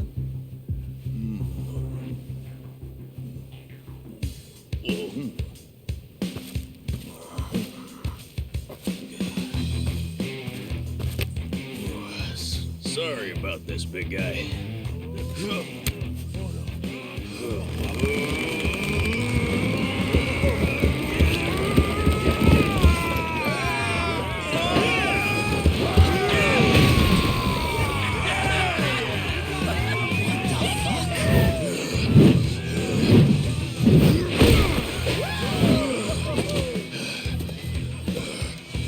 Ready to dance? Shirakawa-san, you keep an eye on Jun.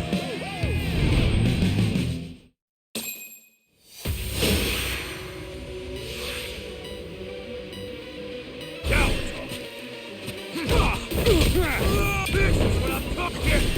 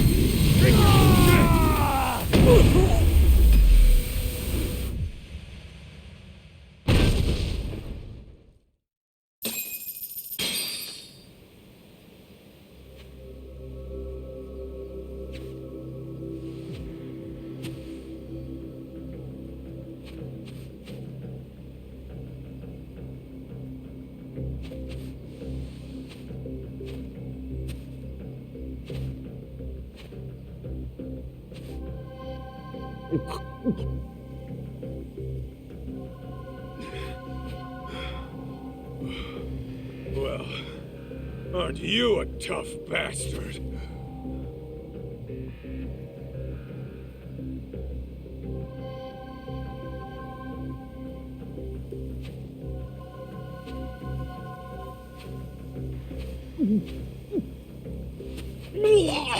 Jeez! Nasty fuck!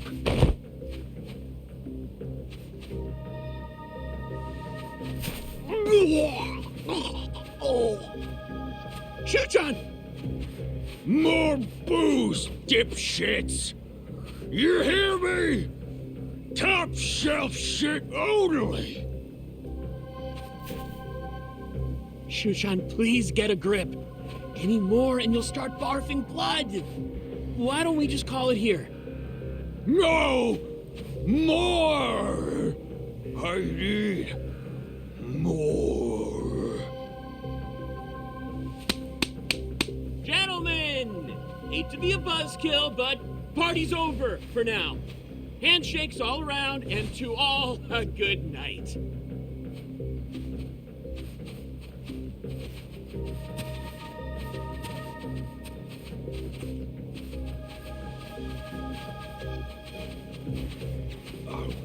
Hey!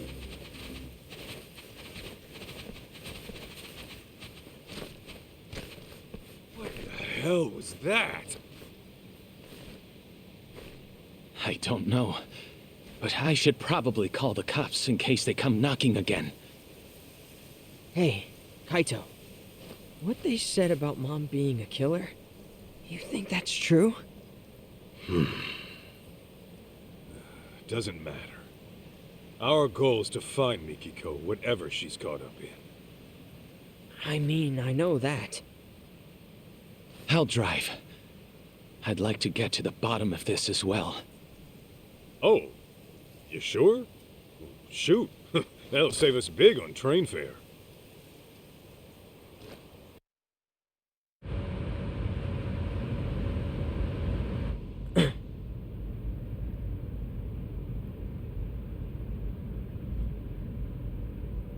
Doesn't look like we're being followed.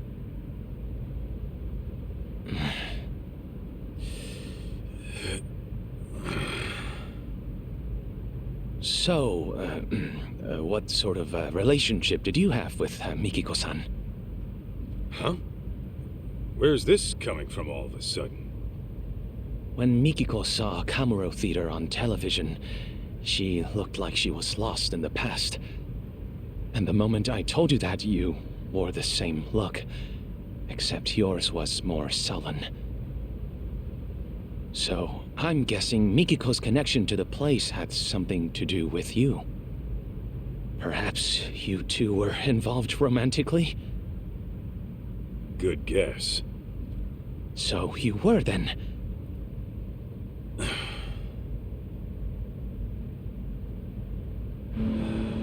There was a time I thought I'd be with her forever. Forever? You mean marriage?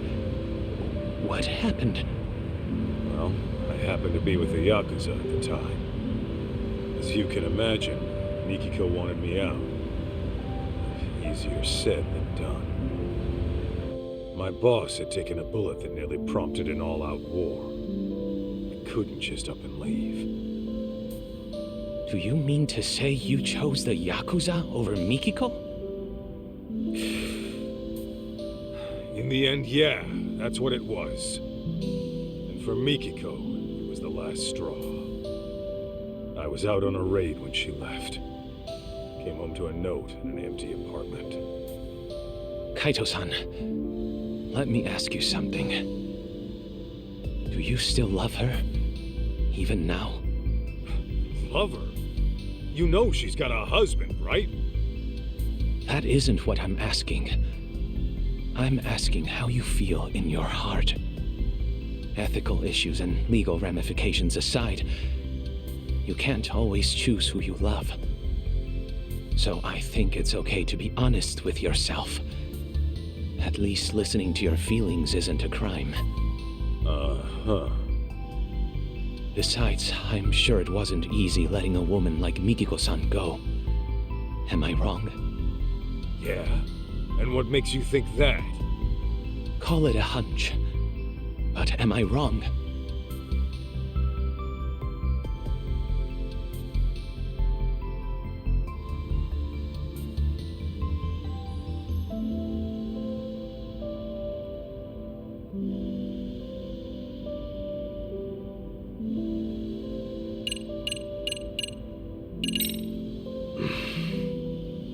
Well, the way I'm itching to find her, maybe I never did let go.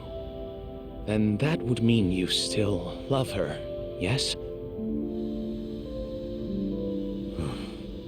Could be. But then, once I started searching for Mikiko with her kid, these thoughts kept coming at me. Like, maybe I could have done things different. And now, I'm stuck thinking of a life I never had. As you may be aware, Kaito-san, I too have feelings for Mikiko-san. And if she never returns them, then I fully accept that. That said, I wouldn't hesitate to give up everything for her. My own life included. You're serious about that? Completely. I've never met a woman like her in my life. So if we do end up finding her, I intend to propose to her. Wait, what? Well, before you get carried away, don't forget she's legally married. I'm aware. But if I don't at least share how I feel, I'll regret it for the rest of my life. As for right now, I'm giving this all I've got. Not a bad resolution in my book.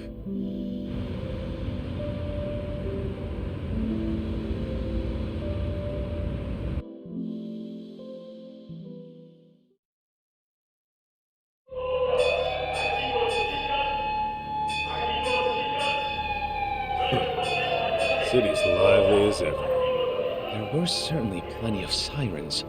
A fire, perhaps? Those punks earlier? They were screaming about some boss of theirs getting killed. I wonder if it's related to the young elite serial killings as of late. Either way, I hope my boss gets it too. Hey fellas, any of you see a building on fire? Oh, yeah, actually. I think around Tenkaichi Street? Kaito-san! Yeah, let's move.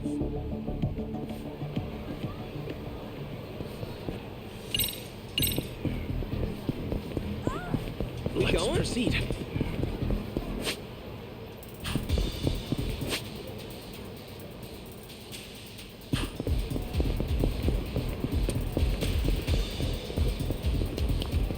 Lead up, Kaito!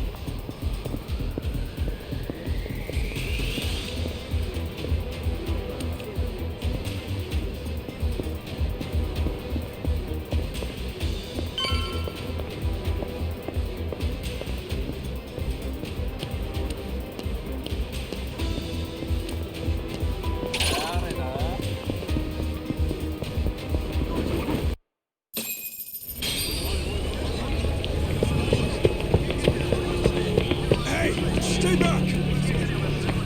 Kaito-san! Look up there!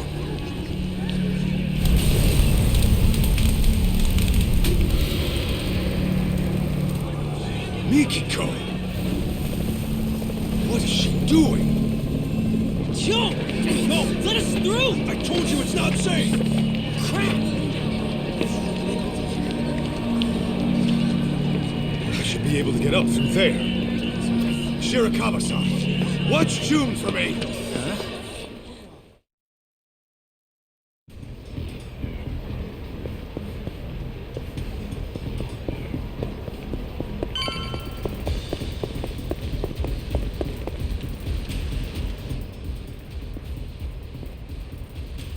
Where's the woman?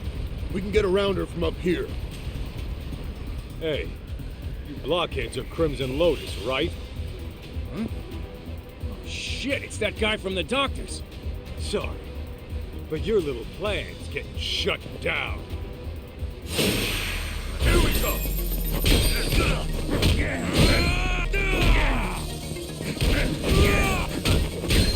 Come on!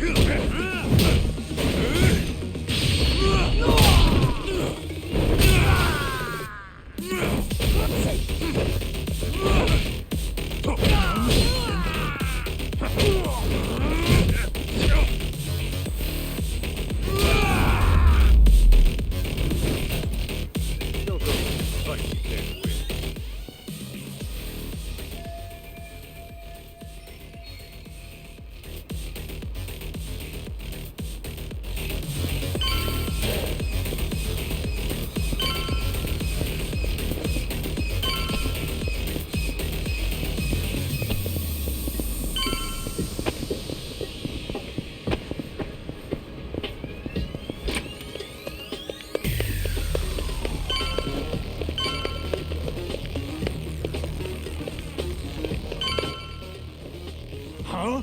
Who the hell are you? Into the line, punk!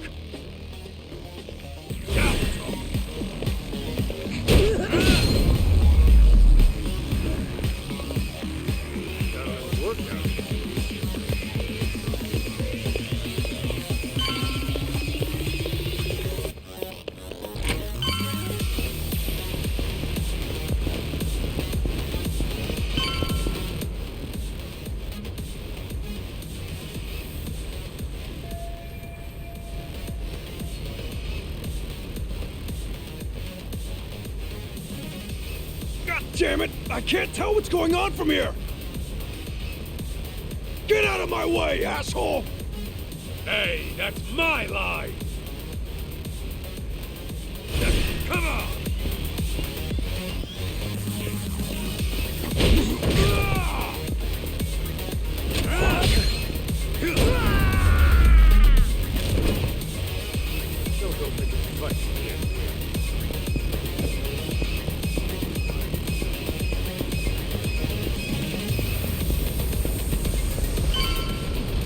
Hold it right there! Enough of this shit! Just fuck off already! Now it's getting me!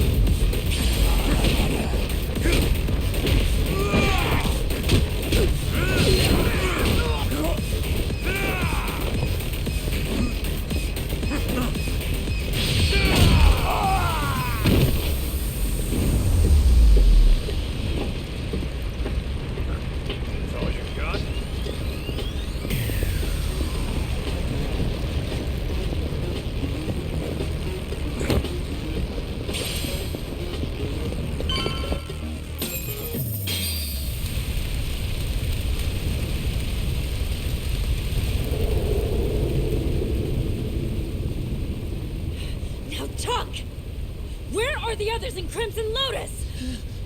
I don't know! After I cut my ties with them, I lost track of all the guys in that gang. The fact that I'm even here is just a coincidence. You're a liar! Hey! Where's that backup? If they don't get here soon, then Nishimura's dead!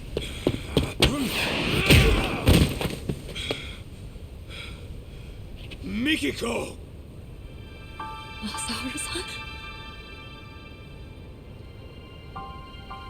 Tell me why, Mikiko. They killed them. My whole family. They took my mother and my father. Mo! They burned them alive! What? Are you sure? I thought Maho-chan's stalker was behind that. It's just the lies they told me. They're the ones who really killed them. Unbelievable.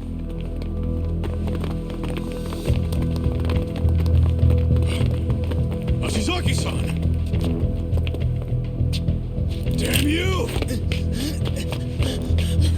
Die!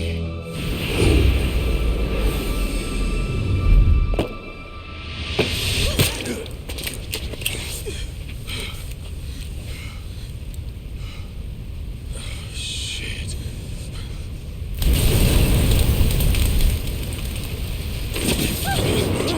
No!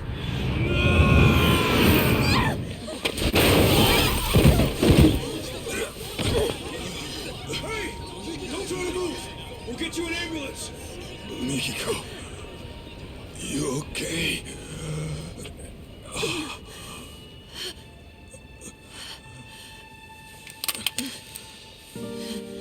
Mikiko. I'm sorry. I can't afford to get caught yet. Not until I kill them all.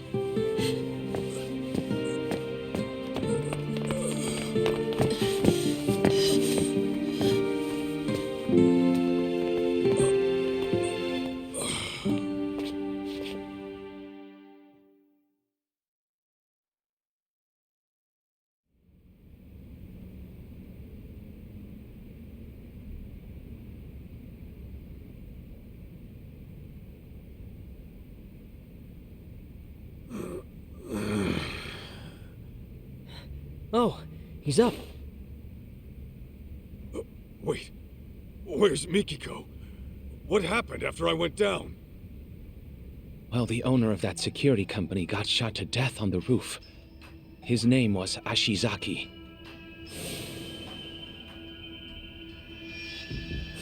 His office was burning up too. You think it's the killer's work? Not sure. I can't find those details anywhere. Gotcha. Oh, and to top it off, Nishimura, a man who was visiting Ashizaki last night, was found dead in an alley this morning. They killed them. My whole family. They took my mother and my father. No! They burned them alive!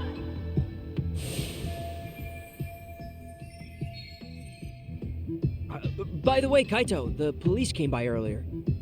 They said to contact them once you're up. I think they wanted to question you. Just what I needed. You'll live. That bullet only grazed your shoulder. And by some miracle, your bones are still intact. The doctor was amazed you're still alive. Said that fall would have at the very least paralyzed anyone else. Well, I say it's time to get back at it. Kaito-san. Lying around on my ass won't get me closer to Mikiko. Plus, I'd rather not deal with the cops. Let me go with you. All right. Kaito-san, take a look at this before you go. What's all this? Profiles on the 4 victims murdered in Kamurocho. I put them together last night after a bit of research. Oh, nice work. In summary, all the victims seem to be ordinary people. But that may only be on the surface. According to the rumors on the internet, of which I unearthed a substantial number, many of the victims had rather suspicious backgrounds. Some may have even changed their names. Sounds about right for one of these little thug groups. Unlike the Yakuza, they don't have a family to answer to. Take that blue-haired dipshit from before. He acts like he's in some college club without a care in the world. So it seems. Here's another interesting tidbit. Some of the victims had a fighting record, meaning they competed in underground tournaments. But each one was found successfully subdued, even showing signs of force consistent with interrogation. Mikiko did always know how to handle herself. Yeah, she kept it up with the workouts and the kickboxing, even after Dad came into the picture. She could totally take some thug one-on-one. Mom's tough as nails. Hot damn. Anyway, what's our next move? Right. We should probably go investigate the crime scene. What crime scene would that be? Where the murder took place last night. Might be some clues left to find. I see.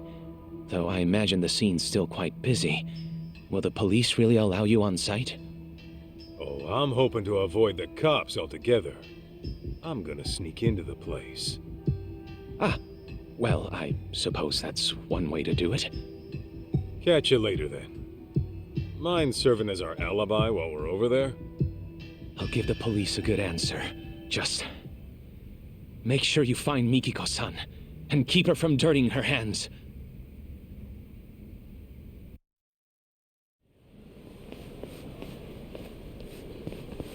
June! And Kaito-san?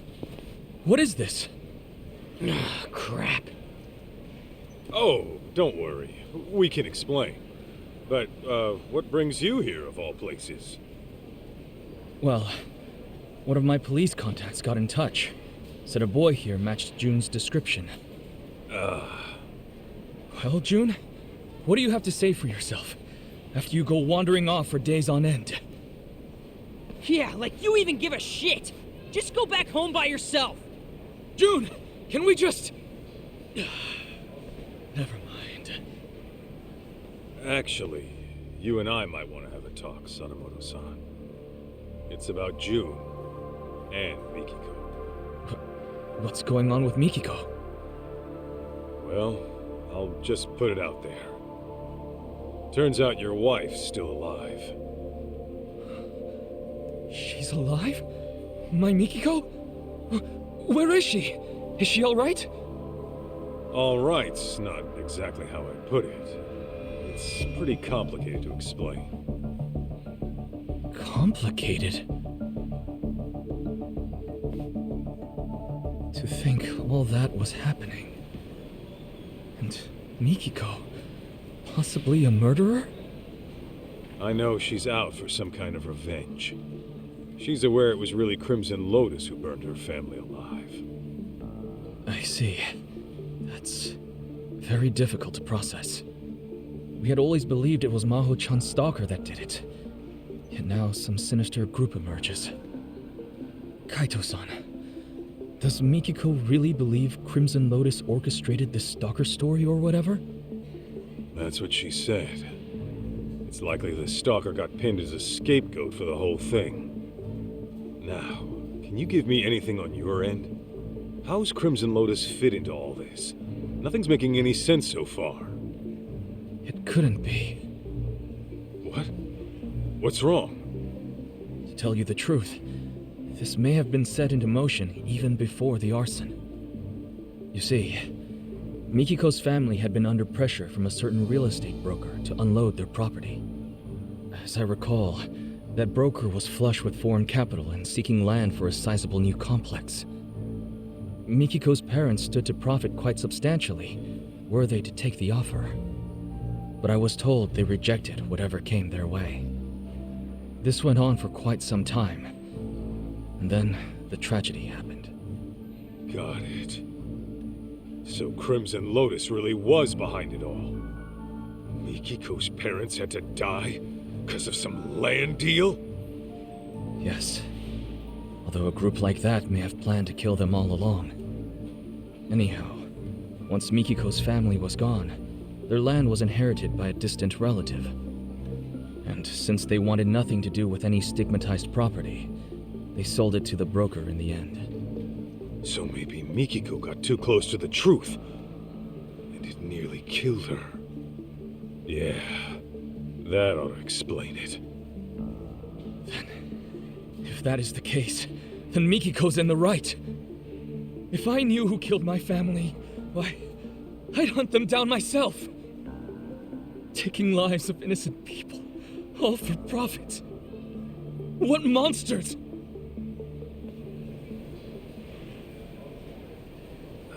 Sadamoto-san, there's something else I've been meaning to ask you. It's about June's biological dad. I know. He thinks you're his real dad, right? Or at least, he hopes you are. How'd you know? Well, June and I got into an argument once. And he said as much to me at the time. Sorry to hear that. Well, make no mistake. June is definitely my son. Yeah, I believe you. Deep down, I'm sure June understands that as well. This fantasy he spun up to feel better? Symptoms of a typical teenager. You sure he knows what's what?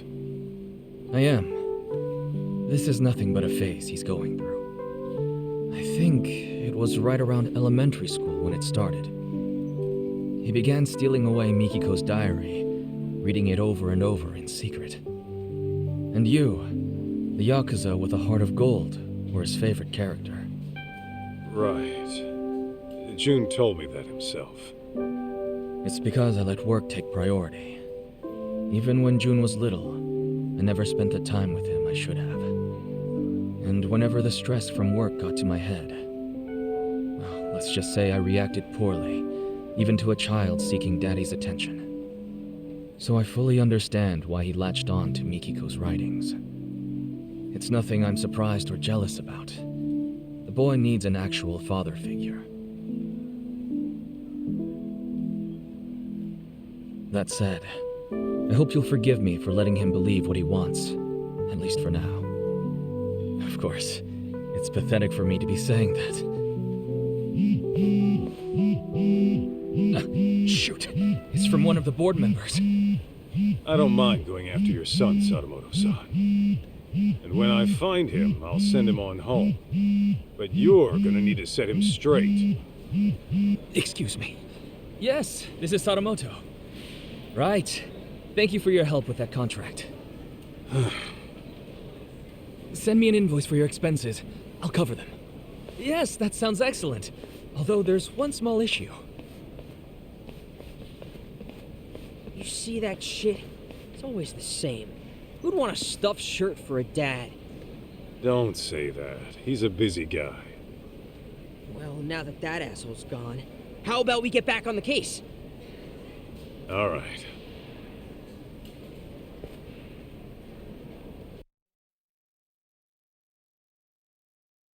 Next step. Getting onto that murder scene at Tenkaichi Alley. What are we gonna do if the cops see us? If it happens, it happens. Let's move.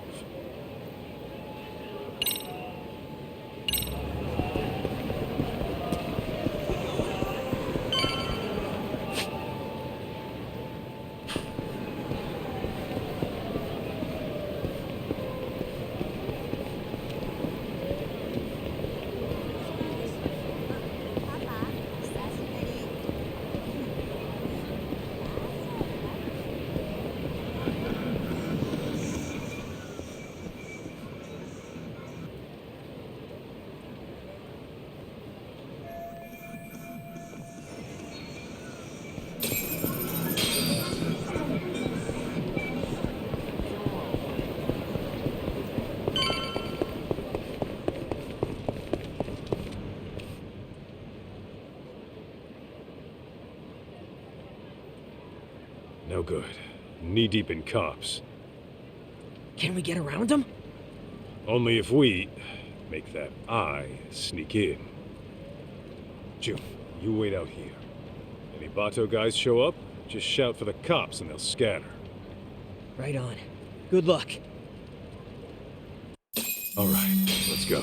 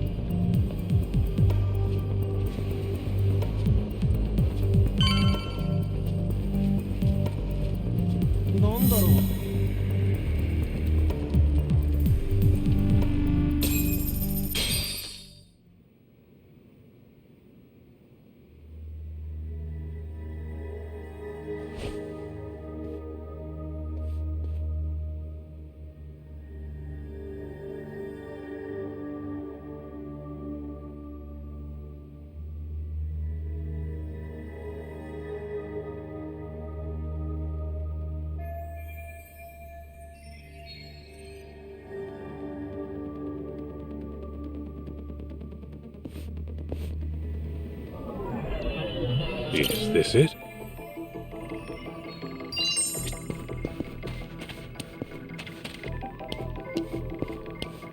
Huh? This right here. What have we here? Huh?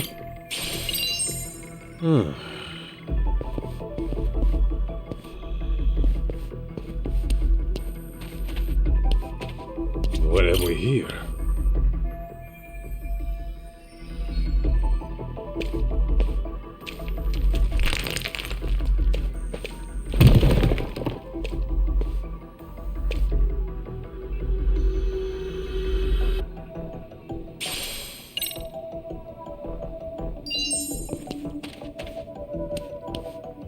Is this it?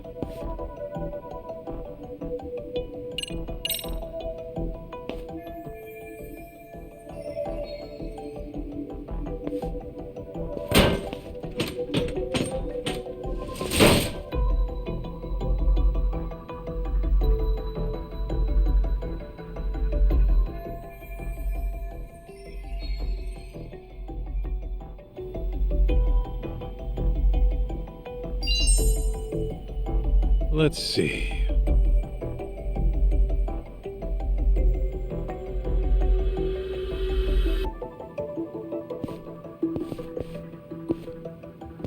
Huh?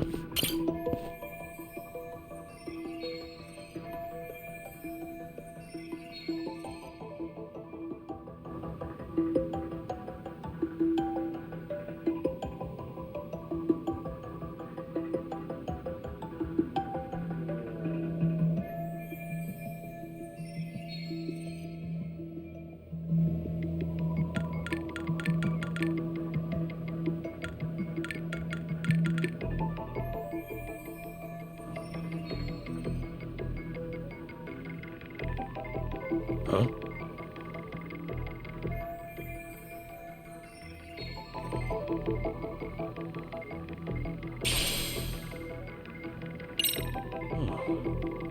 Pretty sure I recognize these guys.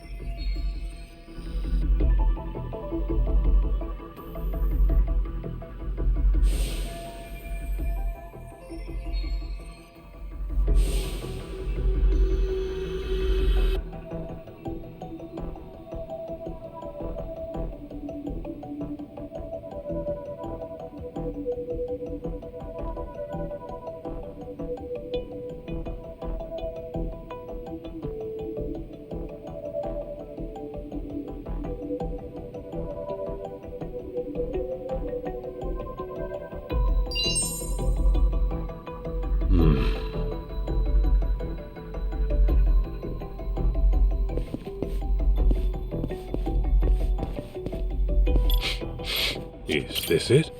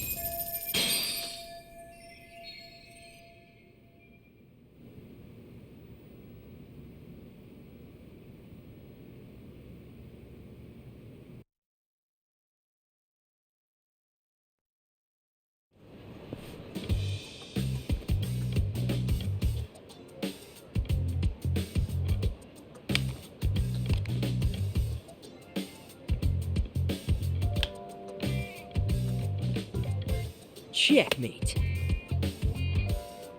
What? That's impossible. How'd you do that? Easy. I thought you said you won your precinct's tournament. Yeah, and lost to a prodigy. What shogi club are you with, kid? None. Never even had lessons. I guess I'm just a natural at it. Yo, Kaito, what's up? What have you been up to? Just stomping a cop at Shogi, that sort of thing. Well, time to stomp on elsewhere. We got us a lead. Oh yeah? Where to? Wherever we gotta be. Oh, okay then.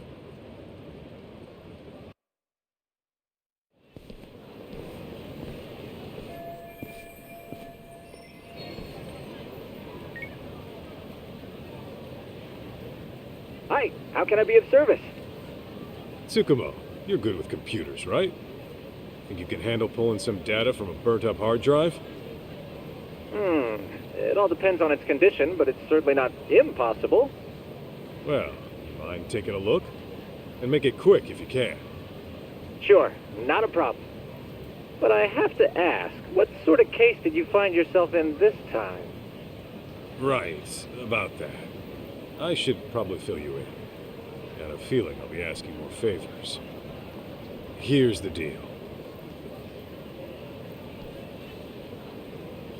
I see. So a group of inconspicuous thugs murders a rich family to gain access to their fortune. That's quite a story. Well, let's start with analyzing that hard drive. I've sent a motorcycle courier to your location. Figured it'd be faster to pick it up that way. Once I get my hands on it, I'll tell you what I find. Good shit. Thanks for the assist.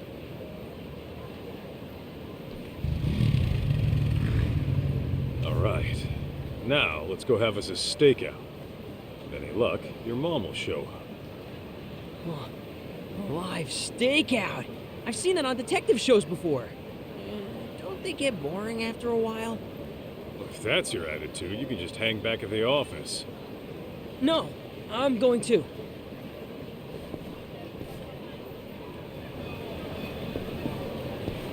All right, let's go, Kaito!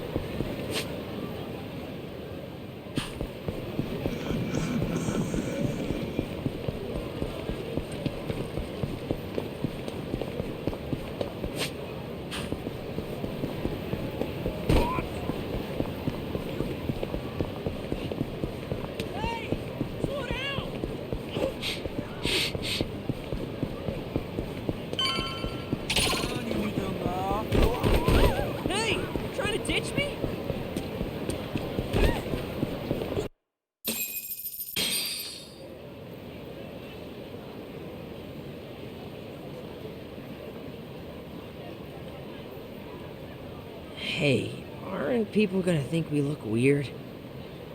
Huh? Well, I figured we looked like father and son coming home from a ball game. Yeah, I don't know about that. Hey, there he is. Looks like he just clocked in. So you really think my mom's gonna show? I wouldn't hold my breath, but it's possible. After all, Kenmochi's next on our hit list. Guess we'll be stuck here for a while then.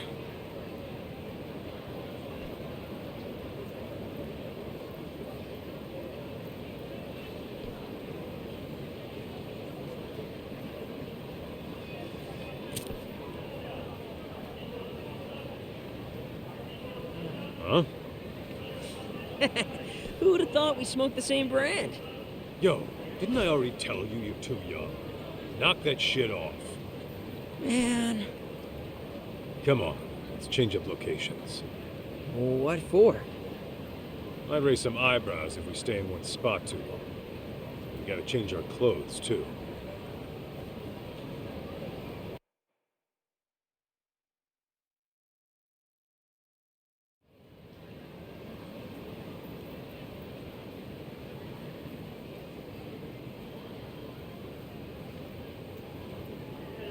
Whoa.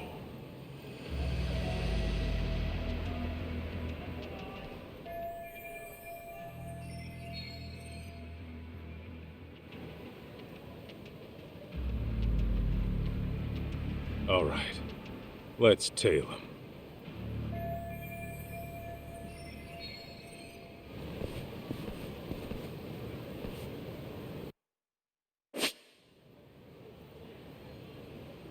All right, let's go.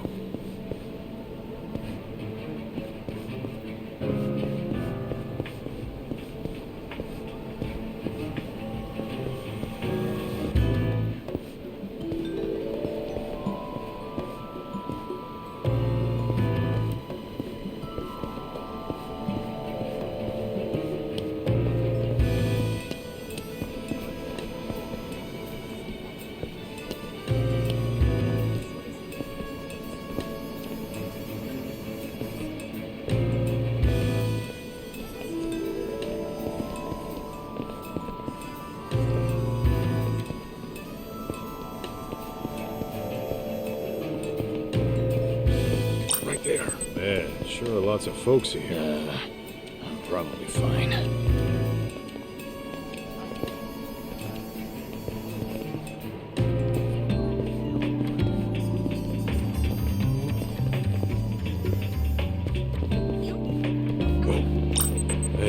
I could use a quick smoke.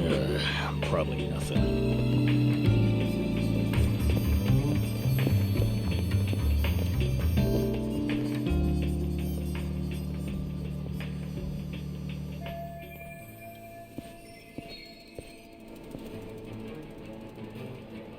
Remember that old geezer I told you about? The stubborn one, living alone, who wouldn't leave. Oh, yeah. What about him? He's got this dog he loves like his own grandkid, right? So I snatched the little thing up. Aw, that's so mean. Oh, it gets better. After that, I gave the old fart a hot dog. And when he wolfed the thing down, I told him it was dog meat. Got him so spooked, he puked. Wow, Shu-chan, you're terrible. Please tell me that dog's still alive. Course he is. He's with Nishio right now. Guy loves pets. We'll give him back once the old geezer falls in line.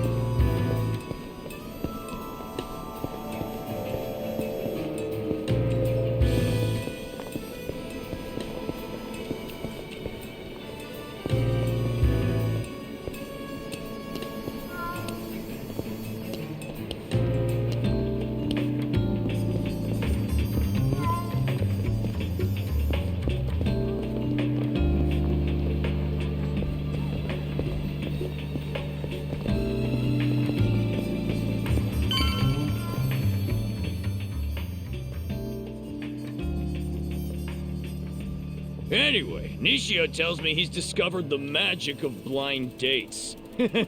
Horny bastard must be pretty desperate. He's the one who goes to all those men's salons, right?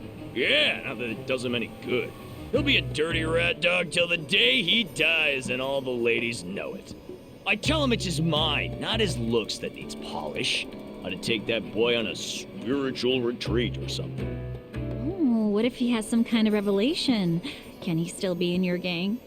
Oh, come on! Gang's just a figure of speech. We don't do any bad stuff, the haters say. We're nothing but a good bunch of friends. You know, we even donate to charity. Do you? I'm impressed.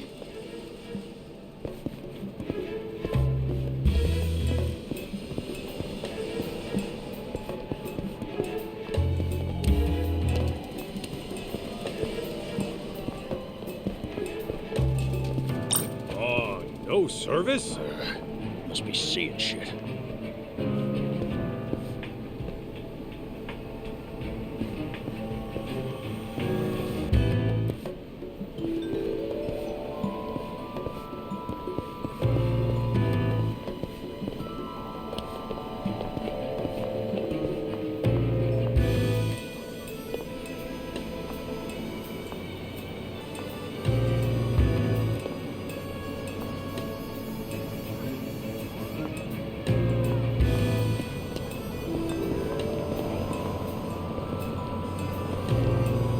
Who's following me? I thought I had it in my pocket.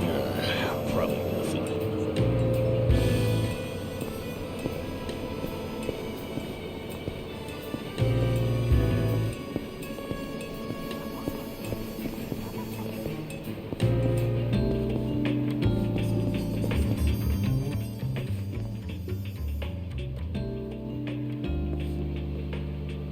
Get away from her! Can't you tell she hates it? Huh? Stay out of this, kid. I said, get away! He's at it again. Give me a freaking break. You goddamn brat! Go on. You should get out of here. Thank you. Who the hell do you think you are? I'm gonna have to teach you a lesson. Hold up. You got a problem with him, then you gotta go through me. The hell? His dad or something? And you're both gonna get a lesson together. Here we go!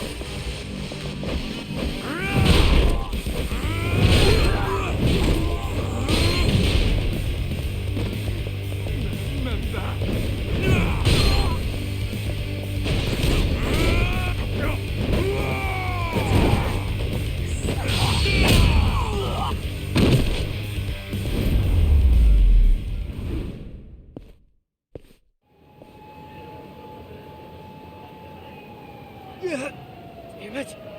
I won't forget this!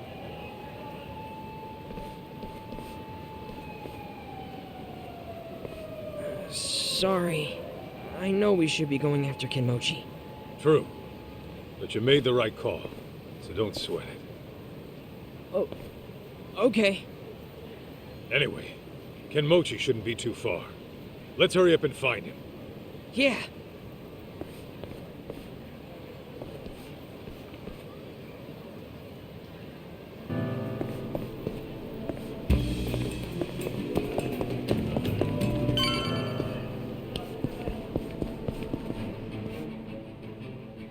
There, found him. Ooh, remember Ashizaki, the guy who died? He had his little fella pierced. You think they take it out before cremation? Oh, wouldn't they normally? But I mean, even a funeral director wouldn't peek down behind his nuggets. So, maybe no one noticed. His nuggets? Yeah, his dumplings. You know what I mean, don't you? His earlobes? You're using some kind of Hosaka slang, right? For real? Now you're just being abstruse. You mean obtuse. Never mind. I forget there's an age gap between us. Still got much to learn.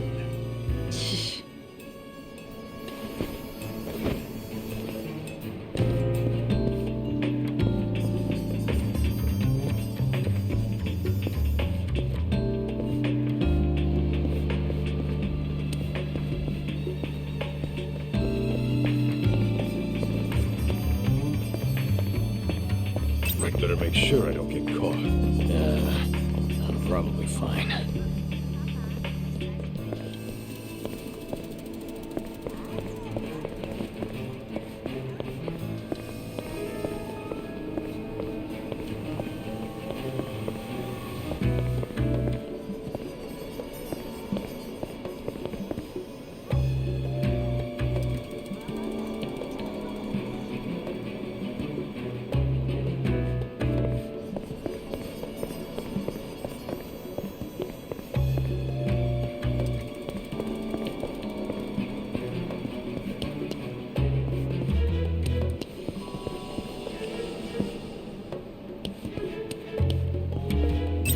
I thought I had it in my pocket. Must be seeing shit.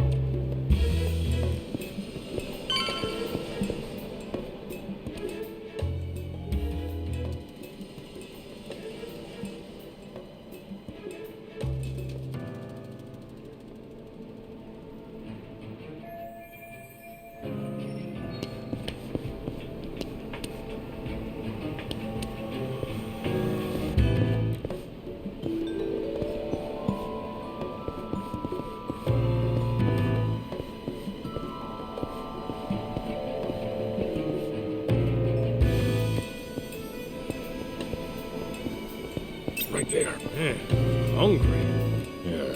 Probably nothing.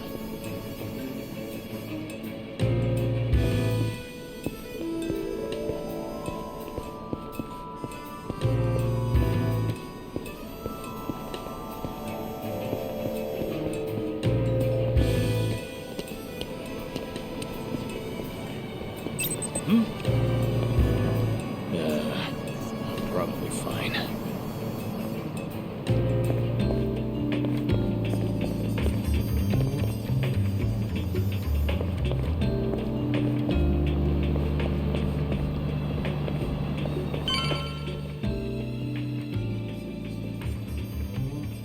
Aniki! There they are! Huh? Hey! It's that guy!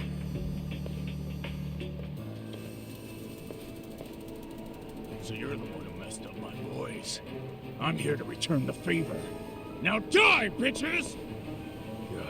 What a pain in the ass. Don't have time for this. Screw it. Let's get this over with. Get me! Now you're dead!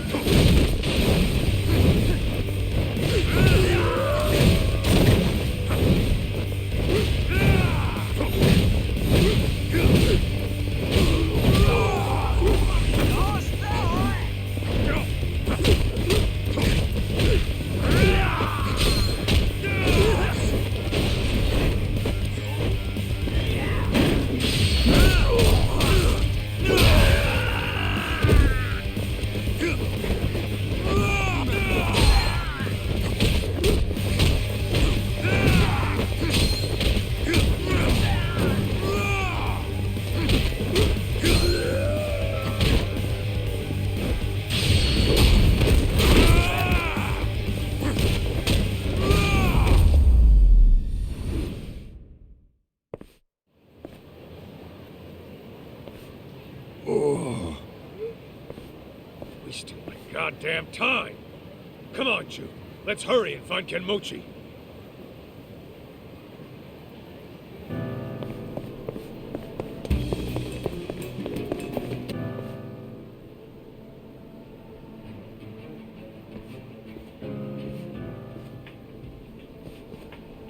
Hey, you know, Crimson Lotus used to be just 9 of us in college. And now look where we are. It really is amazing, Shu-chan. I'm sure it's your personality that attracted all those people. Not to mention, we do things on the level. No bosses, no grunts, just one big happy family. We all got nicknames too. No sons or sirs allowed. That formality shit makes me sick. Ooh, you're so egalitarian. Hey, I wouldn't exactly call us eagles. We're more like a wolf pack. We're all real tight, you know? We help each other out when we're in need. And if you mess with us, we all come get you. Anybody even giving us the stink eye gets their face rearranged by the boys. Oh, and you're free to join or leave whenever. Our policy's not to tie you down. Do you still keep in touch with those who leave? Absolutely. That's why we gotta take out the lady who's been killing off our old buddies. We ought to cut off her skin and feed it to some dogs. It'll make for a real good time. Shu-chan, that's so wild. You really are a true friend.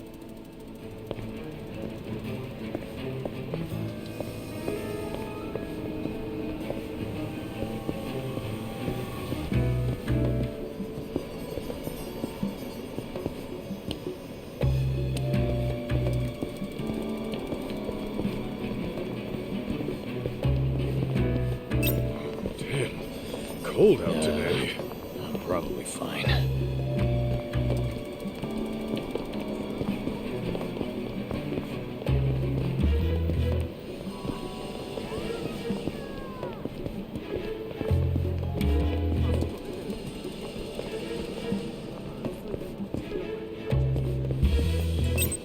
Where's that store? Probably nothing.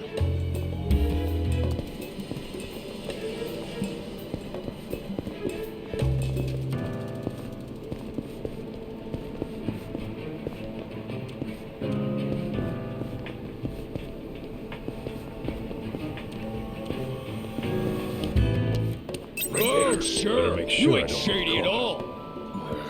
all. Must be seeing shit.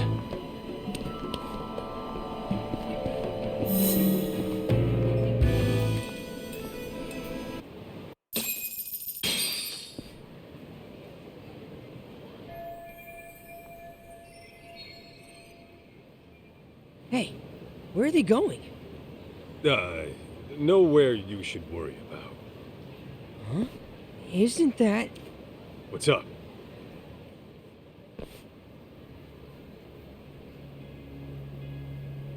I knew it! That's Mom! You sure? Yeah, I bet she was tailing Kenmochi.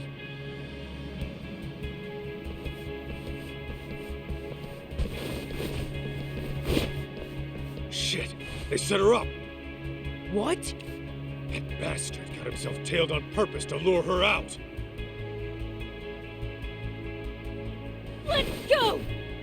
Mikiko-san! Ah! Damn it! What do we do? No time to waste.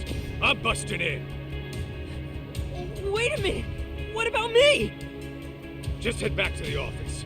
Shit's about to get ugly. All right, just get Mom back safe, okay?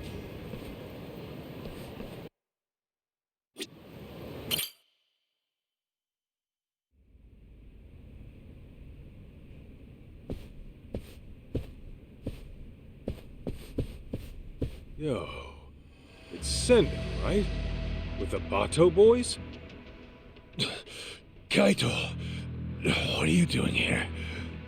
You were with Mikiko earlier. What the hell for? I tried protecting her. It's what a detective would do. Please don't tell me. Mikiko's your client? Yeah, she is. Save the details for later. Where is she now? Upstairs. This entire hotel is Crimson Lotus turf. There's nowhere to run. Like I'd ever do that. I'm sorry I couldn't save her, Kaito. Please, get her the hell out of here. Not like you had to ask. Guess I shouldn't overstay my welcome. Get me!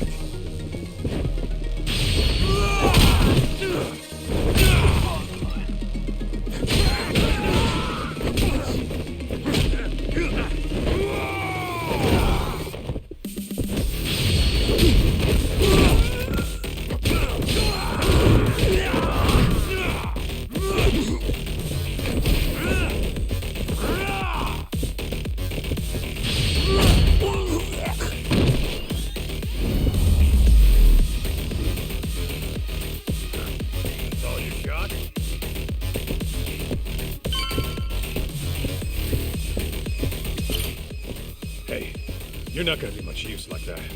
Go on and head outside. Hate to admit it, but you're probably right. The elevator stopped at the top floor. The rest, you'll have to figure out.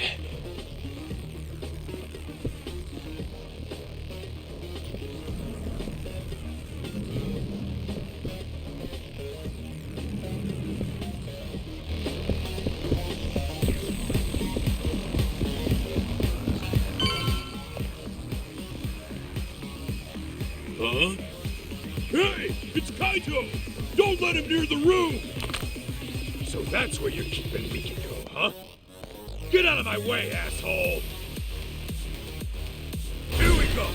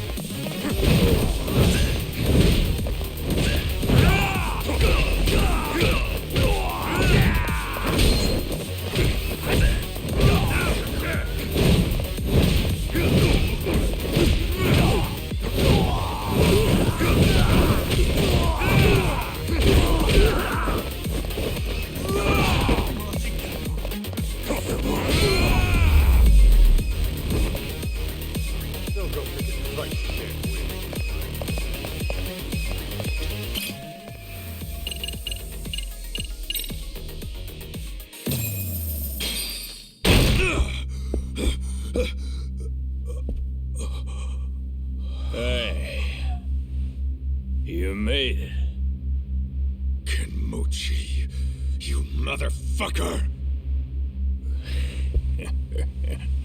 Oh, you mad? You sure took your sweet time for someone claiming to be a fucking bodyguard. Huh? Bodyguards are only worth what they're protecting, yeah? But you ain't worth shit.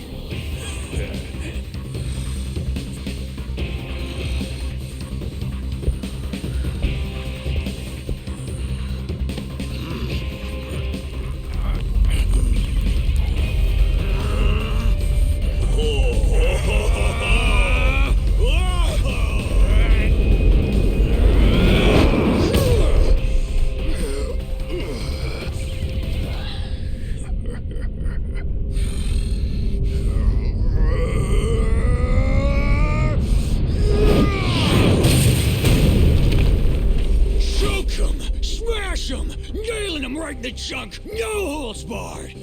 Breaking their bones, smearing each other's blood on the goddamn mat! It's all coming back. My days chasing glory and spilling guts in the underground! Can you feel the adrenaline? Then show me what you got, Kaito! Bastard. I'll make you pay. With your life.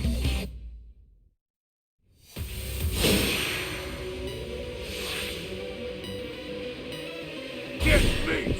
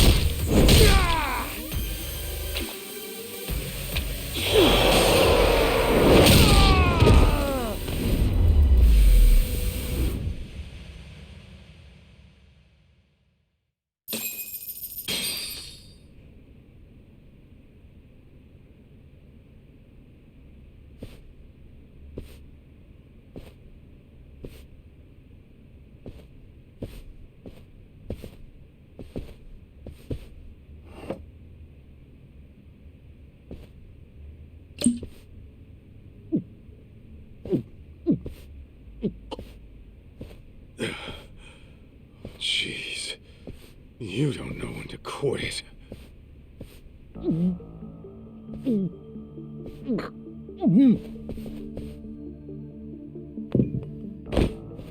Hey!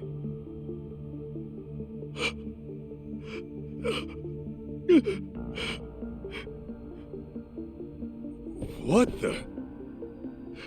I didn't mean to. I didn't mean to. I never meant to kill anybody. The fuck are you saying?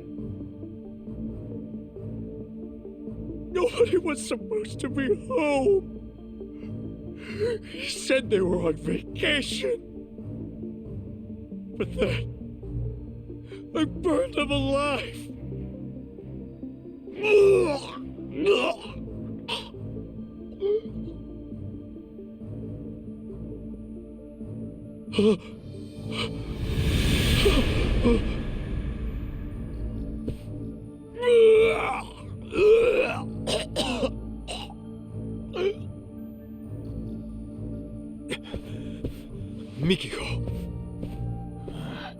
Don't worry. I ain't laid a finger on her. Huh? You fell for it. But those punches after you went ape shit? Priceless. Nearly made me forget all the pain. Come on, take another shot. Make it go away. Please. I can't take it. I don't want to hurt anymore. Kenmochi, I hope you hurt till the day you die.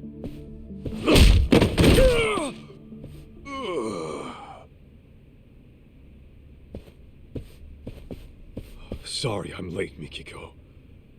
You're safe now.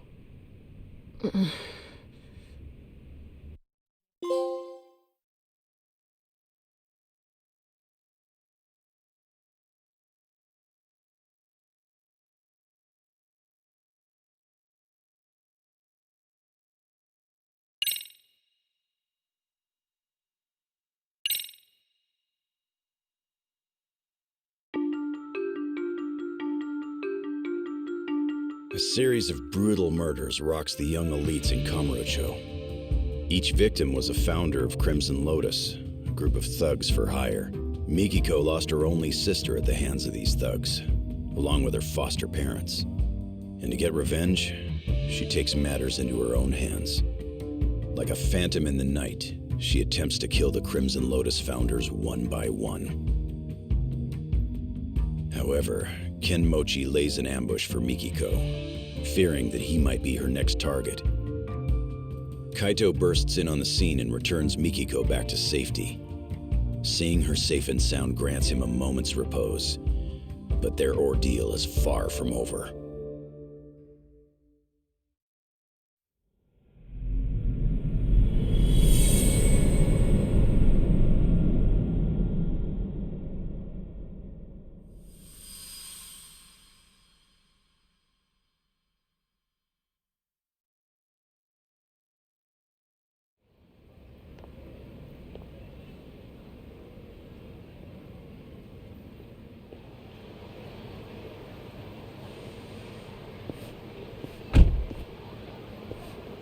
Hey, is she all right? They didn't do nothing to her, did they?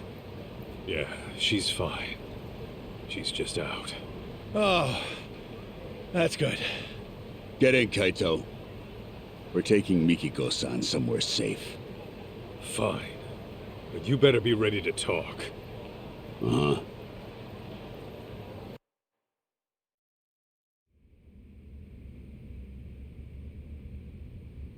As you can see, we're packing up. Excuse the mess. Crazy to think you were working for Mikiko all this time. Why didn't you just say so? Because we only found out who she really was the other day. We had no idea she was June's mom, either. Even though she's your client? All she gave us was a job, not her name. Said to protect Jun Sadamoto.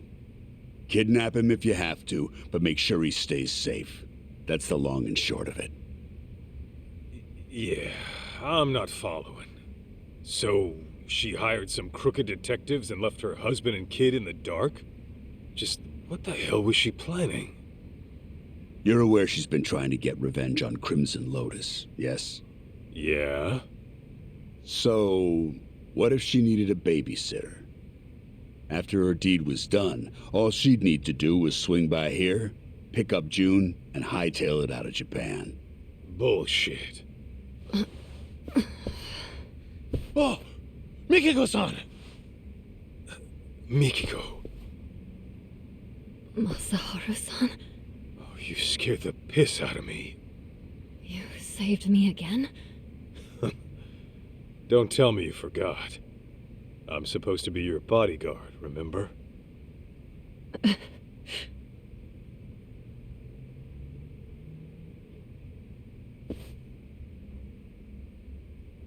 All right, Mikiko. Tell me, did you really kill those people? I intended to, but I never got the chance. What do you mean? Well, someone else was always one step ahead of me. No matter who I was after, they were killed before I even showed up. Ashizaki, the man in the burning building, same deal. He was dead by the time I arrived, and the place was already up in smoke. So then, you're saying you're not a killer after all? Correct. Though I'd give anything to do him in myself. Bastards. Any idea who might be beating you to the punch? I wish I knew. I see.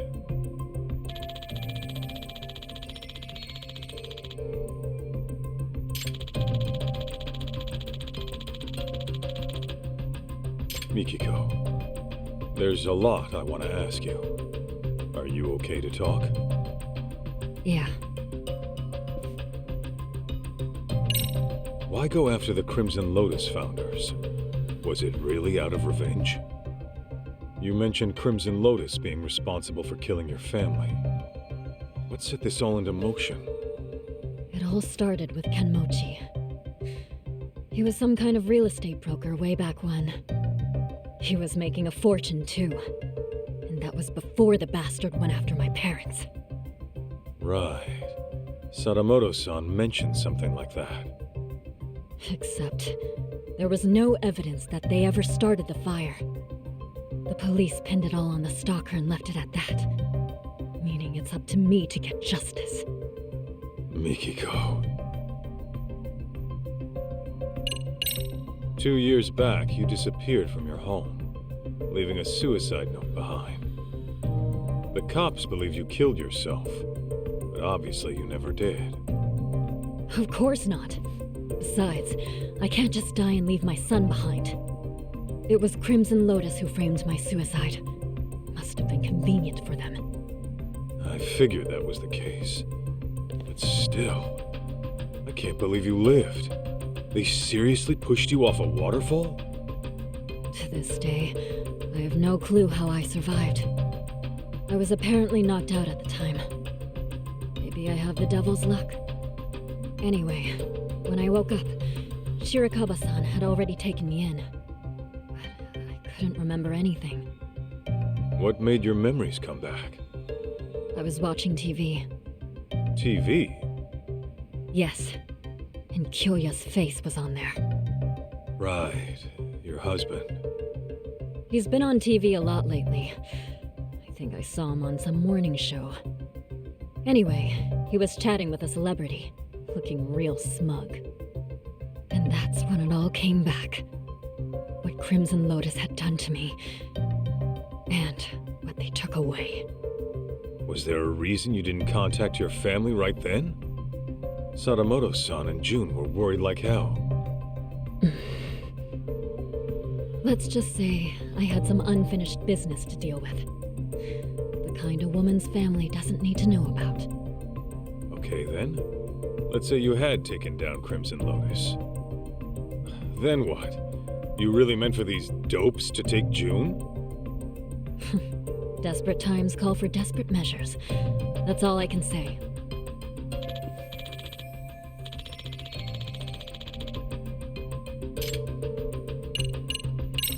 Mikiko, why'd you want to stick June with these shady assholes? Because I needed a detective who'd take an anonymous job. I couldn't let it get out that I was still alive. The last thing I wanted was Crimson Lotus hunting me down first. And while detectives are supposed to maintain confidentiality, I can't just take that at face value. Besides, any legit detective would turn down some random woman asking to snatch up a specific kid, right? True. Guess that explains why you go to ex-Yakuza. Yeah, except Igarashi-san figured out who I was midway through it all. Sorry I had to pry, Mikiko-san. But I always vet my clients. I'll admit, I was shocked to find out a dead woman hired us. Not to mention, one who was hell-bent on taking out Crimson Lotus. Those disgusting bastards. But hey, that's the most exciting shit that's happened to us in years. Why wouldn't we go all in? I appreciate the help, Igarashi-san. Your people have had my back since day one. And Senda-san, I'm sorry my actions put you in harm's way. How'd you even afford them after being gone 2 years? You have cash stored away somewhere? After all I went through, I still managed to have my wedding ring. Pawned that off right away. Apparently it was enough to cover my fee and then some.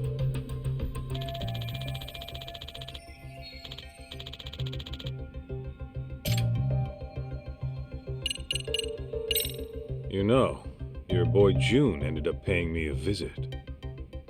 He wanted me to help him find his mom. I knew about that. Igarashi-san had told me he was with you. It didn't take me long to figure out what he was up to. He also thinks he's my son. Of course, I beg to differ, but, Right. That's all in his imagination. yeah, that's what your husband said too. I guess June was reading your diary from when we were together and got some ideas in his head. He said you wrote, "I'll never see Masaharu-san again, and I should get this taken care of." I wrote that? I wonder what I meant. Come on, you really don't remember? How could I? That diary's as old as time. And even so... Wait. You don't mean... Ringing some bells? Remember that time I borrowed 50,000 yen while we were out shopping? I forgot to grab money from the bank. But there it was, the cutest coat I had ever seen. The last one on the rack. And of course, I left my card at home too. Huh. Know what? It does sound familiar. Hold on. Don't tell me. I never gave you your money back after we split up. So I was stuck thinking about whether or not I should pay you back. It would have been pretty awkward after the breakup we had. So yeah, that was stressful. What? You mean to tell me that's what all that meant? If you want, I could give you 50 grand right now. No thanks. Really? Okay, you're the boss.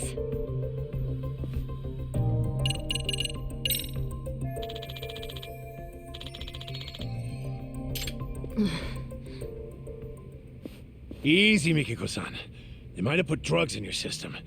Why don't you take a rest in the back? Sure. I'll take you up on that.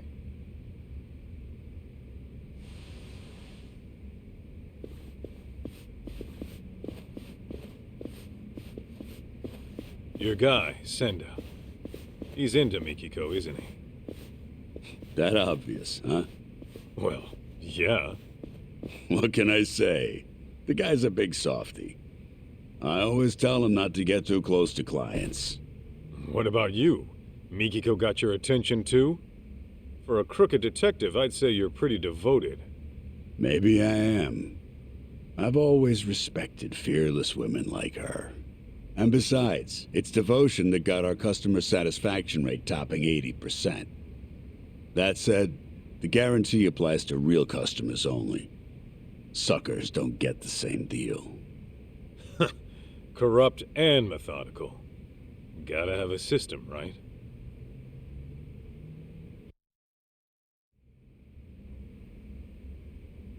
Huh?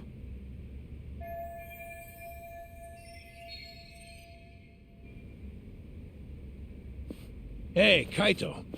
You think Mikiko-san's into sweets? Oh, yeah.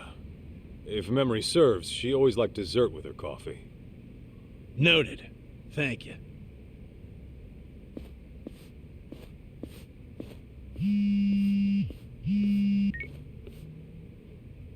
Kaito here.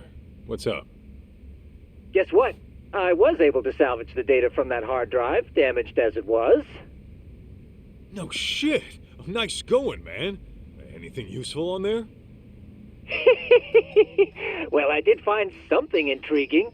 Scans of some under-the-table transactions.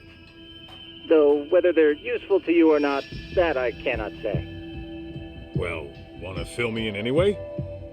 Okay, so these scans showed questionable wire transfer records. It seems it was a security company that burned down. But 17 years ago, it received very large sums of unspecified funds over the course of 7 years. And the source of these funds was a smartphone app developer called Devenir.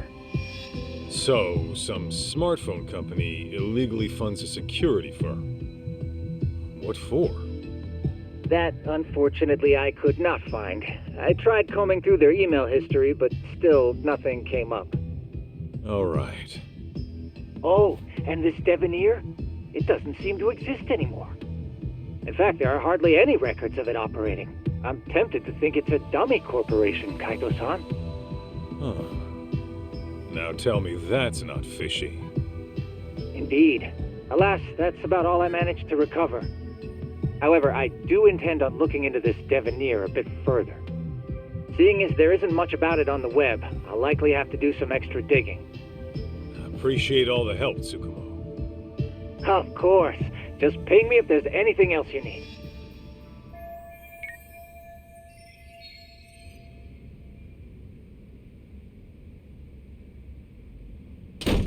Guys, this is bad. It's Mikiko-san.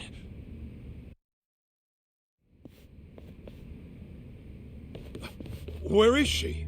I don't know. The window was open when I got here.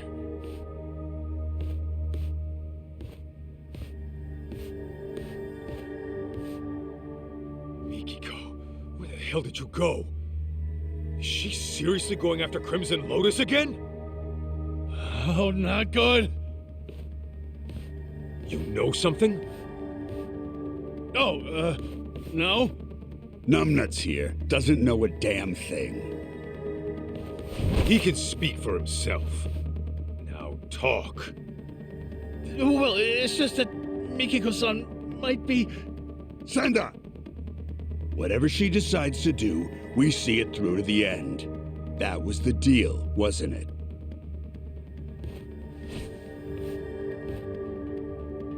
You trying to turn Mikiko into a criminal? You know detectives are supposed to protect their clients, right? We are protecting our client by not letting you interfere with her work. You know, Igarashi, I really can't stand the sight of you. I'll just have to beat the truth out of you then. I'd like to see you try. In fact, I've been dreaming of the day I get to cave in your skull! Let's go, Kaito! Get meat! Now you're dead!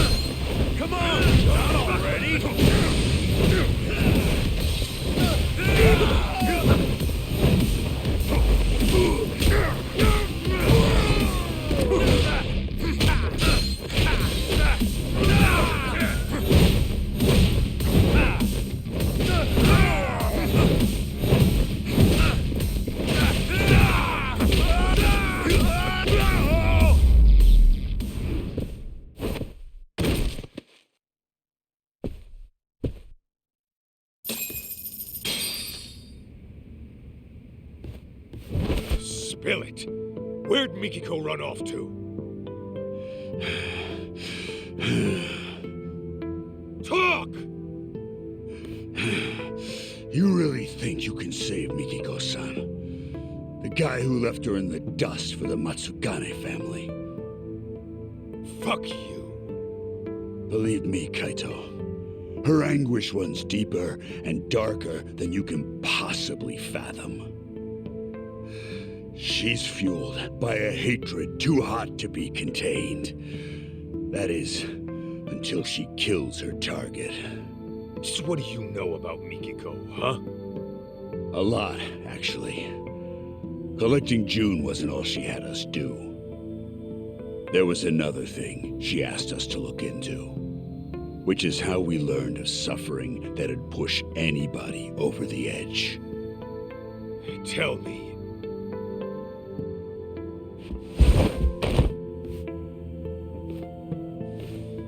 I'll ask you again. Do you really think you can save Mikiko-san? You got the balls to face the misery she's going through and accept what she's become?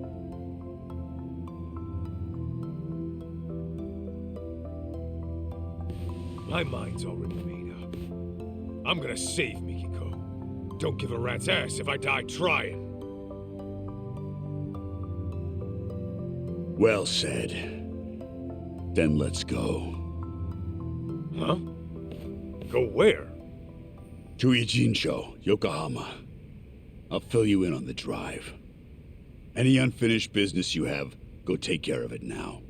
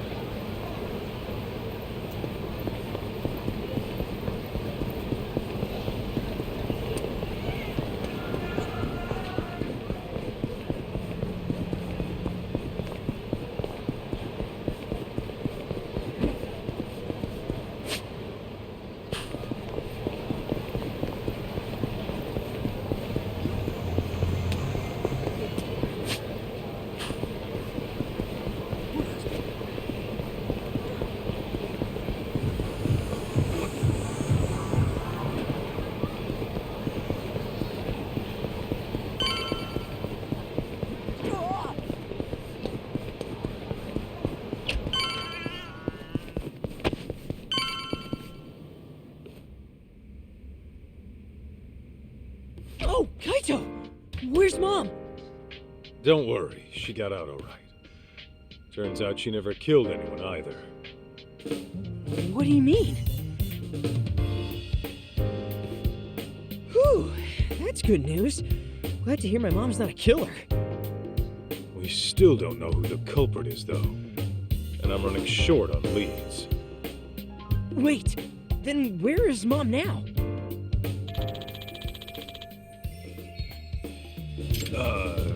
About that. She's still got some stuff to take care of. But she said she'll be back once it's all handled. Yeah? What kind of stuff would that be?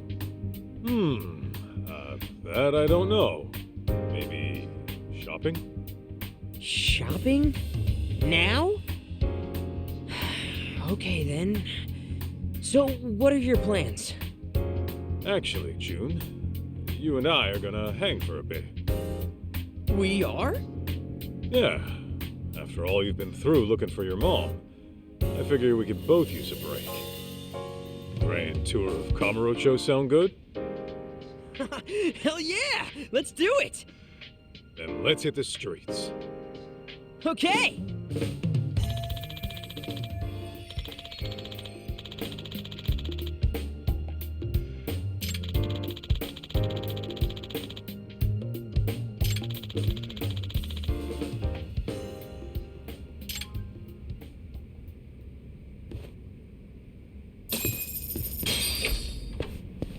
That way, huh?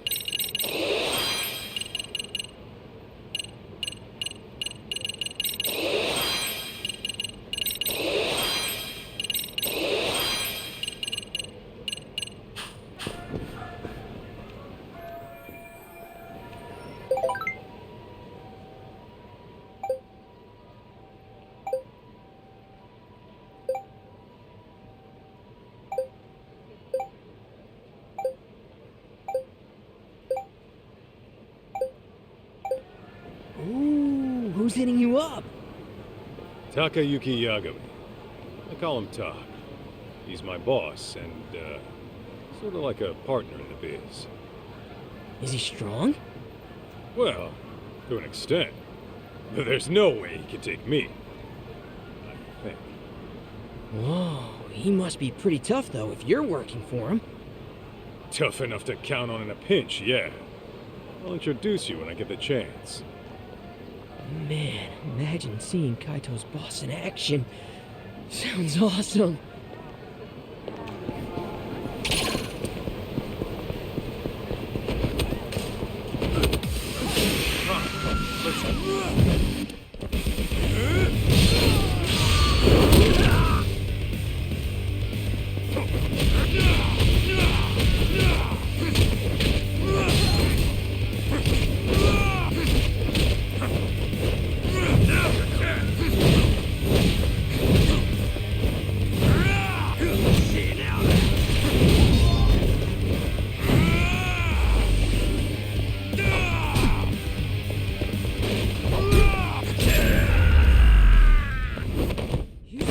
Gorilla? Don't go picking fights you can't win. We going? The hell is that? Huh?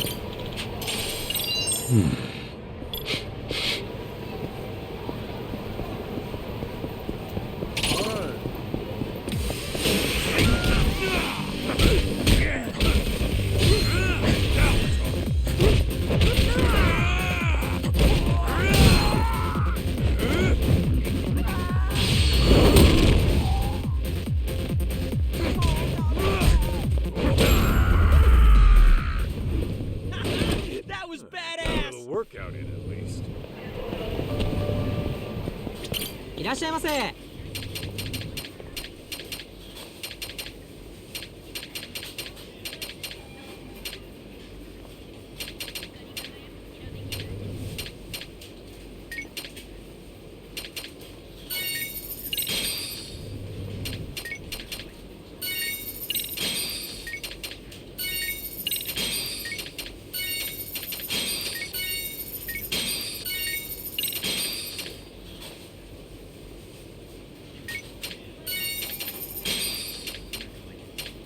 ありがとうございます。That way, huh?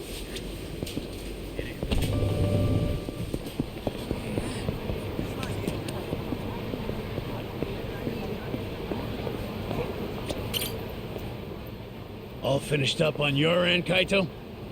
Yo, look out! Don't worry, he won't bite. Turns out your mom asked this bum to look after you. Yeah, right. Like I'd ever buy that.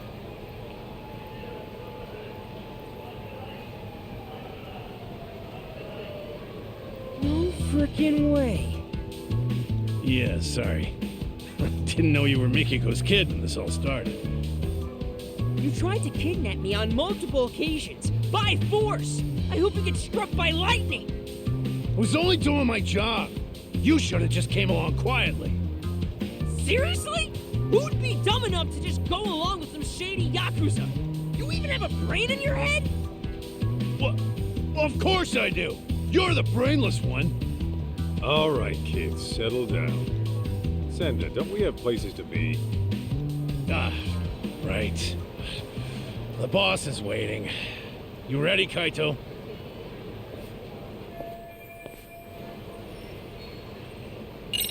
Not yet.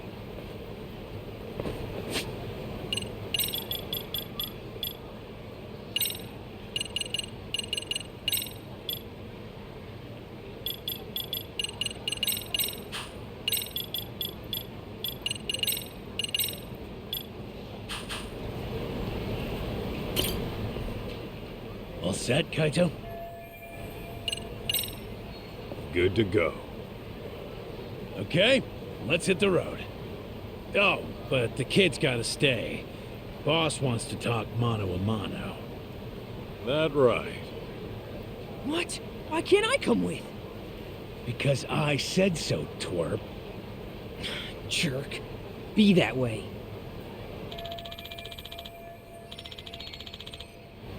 June, just chill in my office and I'll get you a souvenir.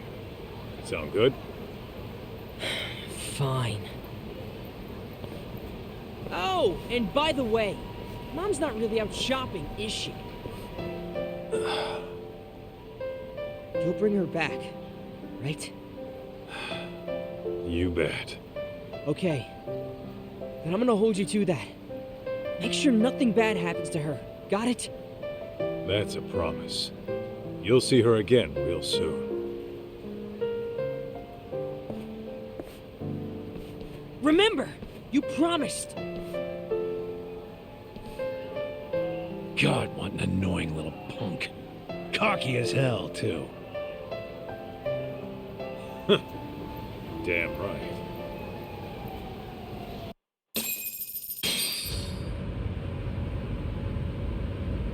So, Igarashi, why Jincho? Wasn't everything going down in Kamurocho? It just so happens that Rhizome, the precursor to Crimson Lotus, is having a reunion today. The venue's a hotel in Ijincho, and every founding member of that group will be there. At least the ones who are still alive.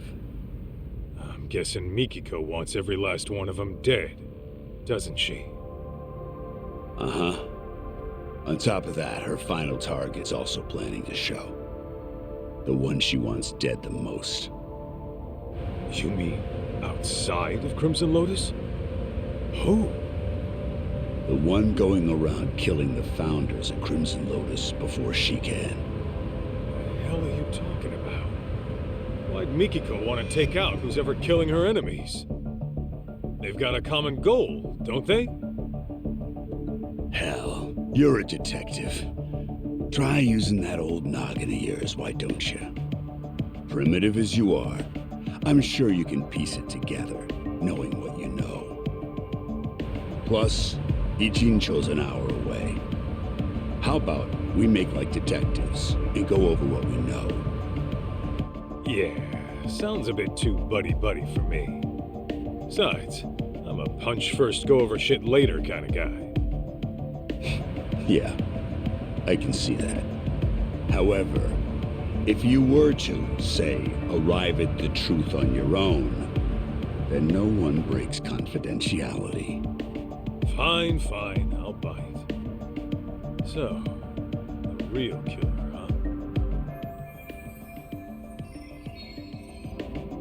huh? There is one thing that's been bugging me. That security company owner, Ashizaki. His office was set on fire. But the point of burning the place wasn't to kill him. After all, he was shot up on the roof. So the killer must have torched it for another reason. Oh, starting with the motive. Not bad. Go on. So there's our problem. Why would the killer want to burn the office? I'm thinking.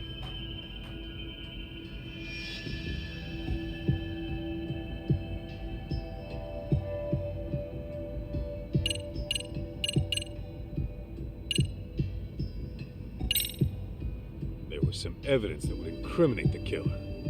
So they burned the place to get rid of it. Interesting.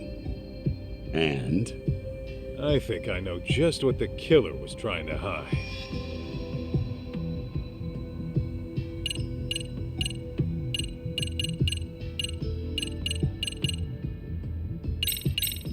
I found this data from a tablet at the scene.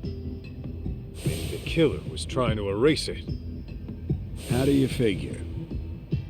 You're asking me? I mean, only the killer would know that. You're fucking with me, right? Didn't you just say you knew what it was the killer was trying to hide? Whoa, wait. I was just trying to lighten the mood. I really do know what the evidence is. Seriously.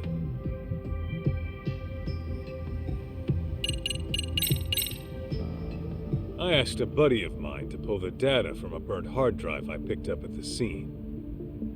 What he found were records of illegal wire transfers to the security company. And the company sending the cash was a smartphone app developer that isn't around anymore. I'd wager the killer'd want to have these records erased. Hey, you're good. Didn't think you'd get your hands on those. By the way, that smartphone app company, you're talking about Devenir, I assume. Okay, how the hell do you know? It was thanks to Mikiko-san, really.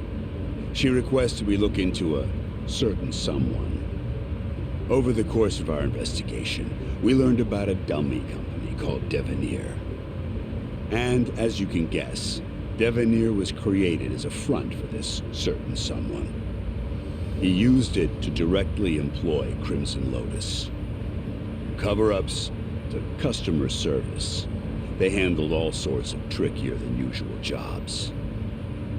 So you're saying this guy's the one who's been killing off the Crimson Lotus founders? That's exactly what I'm saying. Now, who could it be? Here's a hint. Mikiko-san approached us anonymously. Why do you think she'd do that? Well, you guys could have broken confidentiality and let it slip that she was alive, right? After all, her plan was to take out Crimson Lotus without leaving a trace. Sure, but that's just one reason. There's someone aside from Crimson Lotus who she doesn't want knowing she's alive.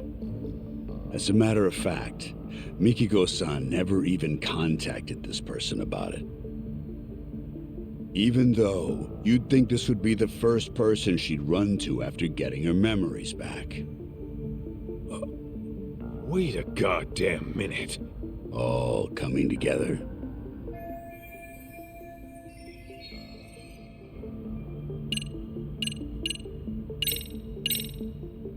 Kyoya Sadamoto? You're saying he's the one killing the founders of Crimson Lotus? Yep, you got it.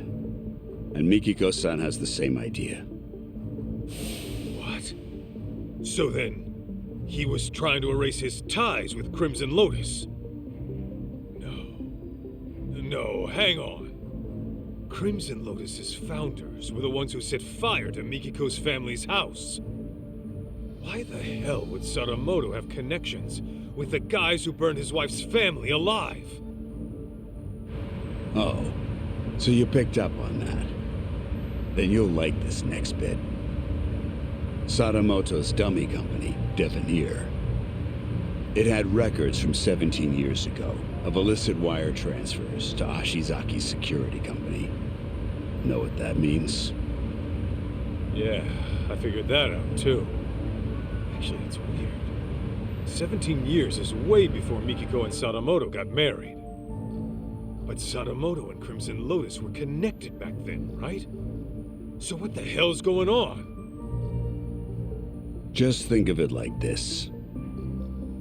The Natsume family arson falls under questionable ties between Sadamoto and Crimson Lotus. That would mean... Oh, that's crazy! Sadamoto was involved in the arson? Bingo. What happened 2 years ago was Mikiko-san learned the truth. And Sadamoto and Crimson Lotus tried to silence her. All right, Igarashi. No more guessing games.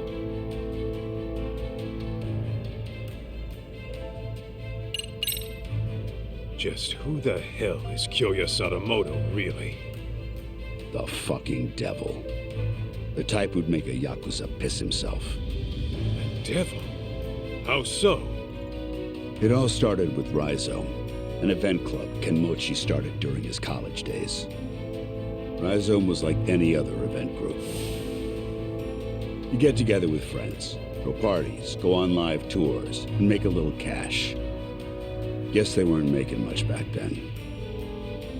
Then enters Kyoya Sadamoto, a business admin major at the same college. He started showing up as their advisor and turned everything around. They all ate up Sadamoto's words and expanded their services into some pretty gray territory. Since Sadamoto considered himself their advisor, he wasn't officially part of the group. But his talent, his accomplishments, and charisma had them wrapped around his finger. And that Rhizome bunch went on to found Crimson Lotus? Yeah, mainly around Kenmochi. Sadamoto already started his own business as a student. By the time he graduated, he was asking Crimson Lotus to do his dirty work. On the outside, he ran his business like some typical ambitious startup. But I'm sure he had guys coming after him. Probably made himself lots of enemies. It's what happens when you straddle both sides of the law. I bet it wasn't uncommon for him to deal with unhappy customers. Guess it must have been convenient having his own personal cleanup crew. Bet your ass it was. Sadamoto's company saw steady growth because of it. But eventually, that growth started to fizzle out. What was once a promising startup with tons of investment capital found itself in dire straits. That's when he set his sights on Mikiko-san's parents, the Natsumes.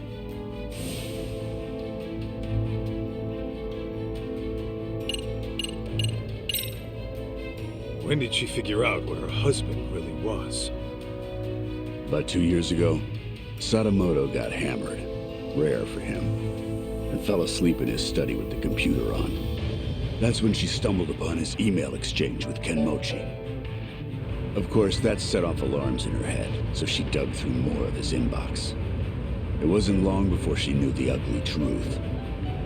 But then Sadamoto woke up. When he realized what she saw, he got violent. I doubt Mikiko would go down easy to some pencil-pushing civvy. Well, it turns out she did go down easy. We're talking about a guy who deals in the criminal underworld. He's very likely accustomed to using force. Then what happened after Mikiko got attacked? She said her memories got fuzzy after that. She was probably drugged, and Sadamoto had Crimson Lotus clean up his mess.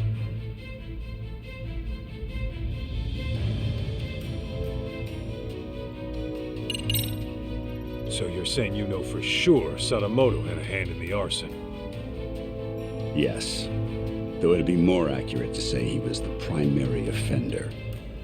It was about 15 years ago. Sadamoto heard about a property development plan from Kenmochi, who was a real estate broker at the time. Would have been a mighty lucrative deal, but the Natsumes were the only ones who wouldn't sell. Which led to threats and burning the place down. Classic land shark bullshit. Oh, if only it had stopped at that. Now listen. What makes Sadamoto such a devil is what he did with the info Kenmochi brought him. He reworked it into a plan to fix all of his own company's problems in one fell swoop. How's that work? Kaito, the Natsume family was one of the richest in the area. If you include their property and stocks, they were worth tens of billions in assets. And since Sadamoto was struggling with funds at the time, he decided to help himself to that fortune. But he couldn't pull that off unless... No way! Yeah. Marrying Mikiko-san was all part of his master plan. That's insane! Clearly, the man has a way with people. Call it an uncanny knack for charm. His college circles treat him like a guru. They say he's a living legend. Even his company seems to be under his spell. And as we know, Crimson Lotus was always ready and willing to take up any of his dirty jobs. So, you can see now how the Natsumes must have fallen for his honest young businessman facade. After he had the parents eating out of his palm, he discovered their younger daughter had a stalker, while the older one was dating a Yakuza. Wait, what do I have to do with this? You should know, Kaito. Sadamoto used you too. Me?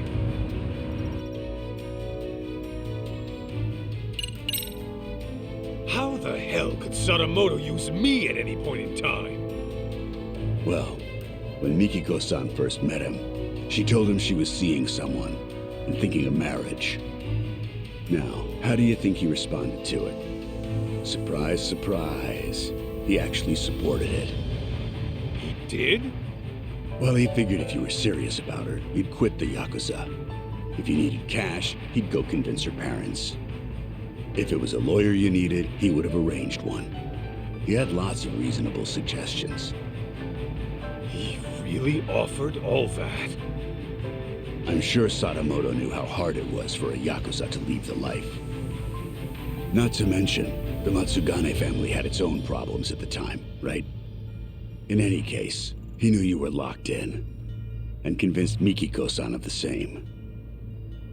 You both did exactly what he wanted.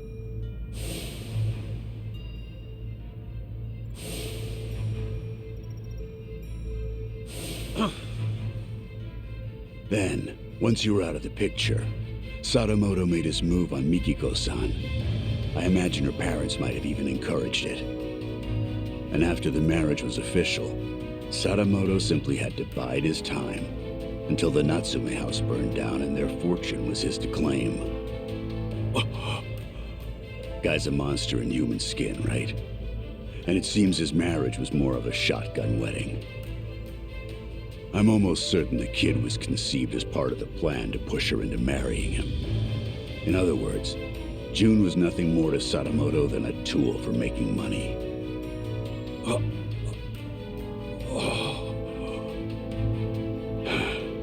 I feel terrible for Mikiko-san and June.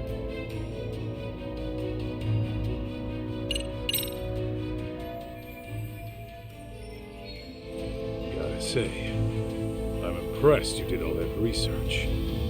No wonder you called yourselves Tojo Clan R&D. Well, that's what happens when you know society like the back of your hand. The whole R&D thing might have been my idea. But it's only because we know our shit. All right. So, how's it feel? That asshole Sadamoto played you like a fiddle and tore you apart from the woman you loved. It doesn't matter. I made my choice. Ha! That's the lamest shit I ever heard. I thought you'd blow a fuse. That said, I'll feel a hell of a lot better if I can just clock him one time real good. Hell yeah, that's what I'm talking about. Go knock his goddamn lights out.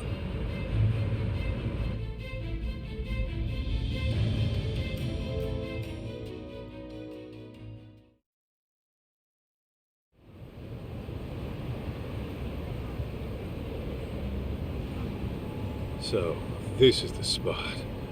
Yeah, they do this reunion every year. And apparently Kyoya Sadamoto shows up to everyone. All the surviving founders of Crimson Lotus are probably in here somewhere. I gotta go find Mikiko. Before she does something she can never take back.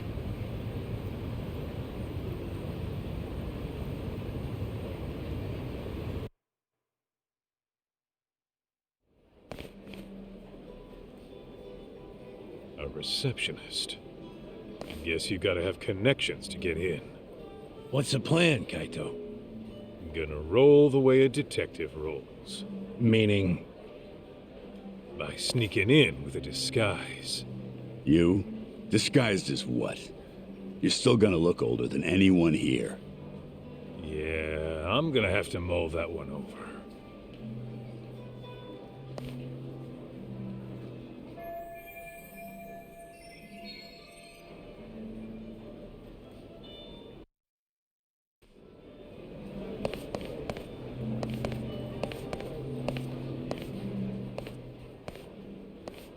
Oh, are you one of Rhizome's alumni?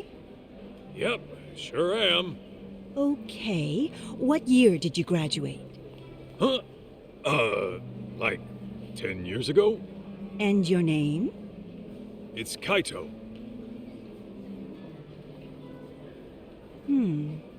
Your name doesn't seem to be on the list. You know, I just remembered. I gotta go take care of something. Excuse me. Huh?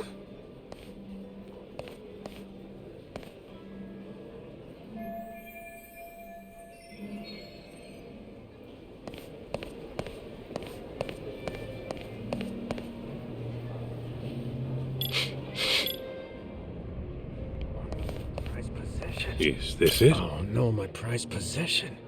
Did I drop it when I sat down earlier? Oh, and to think I spent all that money on it.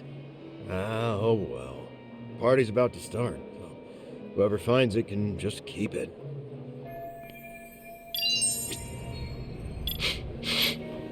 What have we here?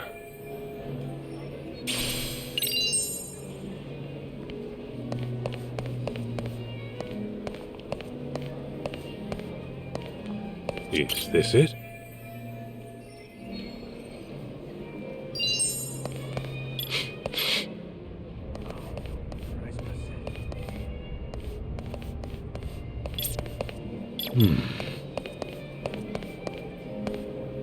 What have we here? Huh?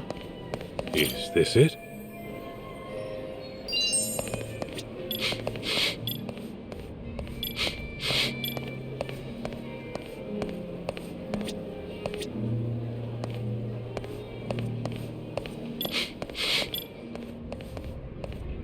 Oh no, my prized possession.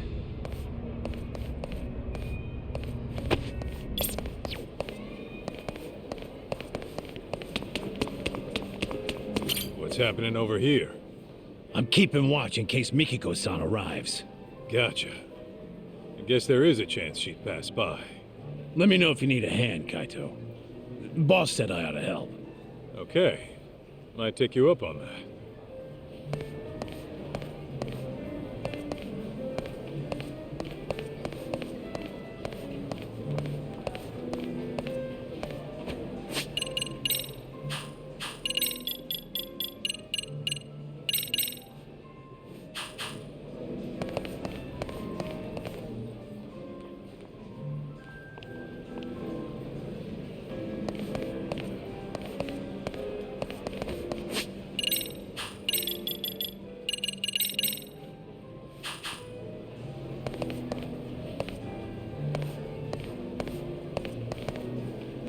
What have we here?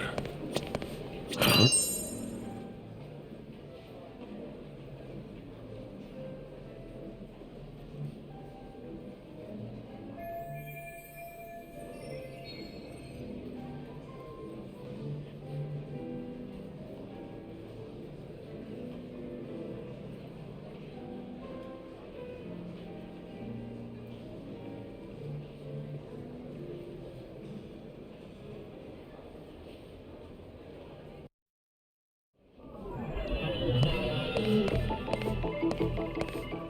What have we here? Hey, where's the new guy?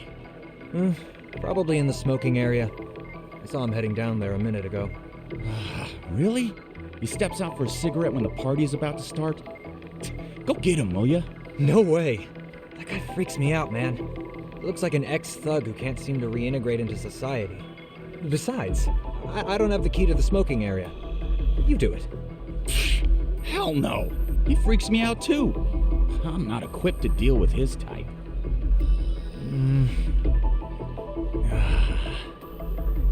Well, he's a responsible adult. I'm sure he'll come back once the party starts. Yeah. No need to bust our butts just to check on him.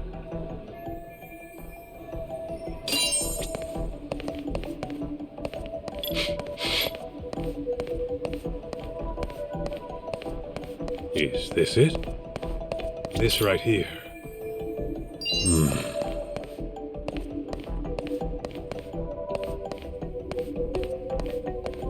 Huh?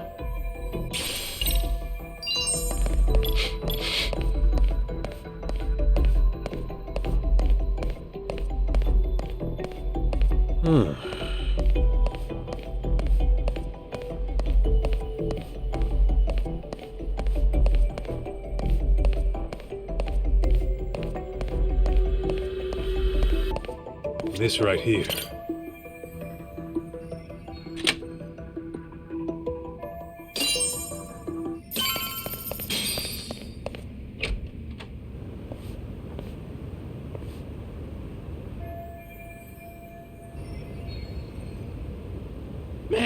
I am beat.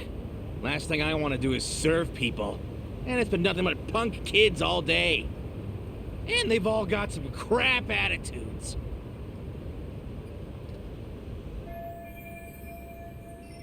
Hey, you. You got a sec? Huh? Aren't you... Whoa. That you, Tashiro-kun? Kaito? Why the hell are you here? Why the hell are you a waiter? It's that bastard Yagami's fault. Talk? What are you talking about?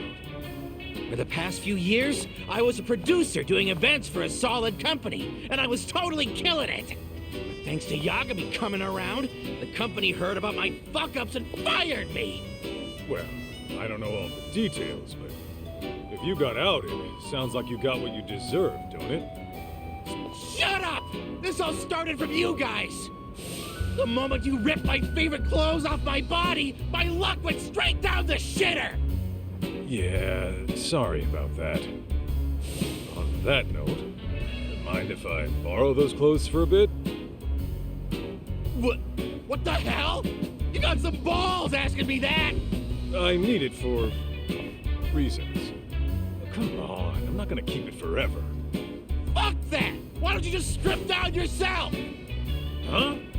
Why would I do that? Because I want you to feel the same humiliation I did. Now, if you're not gonna strip, I'll make you strip, dickhead! Whoa, hey, knock it off. I already said I was sorry, didn't I? Shut it! Do you even know how it feels to get your ass kicked and tossed out into the freezing December cold, butt naked? I won't rest until I strip you down to your bare junk! Better be ready! Fine, have it your way. An ass whooping it is.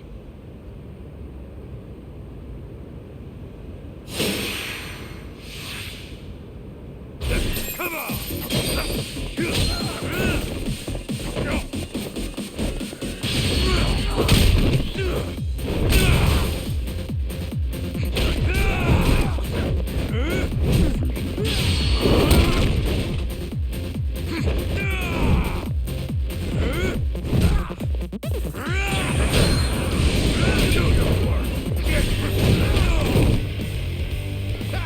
Not good enough!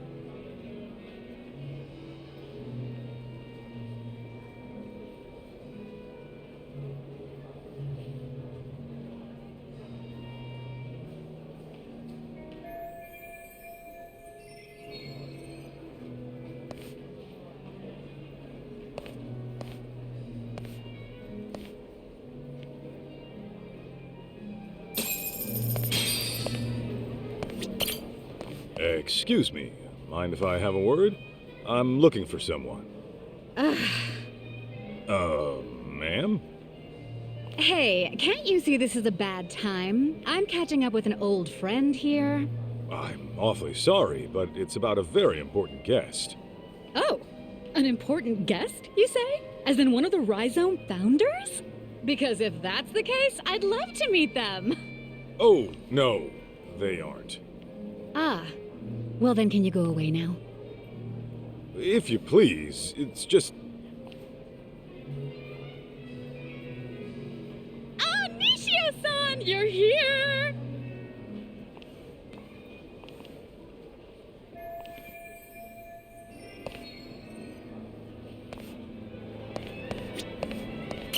Sorry to bother you, but have you seen this woman?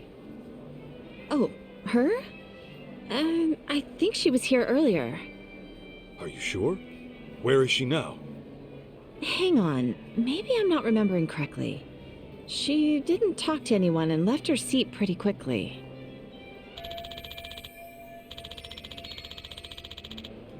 Got it. How about a man named Kyoya Sadamoto? Sadamoto-san? The living legend. Oh, I've always wanted to meet him, but he said he had an emergency and couldn't make it. You can't make it. You're positive? Yes. Apparently he has a meeting he simply can't miss.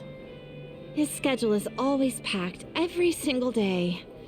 But I suppose that's just how it is.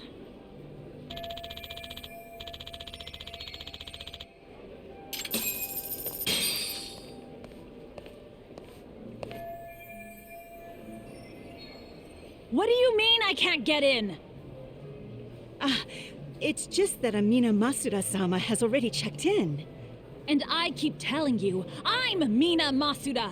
How could I have already checked myself in? Something the matter, ma'am? Well, I literally just got here, but this bonehead of a receptionist says I'm already checked in. So, Masuda-san is already inside the venue. You sure there's no mistake? Yes, I even checked the list. This woman, the one who said she was Masuda, is this her? Oh, yes, that's the one. She was gorgeous. I knew it. Where did she go? Well, she entered the venue. Oh, but just after that, she came out and made her way to the restrooms. The restrooms, huh?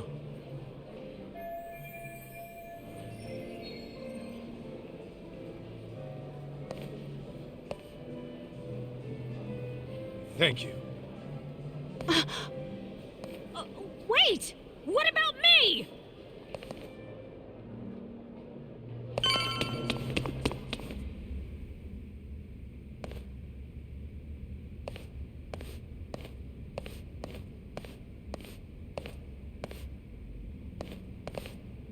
Hey! No. Oh. Are you still with me? What happened? Oh, some woman came in out of nowhere and attacked me. And was that woman Mikiko Sadamoto? Yeah, that's right. But how? Who are you? Where'd she go? She was looking for Kyoya-san. Kyoya Sadamoto? But I heard he couldn't make it. No. He was scheduled to appear as a surprise guest. He was in the green room earlier, but he went up to the roof for a smoke. And then Mikiko went up to the roof too? Yeah.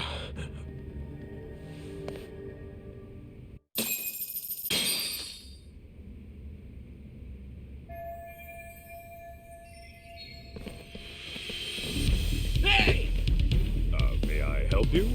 I'm very sorry, but there's an urgent issue I must attend to. Don't play dumb with me, Kaito. I know a rat when I see one. Why are you here? Well, guess I gotta force my way through.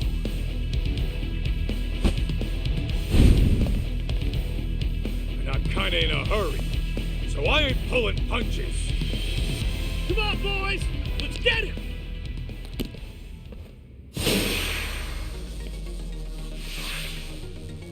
Here we go!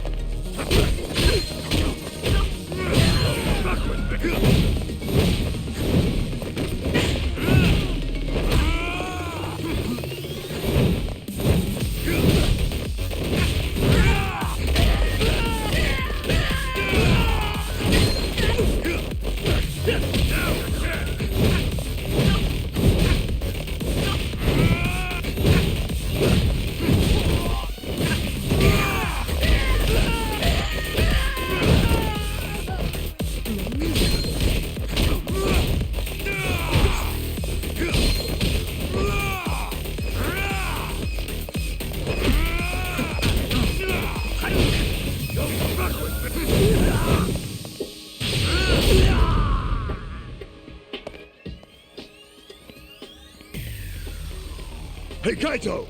Need a hand? Let's clean him up quick! Appreciate it, fellas! Huh? What the hell do you think you're doing? I'll kill you! Get me!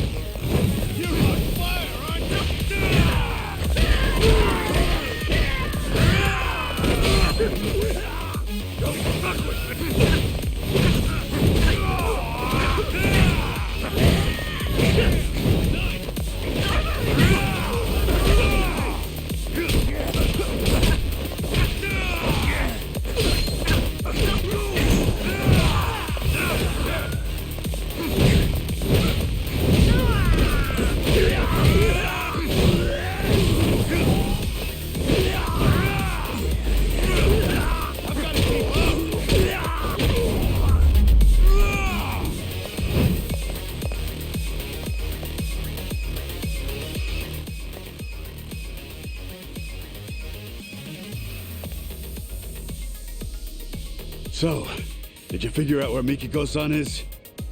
Yeah. Looks like she chased Sadamoto to the roof. We can't afford to get caught by them again. Let's climb up here.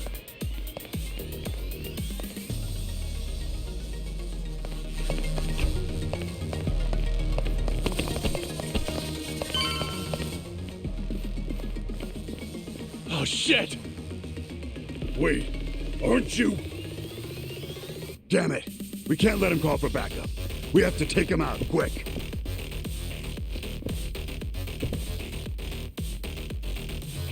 Here we go!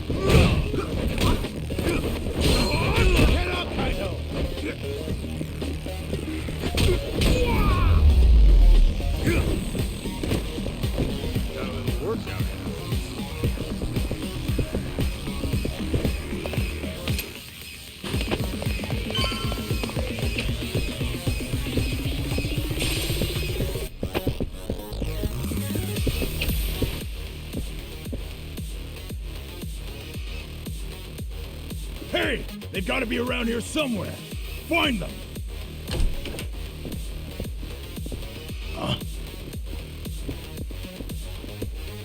Guess we're already Jincho's most wanted. Damn! How many of these guys are there? Get me!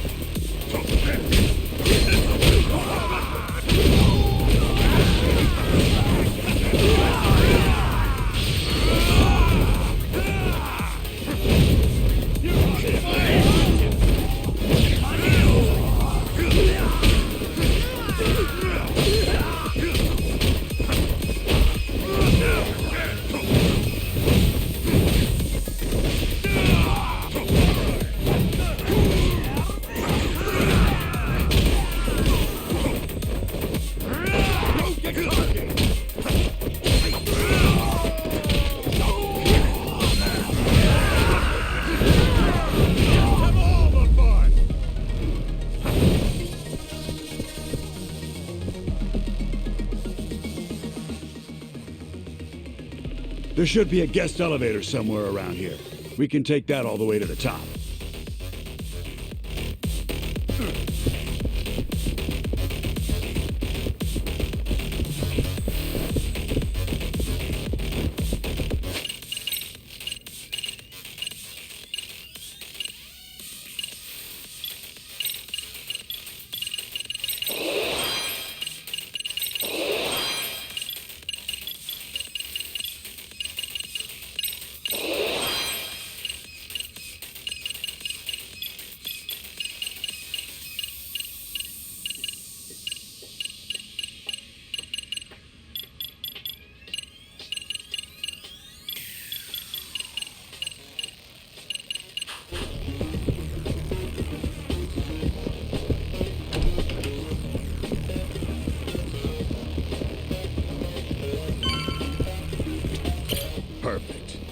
We can take this guy all the way to the top.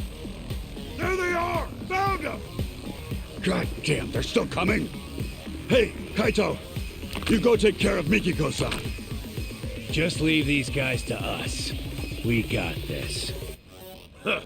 You better, tough guy. We can take this many of them ourselves. I owe you one. Thanks.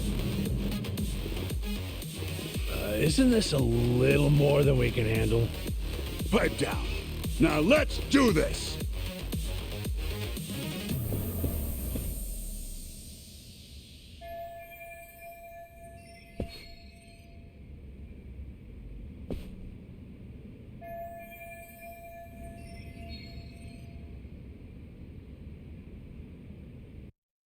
Careful now.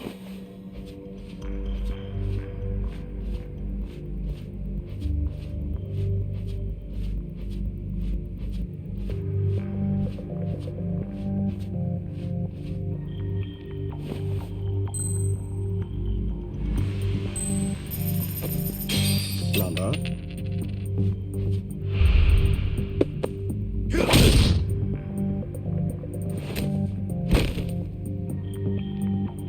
Perfect.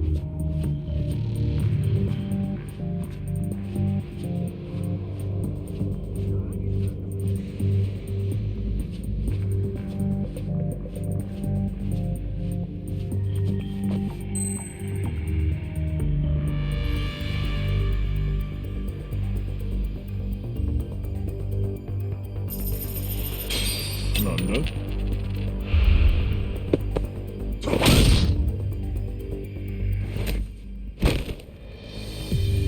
Sleep tight.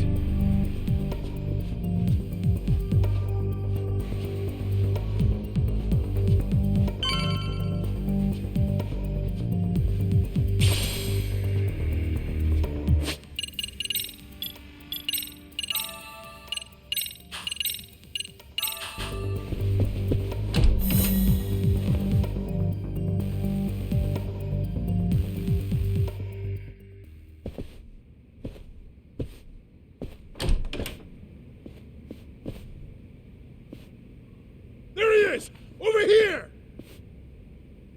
Fuck!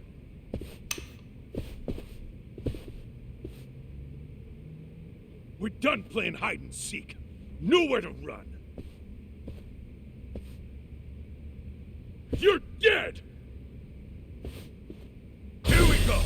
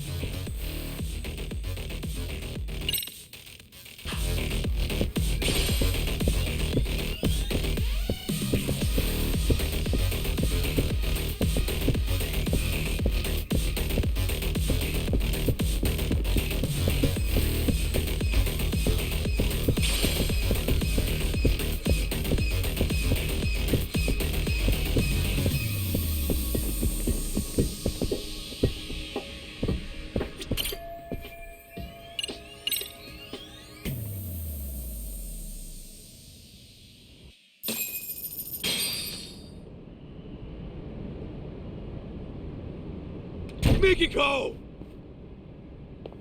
Stay back! Come near and I shoot!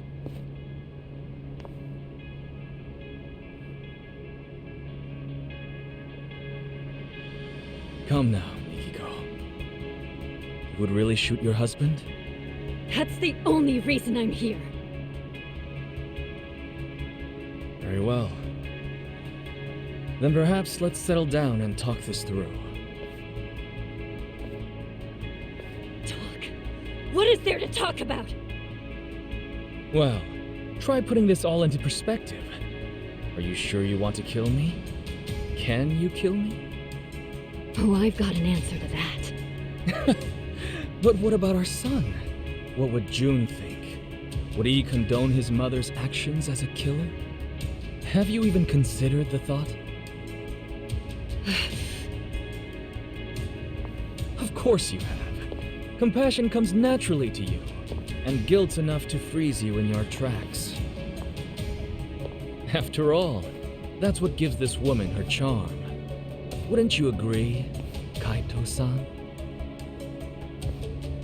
Sinister fuck. Unfortunately, nice people don't make money. Business opportunities are all around us. Most fail to seize them, let alone comprehend they're there. Why? It's simple. They're inefficient at drawing wealth to themselves quickly and competently. Instead, they sate themselves on worldly affairs and superficial relationships. They're worthless. So, you cut down your old pals and burned her family alive. They meant nothing to you. Precisely! You catch on quick. I like your potential. Now I'll admit the Natsume family ordeal was a risky choice. But the results really spoke for themselves. It was a brilliant idea, if I do say so myself. You human bastard! Kyoya! You think you'll get away with killing my parents? My sister? You're dying right here, right now! How curious. You actually seem like you mean it. Well, at least you came prepared. Glad I took the steps to confirm that.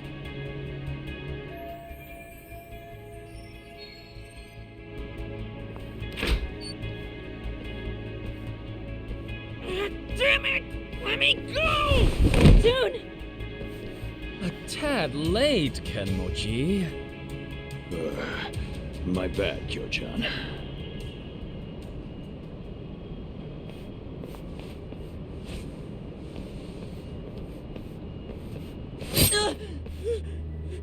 Damn you, Sadamoto!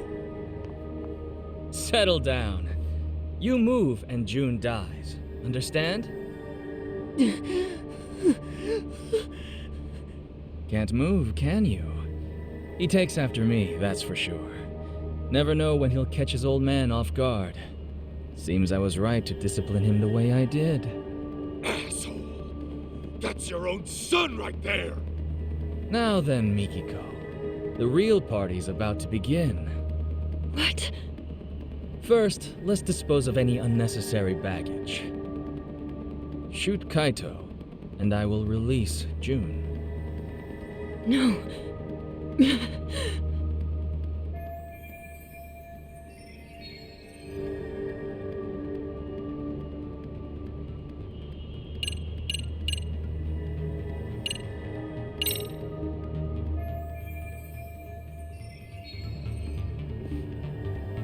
Hey, Kenmochi. You still think Mikiko was the one taking down Crimson Lotus?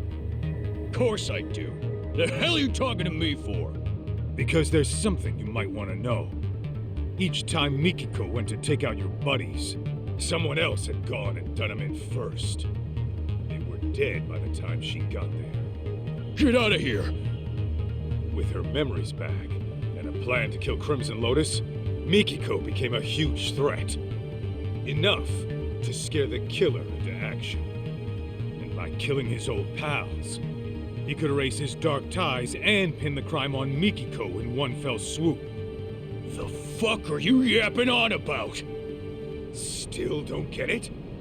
It's the guy standing next to you. Your legendary guru is a traitor. What? I hear Sadamoto's been making the rounds on the media lately.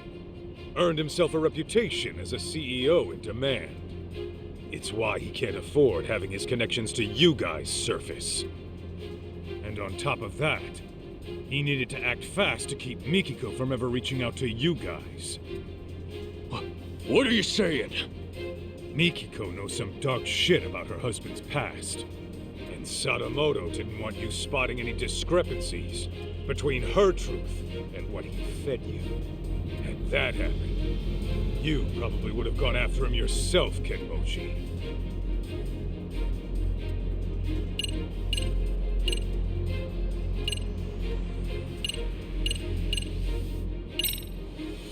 You said it was an accident that Maho-chan and her parents were burned alive. Nobody was supposed to be home, right? Well, yeah. I was told they were on vacation. The place was supposed to be empty. Let me guess. Sadamoto gave the order. Told you nobody'd get hurt. So what? What are you getting at? Your guru made it loud and clear before you showed up. He said the Natsume family ordeal was a risky choice, but the results really spoke for themselves. He knew Maho-chan and her parents were home that night, and he still had you burn the place down. No. Since you guys were just after the property, you had no reason to burn anyone to death. Even a hardened criminal might flinch at such an order. But Sadamoto's no ordinary thug. He wanted the Natsume's fortune for himself. And for his company to survive, he needed them to die.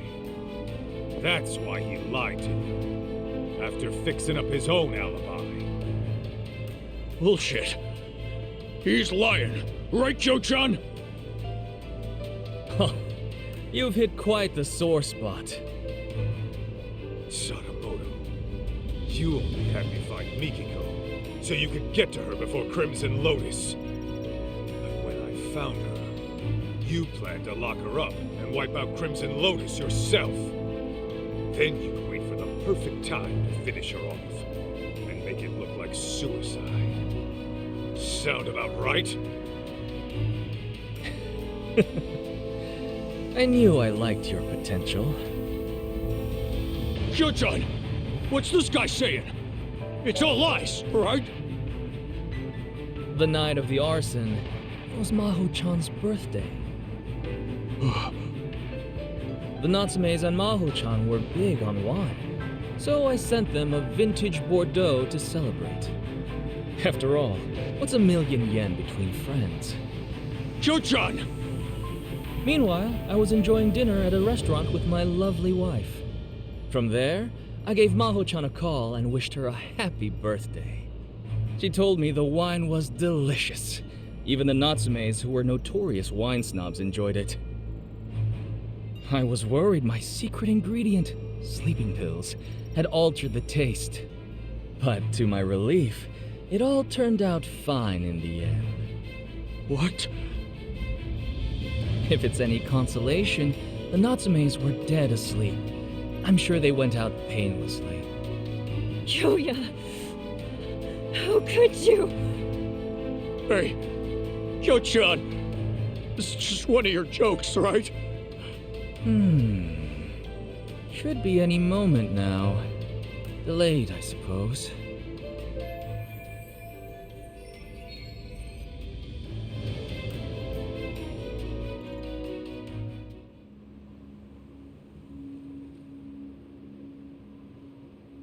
What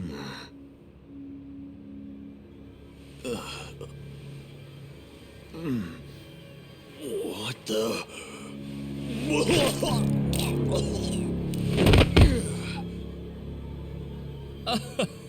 That's more like it. Finally, the stuff started kicking in. Big relief. Shuchan! This is bad! The whole party's...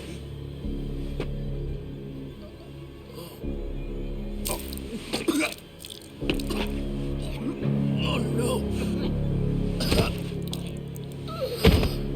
It appears to be taking a bit longer than I'd have liked. Okay, Sadamoto, tell me. What the hell did you do? Well, I imagine this will go down as one of the deadliest dinners in history. Would you like to see? Aren't I thoughtful?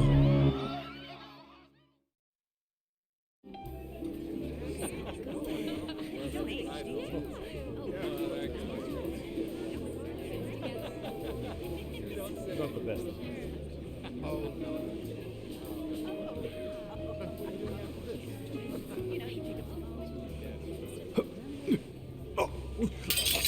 Oh no, what's wrong?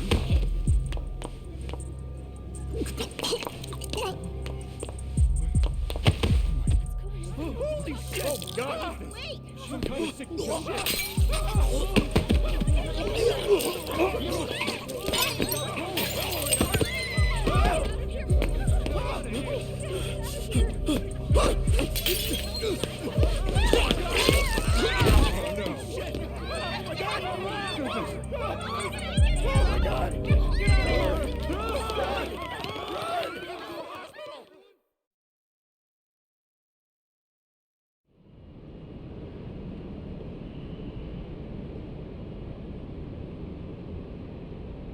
Excellent!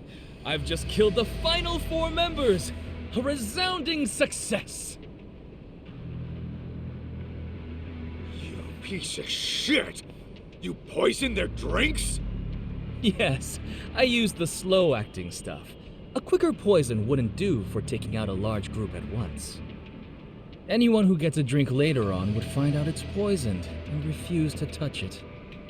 Even so, I was starting to worry I'd miscalculated, since the effects took so long to show. Terribly sorry, Kenmochi. I'll hold a grand funeral for you, so try to rest in peace, okay? You even targeted innocent people!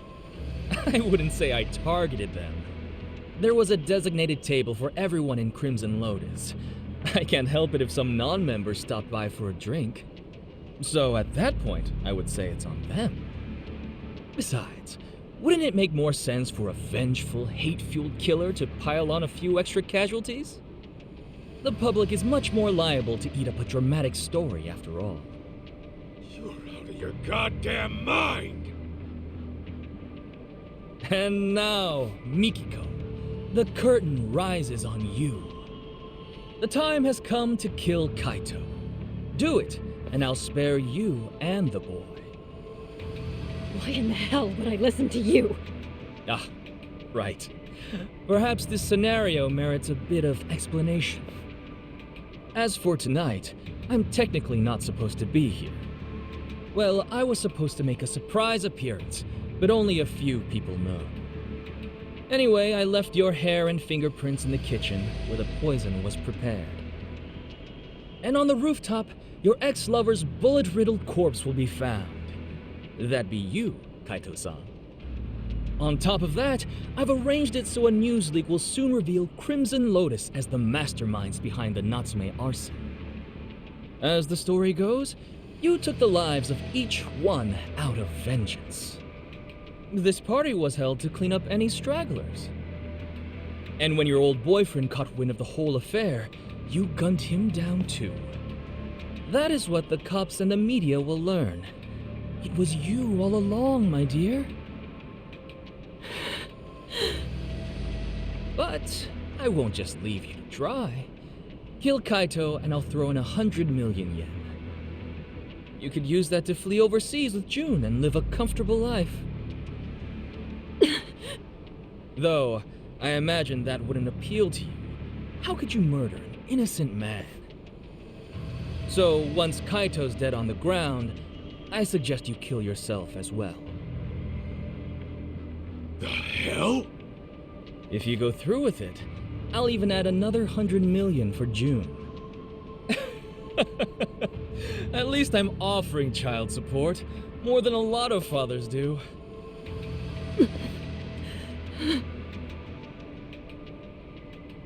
Now hurry up and shoot him! You were itching to kill someone, weren't you?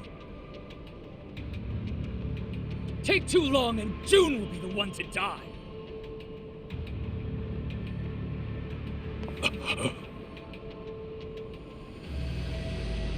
He really was the devil after all. I was naive. I'm so sorry. I dragged you into this mess.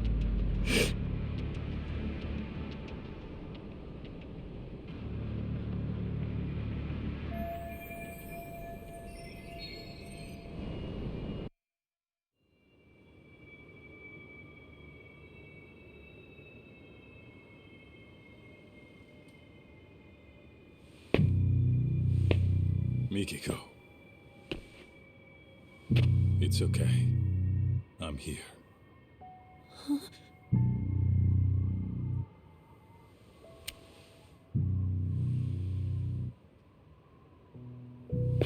Well, this changes things. Your little storyline just took a twist. What are you playing at? How about I rewrite this scenario?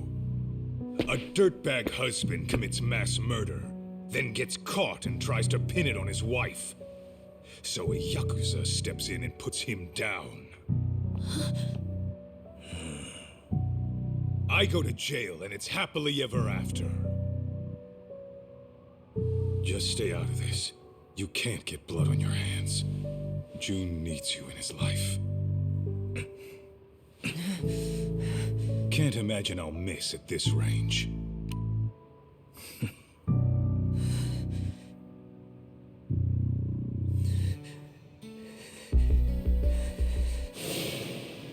You say that, but how else am I gonna get strong? Strong enough to protect the people I care about. You want to get strong, June? Then focus on what's in here. Huh? What do you mean? Just keep that fire burning in your heart, and it'll all make sense one day.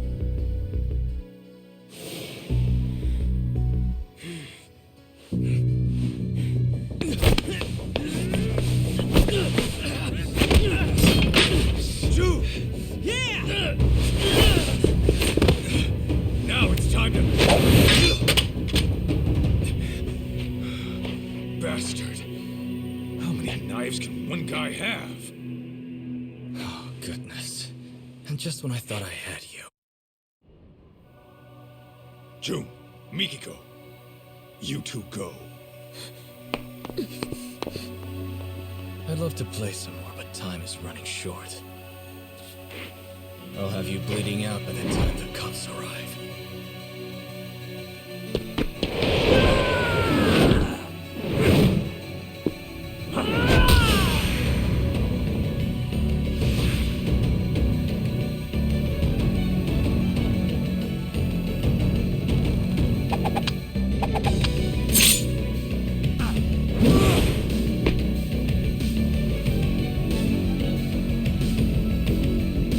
Here we go!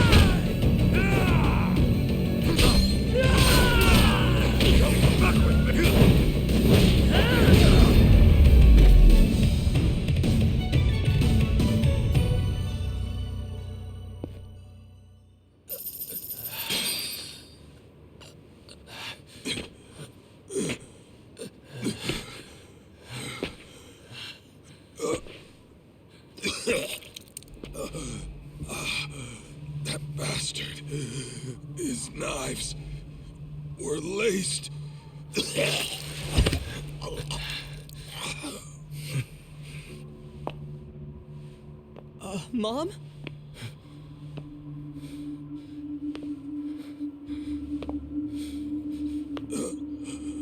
Wait. Everything was a lie. Everything you've ever said to me was bullshit. Our marriage was bullshit. I guess you got what you wanted. To think I lived under the same roof with the monster who killed my family. My only sister! How does it feel right now? You calculate this too? Goddamn coward! Mickey, go. Don't do it. I should have ended this a whole lot sooner.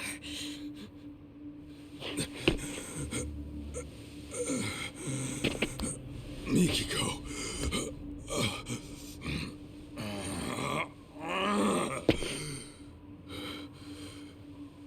You do that, you'll regret it. You'll be losing something precious.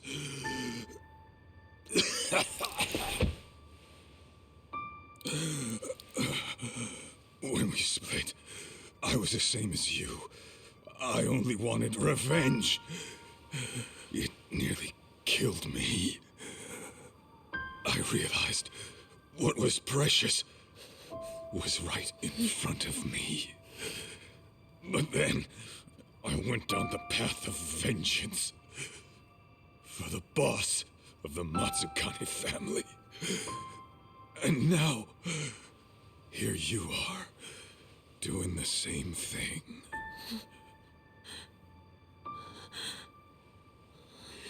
Why, Mom?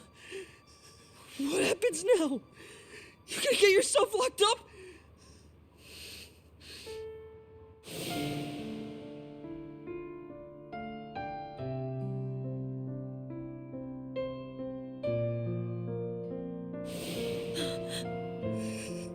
You're leaving me again? What was it you said? Everything was a lie! Was I a lie too?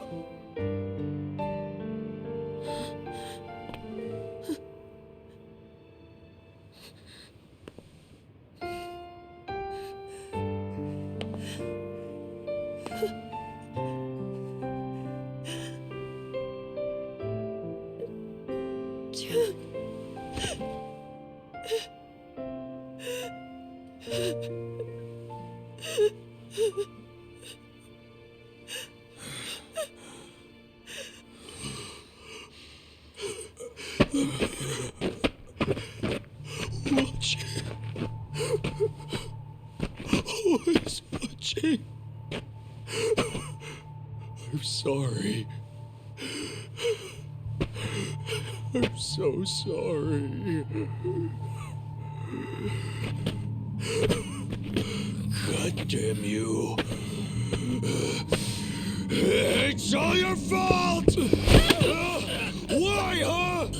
What'd you do with Joe-chan? Why? Why?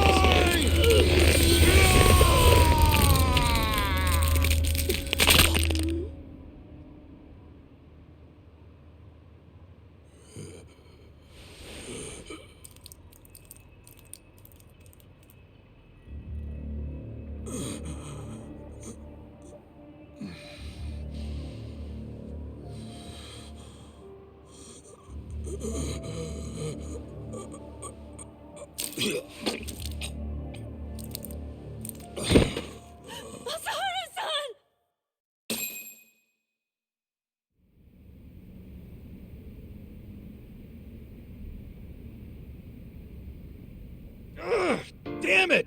I lost again! You suck, Higashi-san! Shut it! I'm letting you win, you know. Let's run it back. Okay, but I'm still kicking your butt. Hey! Kaito Aniki! Don't push yourself too hard yet. You came in here pretty banged up. You've been out for 3 days. That long, huh? Where's Mikiko? Is she okay? Yeah, Mom was looking after you the entire time. She nearly passed out on her feet. When she said she was feeling lightheaded, Shirakawa-san took her to get some rest. You didn't want to go with your mom? Nah, I'm cool right here. And Higashi-san's been keeping me company, too. Ah, well, I had time to kill, so...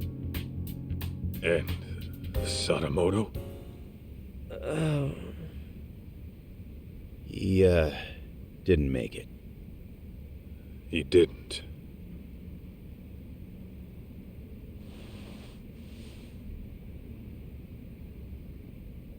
Oh, those are from Yagami. He's back from his business trip. He came by earlier, but saw you were out like a rock. That put him at ease, so he left this and went home. Nice touch. Easy now, Aniki. It's no problem. No problem, huh? You're practically split at the seams. I think I'll hold together just fine. Uh-huh. Just try to stay out of trouble, okay? June, you free to talk? Oh, sure.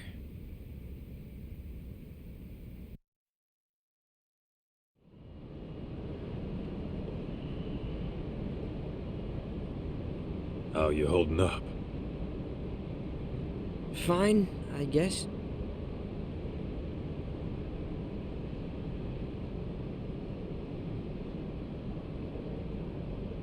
You know, my old man wasn't the greatest either. In fact, he was a nasty drunk. Yeah? Yep.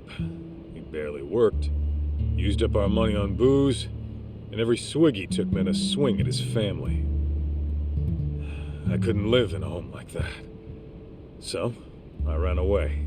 And I got kicked out of school, and after doing some more dumb shit, I ended up in juvie. After that, it was clear what kind of life I had coming. Huh. No kidding. Growing up, I wish the old bastard would just drop dead. Deep down, I took out all my problems on him. He was why my life turned out fucked up. But in reality, those fuck-ups were mine alone. Huh. Sure, my pops was a no-good loser who destroyed himself with alcohol. But when I got word he died, for some reason, all I could think of were the few good times we had. Huh? Stupid, right? Why? After hating his guts my whole life.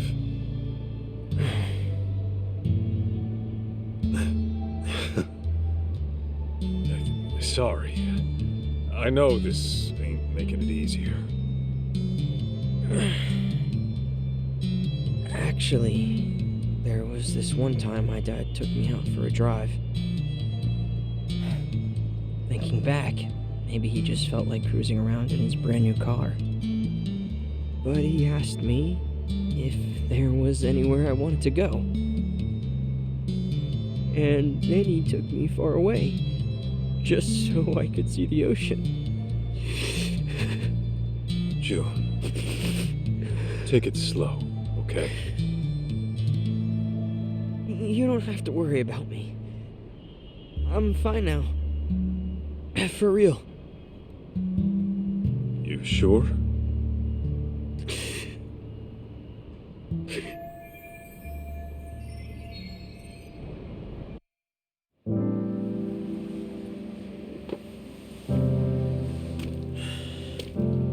You know what, Kaito? I've been thinking. I never really wanted to be a Yakuza. It was something different all along. Oh, yeah? And what would that be? Not a detective.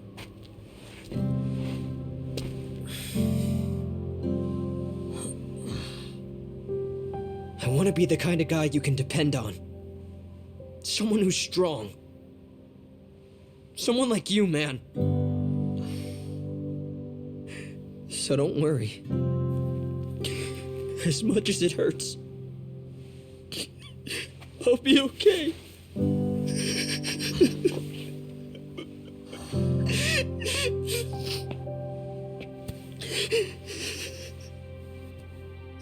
June. I know it's tough. I can take it. And besides, I'm not a kid anymore.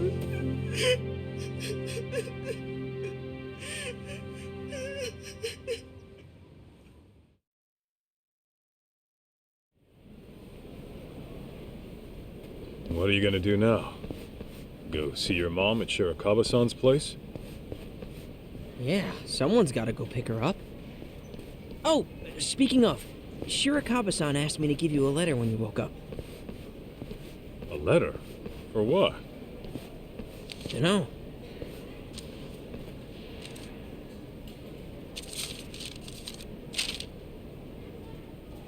Kaito-san, as I've mentioned before, I intend to propose to Mikiko-san.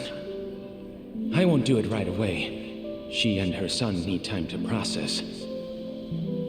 But I will say this. If you still have any feelings for Mikiko-san, I suggest you pay me a visit. Yasutaka Shirakawa. What a guy. So, what's it say? I think it's a challenge. And that means what exactly? Actually, June, I'll come see Mikiko with you. You sure? I can get there myself just fine. Trust me, I know. Huh. Okay then.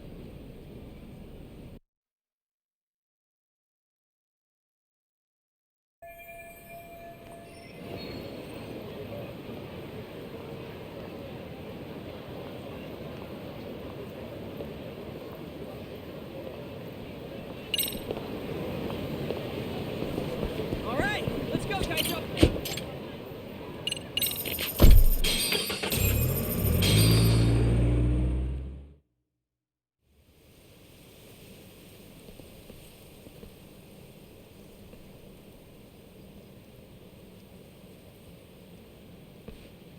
Hey, you coming or not?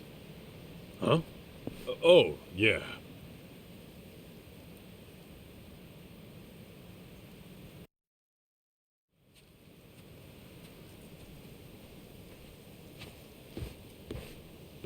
June? And Masaharu-san? Hey, I told him I could get here myself, but nope, he insisted on tagging along. Did you? Well, thanks for seeing him off. don't mention it. I, wanted to see you too. Oh, really? So, we're finally getting to sit and talk. We sure are. Were you okay? Well, I mean, maybe that's a weird thing to ask someone who had amnesia. Maybe a little. I'm very happy for you, June. You got to go on an adventure with your hero. Oh, guess so. You've gotten so strong since I last saw you. Remember how you arm-locked that one jerk into submission? Yeah. I'm lucky to have learned that from my mom. So, Mikiko, what's your next move? What do you mean?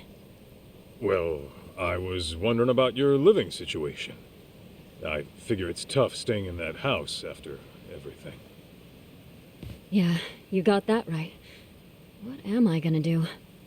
I haven't given it much thought yet, but... But... Yeah, so... Shirakawa-san mentioned he'd take June and me on vacation. Just the three of us. Vacation? Where to? He said, anywhere in the world, anywhere at all, for as long as you like. I'm sure he was just kidding. Oh. Okay then. I don't think he was joking. That dude's a doctor. He looks pretty loaded. Unlike Mr. Ex-Yakuza here. Watch it, kid. Mikiko-san, why don't we head inside and watch a movie? I read your letter. So then, what are you here to do? What am I? Well...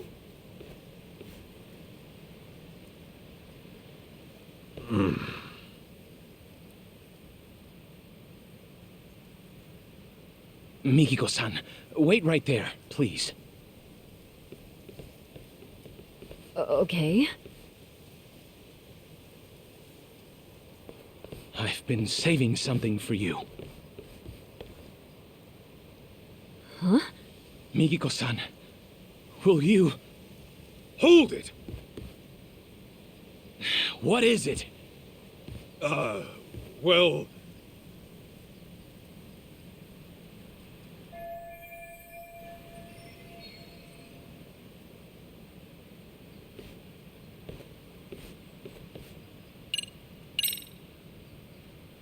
Actually, I'm here to take Mikiko home.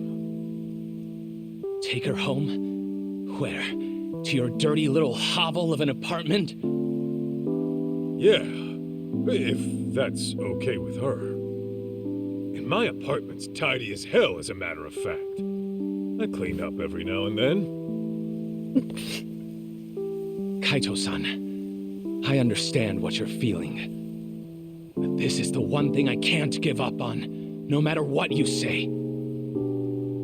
I hear you. Let's talk this out. Oh, we won't be doing any talking. Huh? Then what are we doing? Settling this like the men of old. With our fists! What? Oh, come on. You trying to have a duel in this day and age? What about how Mikiko feels? This fight is for my feelings, Kaito-san. I told you from the beginning I was giving this my all, didn't I? Man. Mikiko-san will never share her heart with me. I've already accepted that. However, if I can best you, the one she sees as her hero, then perhaps there's a chance she'll acknowledge me. So please, give me this, Kaito-san! When you put it that way, fine. But don't blame me if you get hurt. You needn't worry about that.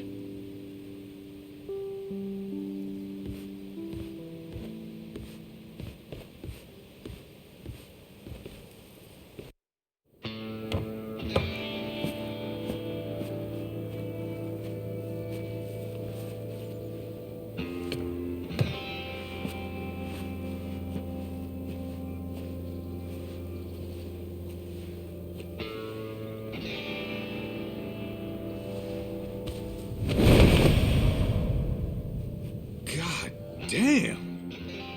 When the hell you get so beefy? After those thugs came, I vowed to do whatever it takes to get stronger. To build myself into a new person. One who would never let harm come to Mikiko-san. So these past 2 years, I've made the gym my second home. And on top of that, I've practiced every form of martial art available to me. What I've learned is this. With the insurmountable will to protect the ones you love, even a frail physician can rise up and become stronger than any threat that comes knocking.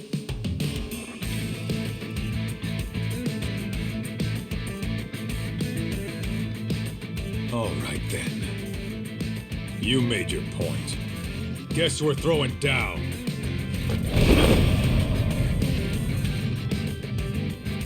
Let's do this, Shirakawa.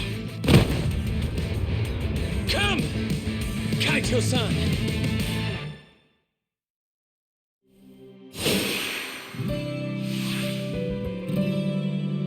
Get me!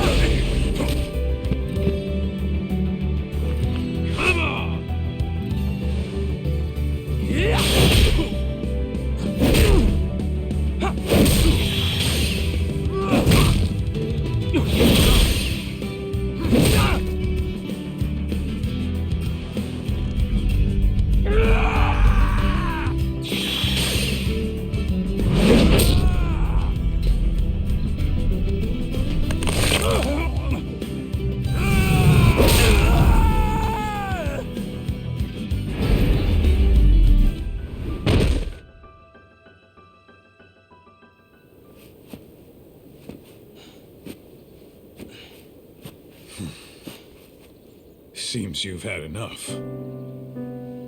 We squared up now? Yeah. Now it's out of my system. Thank you. Why do men have to be so primitive? So then, where do we go from here? Didn't you say you were taking me back home? Guess I did.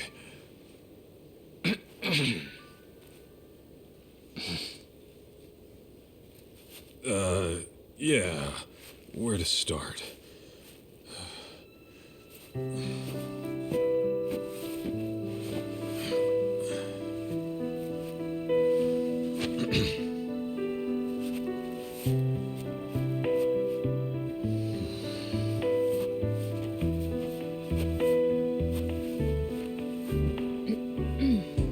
So, when I said my place was clean and all, sorry.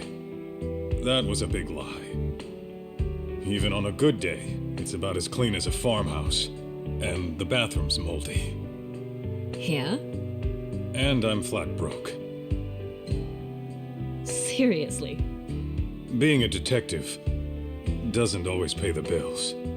Pretty often, I'll be months behind rent. Sometimes I can't even afford dinner. Well, you're gonna have to fix that, aren't you? I'll try. Will you still join me?